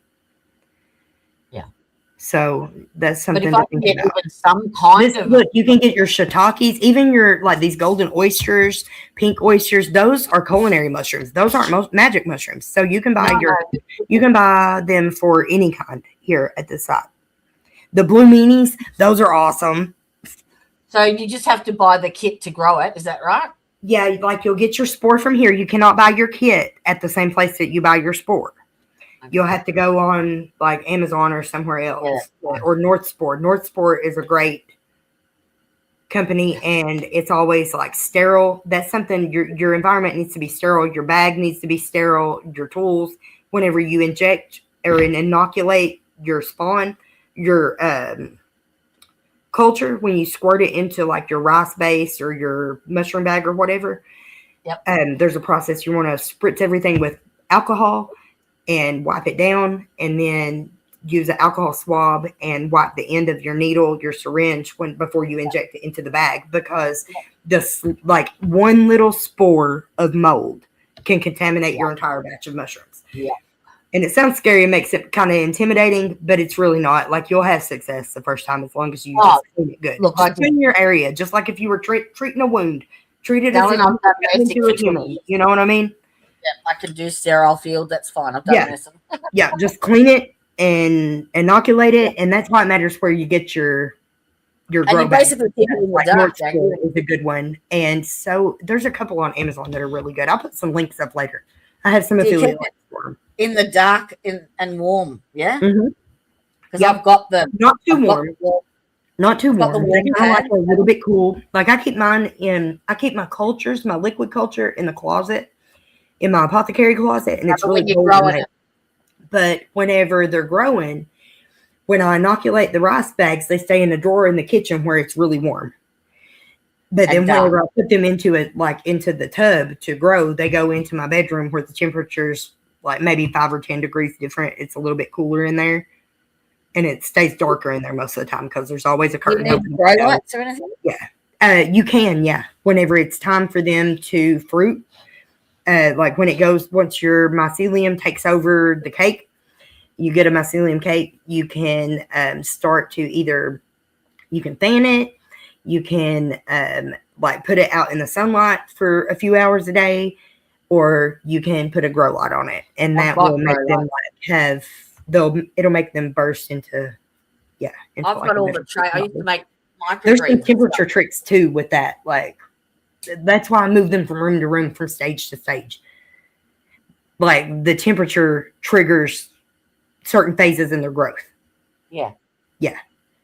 So like if you take it from, like if I take it from the drawer in here too soon and put it in my case and put it in the bedroom too soon, then it might take longer for me to get my fruiting bodies out of it than if I will wait until like it's fully developed, the mycelium is ready, and then move it. And then the temperature change will trigger it into fruiting and growing the pinheads and stuff. So from one of the syringes, how many mushrooms do you get out of it? You can take one syringe, you can take one syringe and make 20 jars of culture. Oh. What, is it a concentrate, is it? It's alive. It's a live being. So it comes like in a liquid, and it's usually in corn syrup. You can take corn syrup and distilled water in a mason jar. Yep. And you're going to like bring it to a boil for 10 minutes, kill all the germs and stuff, make it sterile, and then let it cool down, take your lid off of it, and then take and inject your liquid culture in, just squirt it right into that jar. And it's going to multiply and fill that jar up with culture. And then your one syringe just became 50 syringes in a matter of a couple of weeks. But you can also just buy it one syringe at a time and inject the entire thing straight into your inoculation bags. It depends on how you want to do it. And how many I mushrooms have do you different get? strains that I've like collected from the wild in my closet that grow in jars. Like I'll bring in, like whenever I find a good species in the wild, I'll take, you can cut them open, take a piece of their stem on the inside and put it into a jar of, here, let me show you. Hang on a minute. Let me go get it. Drop it into a jar of corn syrup, of sterile corn syrup water. So how many mushrooms do you get out of an inoculation bag? I grew this out of the forest. You see all that? What's that? That's chunks of mushroom mycelium. That started with a sliver, one sliver of a piece of a mushroom. And I've grown 4 flushes out of this so far. 4 full pans of mushrooms out of this so far.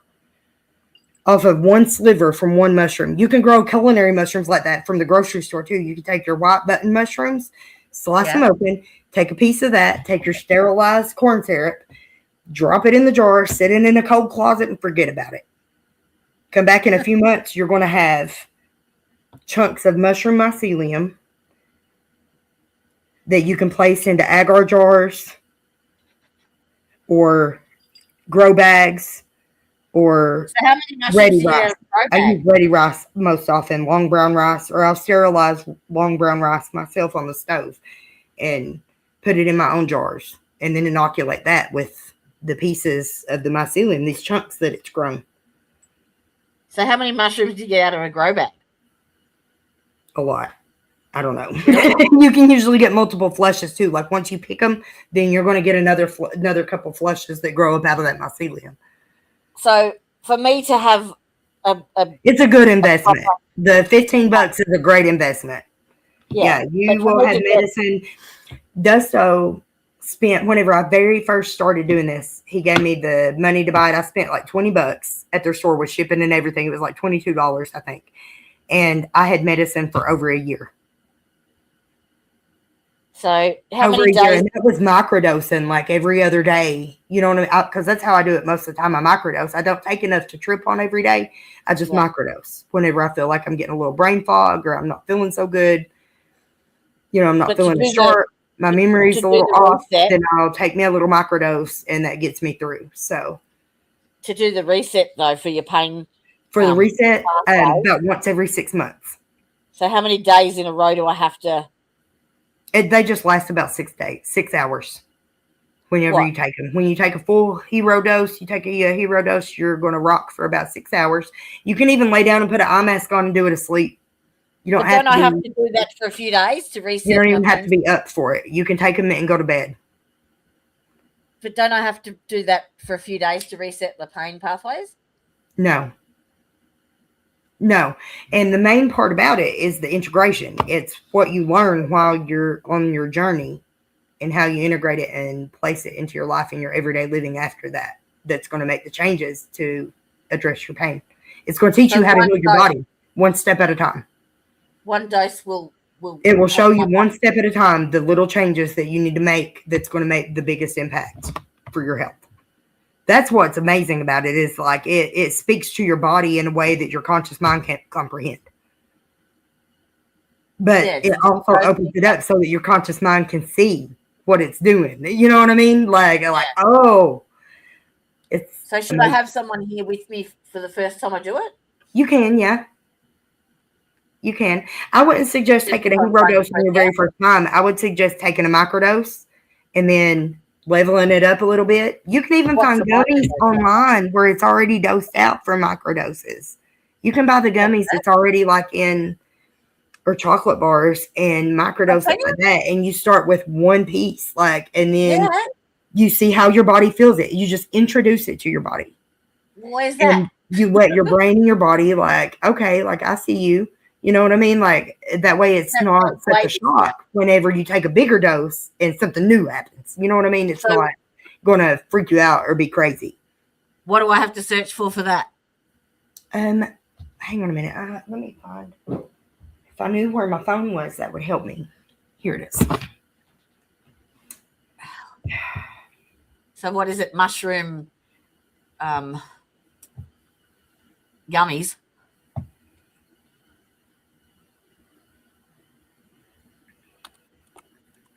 Because I wouldn't even know what a microdose is.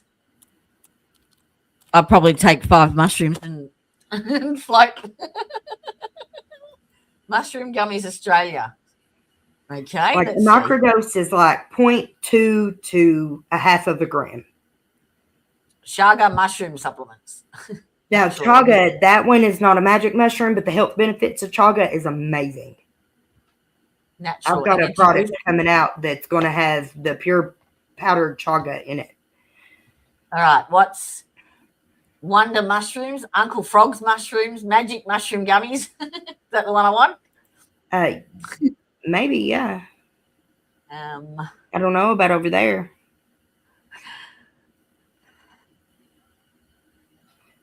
Top 5 mushroom supplements. But there are some great resources if you want to do research, like on the actual mental health benefits and stuff. Check out Psychedelic Passage.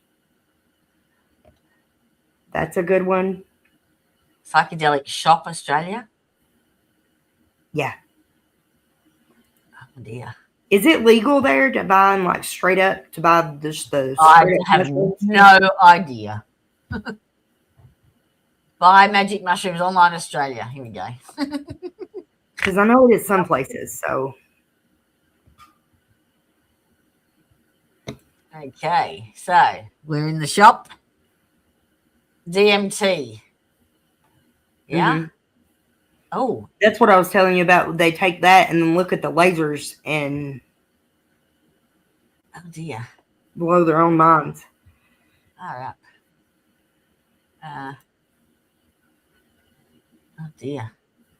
What the?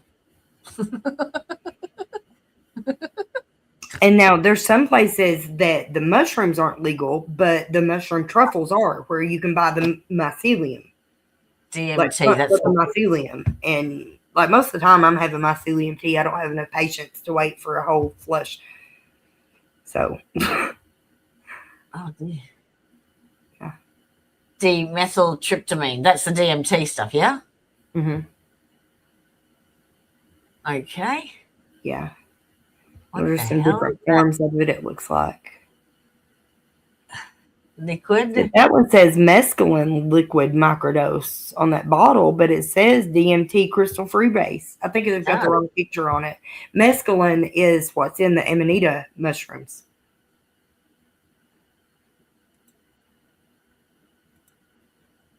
They've just mislabeled that. That might be a red flag. Red flag that site. We don't know yet. Could just be a mistake, but it might be a red flag. You got to be careful with this kind of thing, you know? Nowhere in the paper.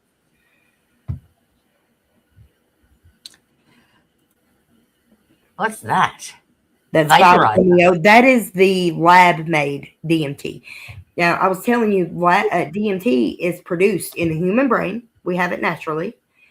So does plants, and so does animals. But the 5-MeO is a lab-made synthetic DMT. I don't know how they make it. I do not have the answer for that.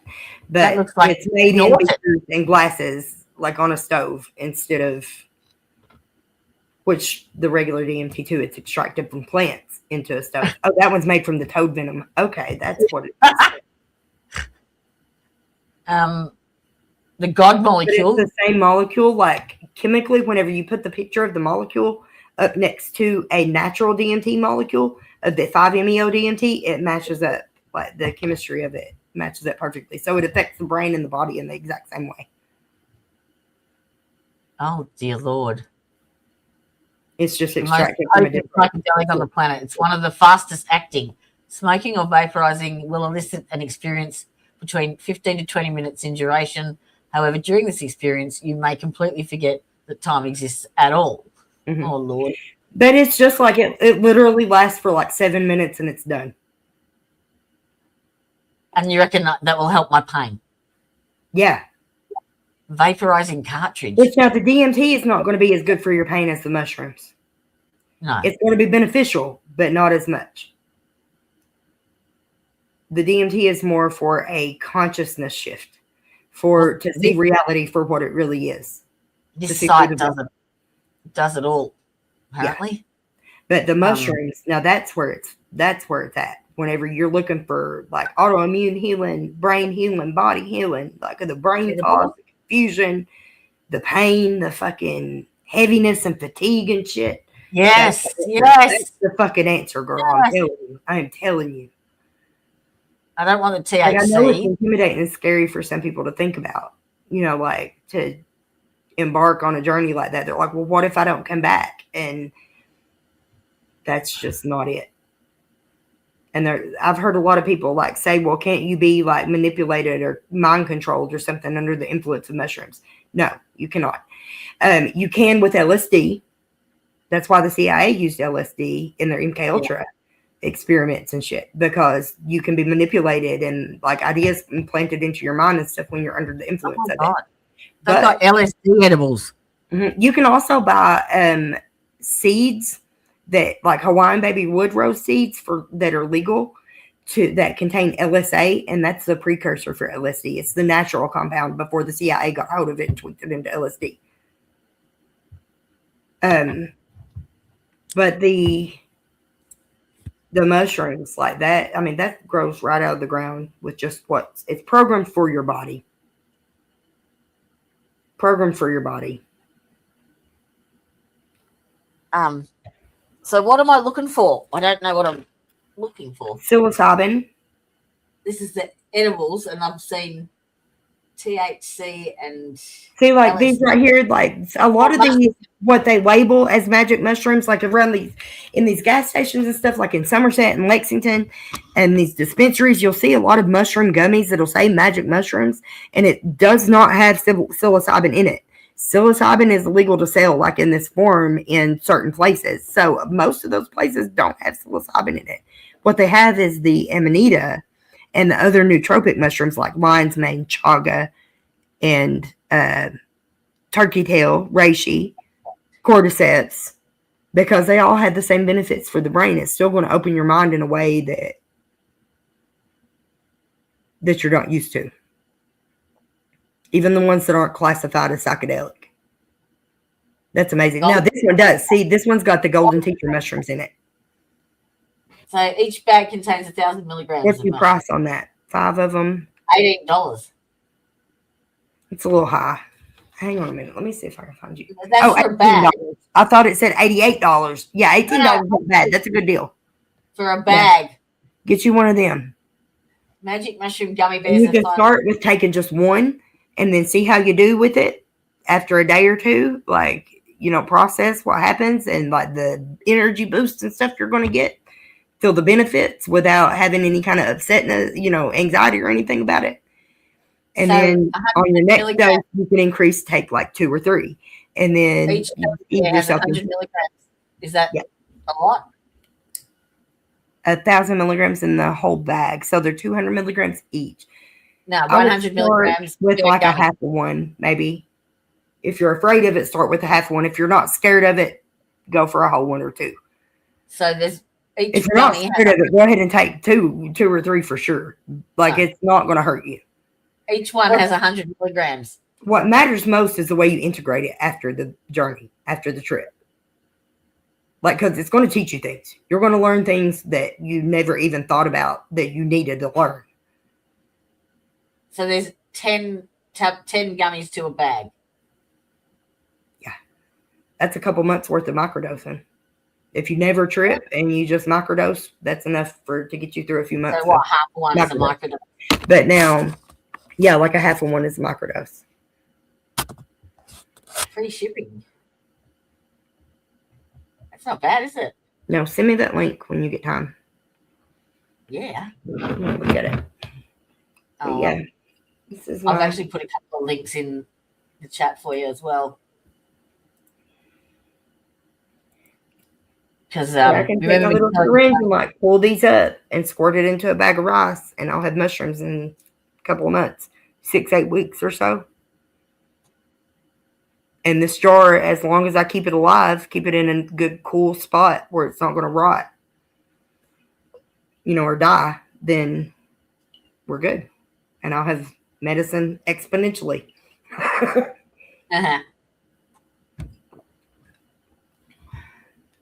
Wonky sweet. Oh no, I don't want that shit. Where do we go? Oh god.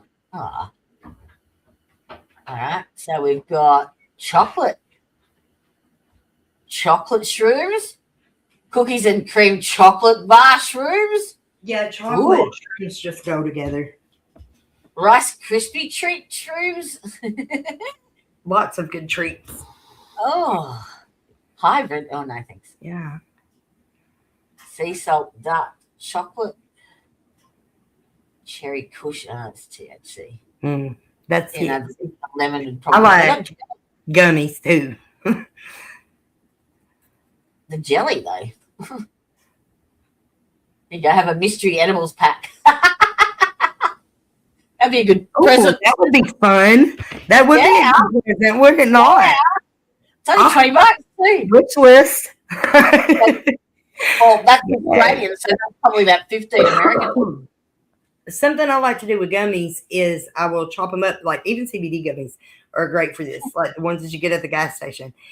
Chop them up and melt them in a little bit of hot water and then put them in your drink, like in a lemonade or iced tea or something. So good. I like iced tea.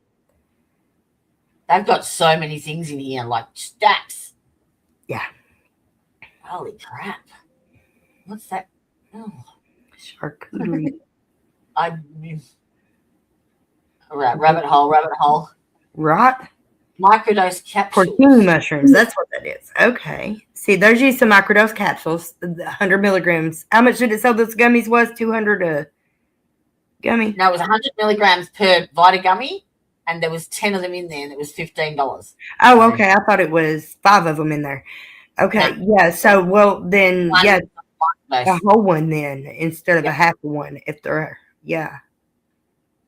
And what, you have it once a week or something, or once every few days? Yeah. What the hell is this shit? That's the peanut envy. That's a strain of magic mushroom. Yum. That's like some kind of pate. Yeah. I've seen people make mushroom peanut butter, and they'll have like mushroom peanut butter sandwiches, peanut butter and jelly sandwiches. This is like a pate with meat, though, in it. I don't know. Yes. Porcini mushrooms. Don't work with me. But so they've got some. I mean, you got to think about it. Mushrooms are a food. You know what I mean? Yeah. It's not a fucking drug. It's a motherfucking food. Eat it like food. Yeah, like we're supposed to. We should be microdosing things in nature. You know, like if we were in the old days, that's what we would be doing. We would be eating this stuff like and getting it naturally, and not have to buying it in products because there's regulations and laws and prohibitions on God's creation. Wow. Penis envy. They're foods. Yeah.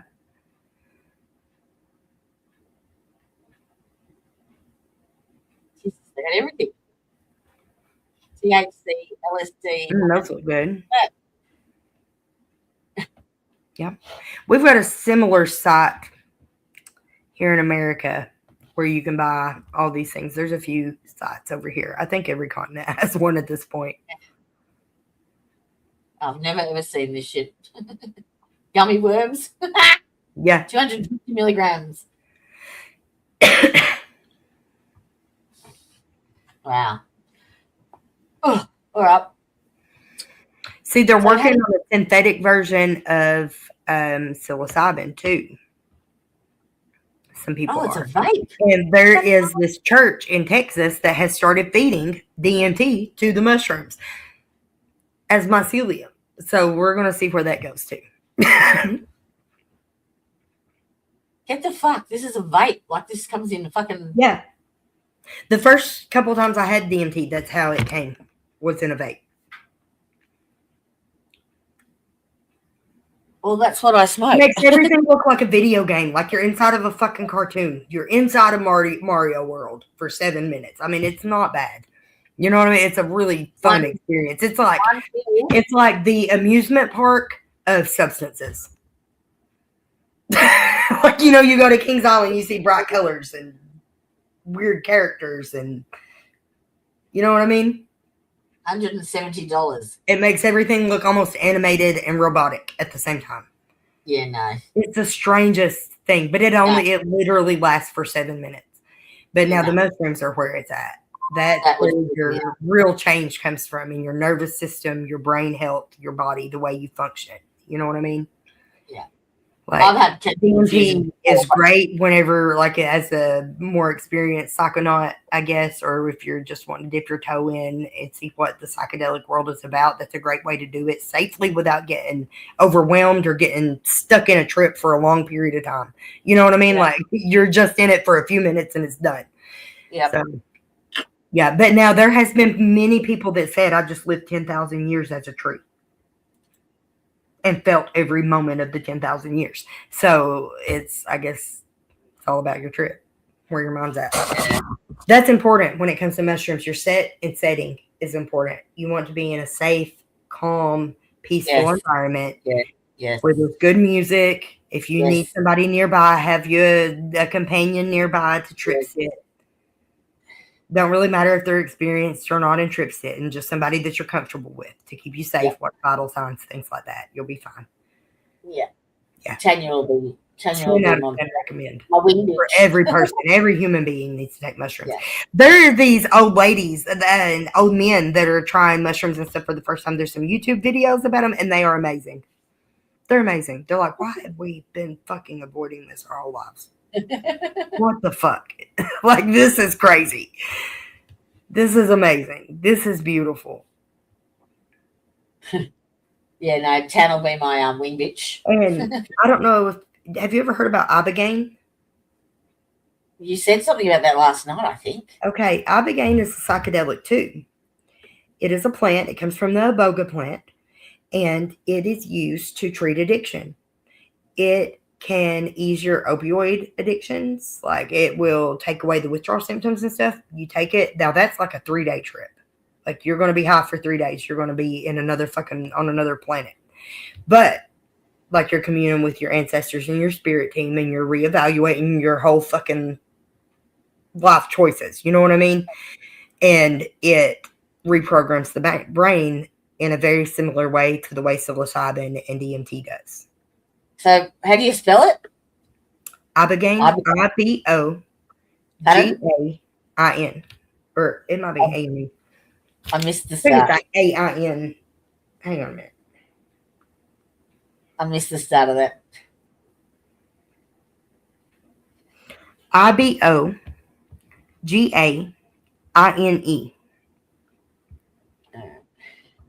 Is there another word for it? Let me do a search on here.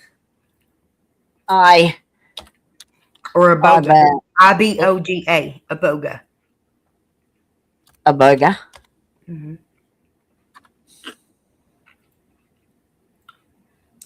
It effectively treats brain trauma. So many things. PTSD.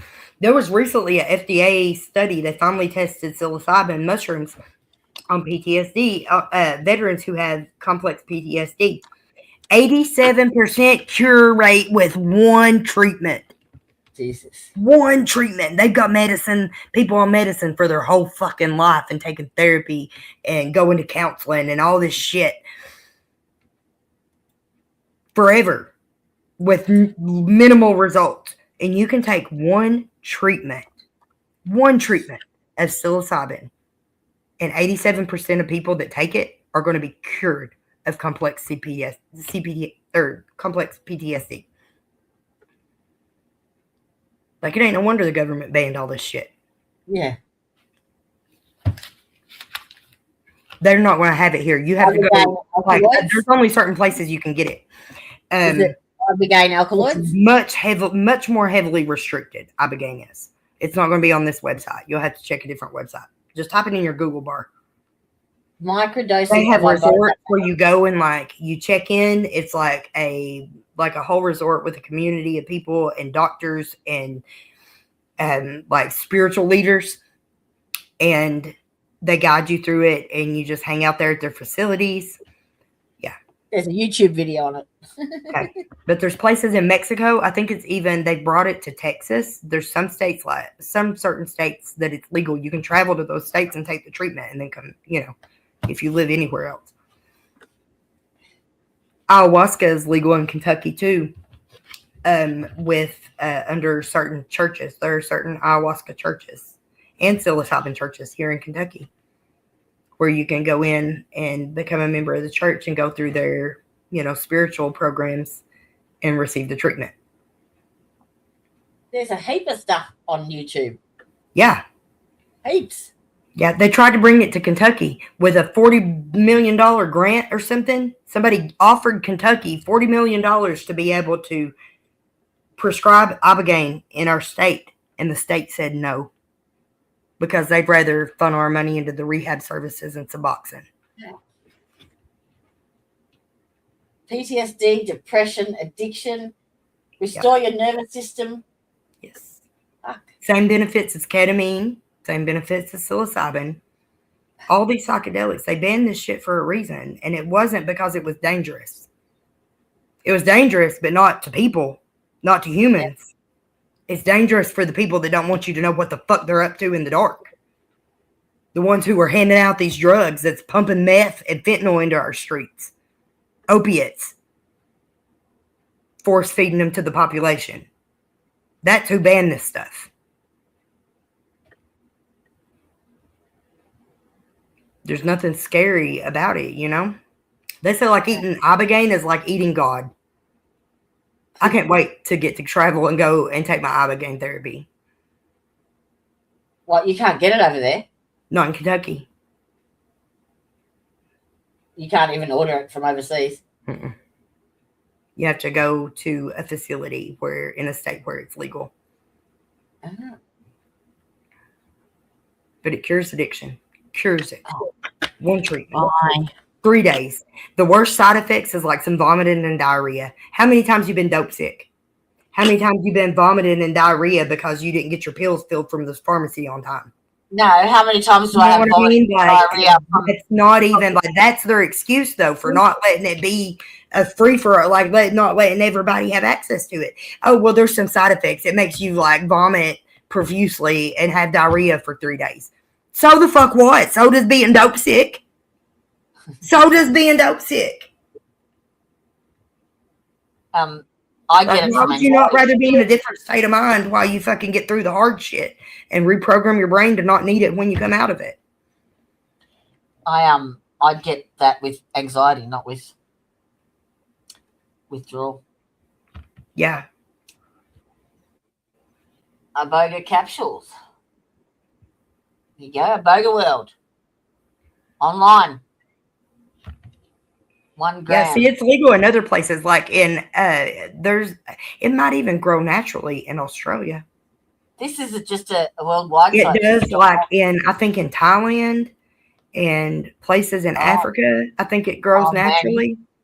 Thailand has everything.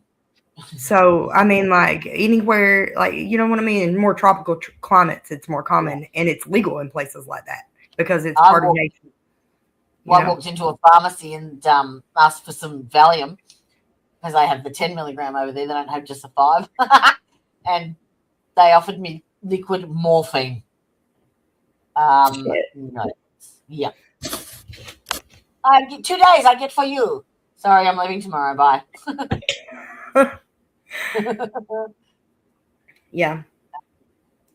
You know, there are natural opiates too, plants that you can eat that will fill the opiate receptors in your brain and help your pain without the addiction and without the symptoms and the withdrawals and stuff. As in Suboxone. Did you know that the plant that contains the most nicotine? What do you think? The plant that contains more nicotine than anything else other than tobacco? The coffee beans? I don't know. Potatoes. Oh. Potatoes have more nicotine than tobacco. They make vodka. So we have rules and regulations on nicotine. Why? Because it's addictive. No, because it flushes toxins from your system and helps your body heal. Nicotine. That's why it's banned. That's why it's fucking got restrictions and shit on it. Because nicotine helps your body heal as well. In its natural form. Not like smoking it is bad. Smoking it is always bad. Yeah. Because you're introducing new chemicals and the burnt particles, it changes the chemical composition. So it affects your body differently when you inhale. What about the rollies, the tobacco? Like natural, that's much better. Yeah, it's not going to have like all the chemicals and stuff. But now even like the bags of tobacco, that's sprayed with the chemicals and stuff too. So if you're not growing it or getting it from a local source, then it's still going to have some sort of chemical in it. But the benefits still outweigh the risk. When you look at the science behind it, the benefits still outweigh the risk. This is that's why the nicotine pouches, like these aren't even the best option either because this is synthetic nicotine. And I don't know what that is. I don't know what anything that's synthetic is usually bad. But the benefit that I get from it, like it helps to flush my body of toxins and stuff and to help the nicotine receptors that we naturally have in our brains. We're born with nicotine receptors in our brains too. We're supposed to take in these substances. It's the government's overreach that has decided that, oh, no, you can't have that. You can't ingest this. You can't consume that. Chaya, look. That's their dumbass rules. You know what I mean? Like, it ain't got nothing to do with nature. Like, the things that they have banned heal our bodies.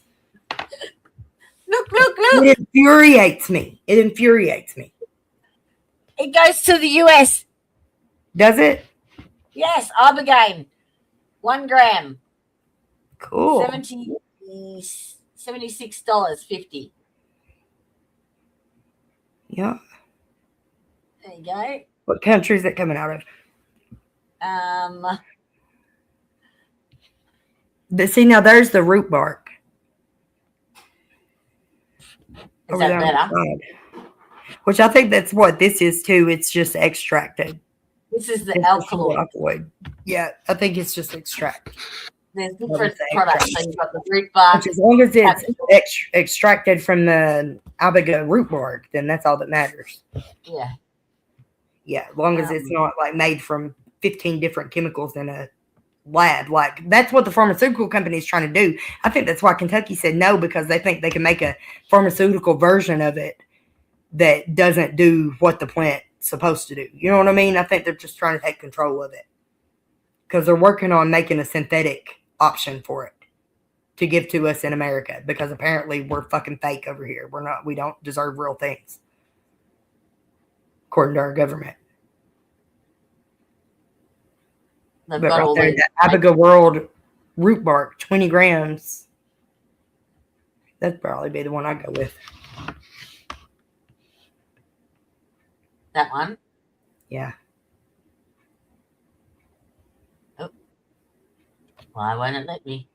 They say that it eases the withdrawal symptoms, like, I guess because you're in a different fucking world for a couple days. You know what I mean? Like, you don't realize that your body, you don't even realize that your body's going through withdrawal because you're elsewhere. Oh. You're distracted.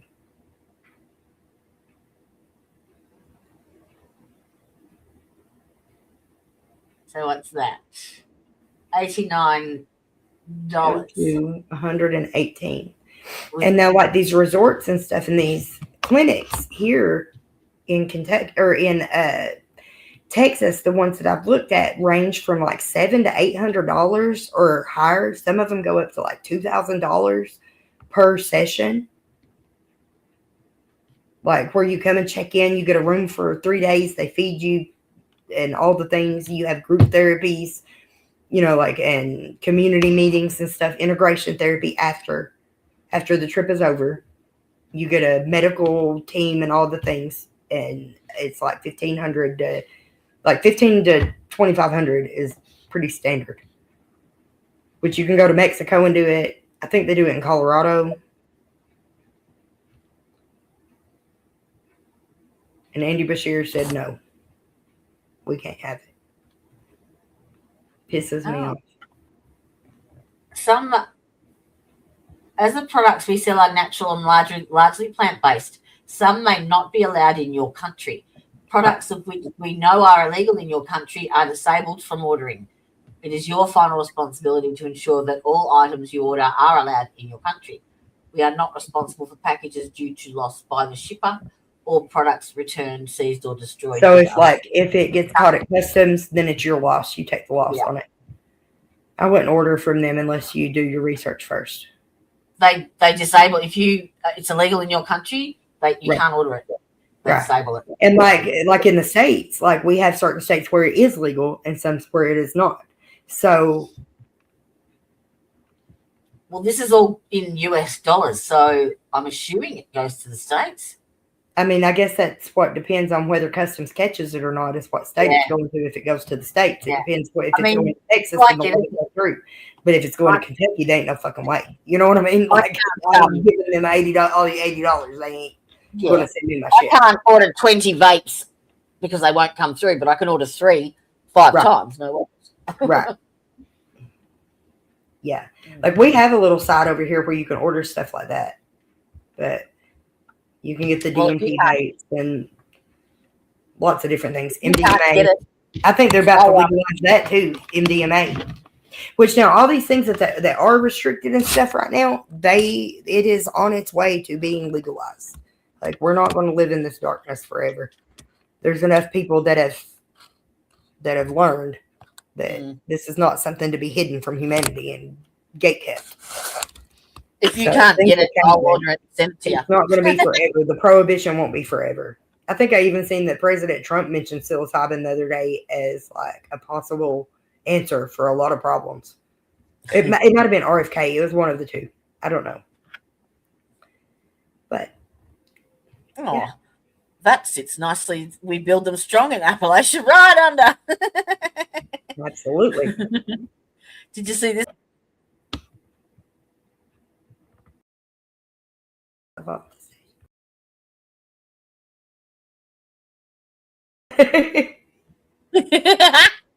Had so much fun.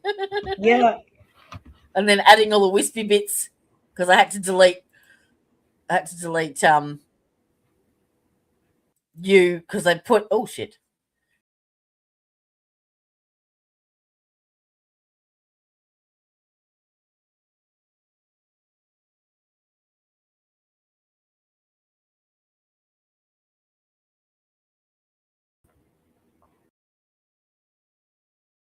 There you are. All right. No. Oh. think we're both just pushing buttons at this point. I don't know what's going on. What's Brandy's daughter's name again? Oh my god, my brain. What's Brandy's daughter's name again? Sarah. Yes. Oh. Yeah, I had to delete 2 Sarahs and 1 Tyre. So I added all the wispy bits and the smoky bits to cover up where I'd erased them.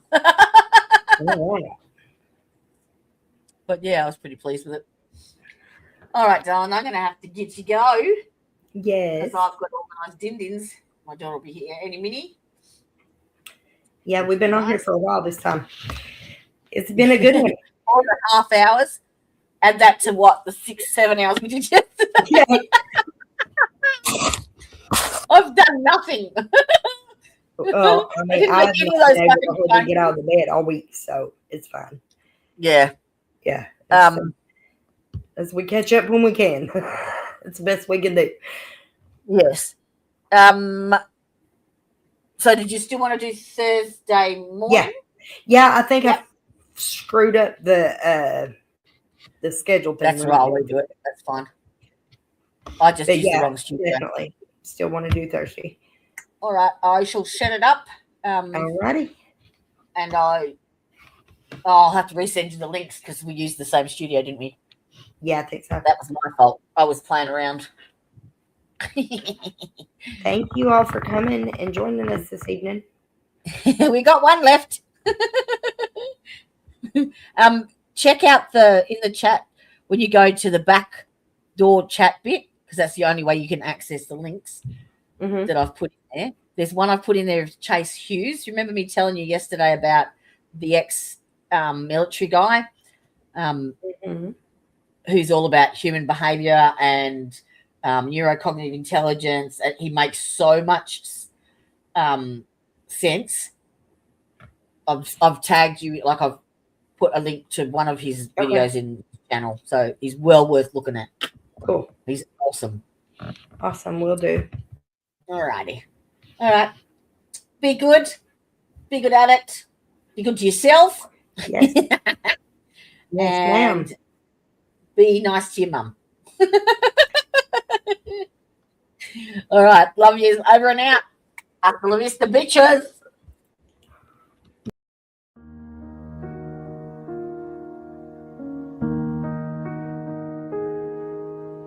Whispers in the shadowed halls, the judge's gavel, justice stalls.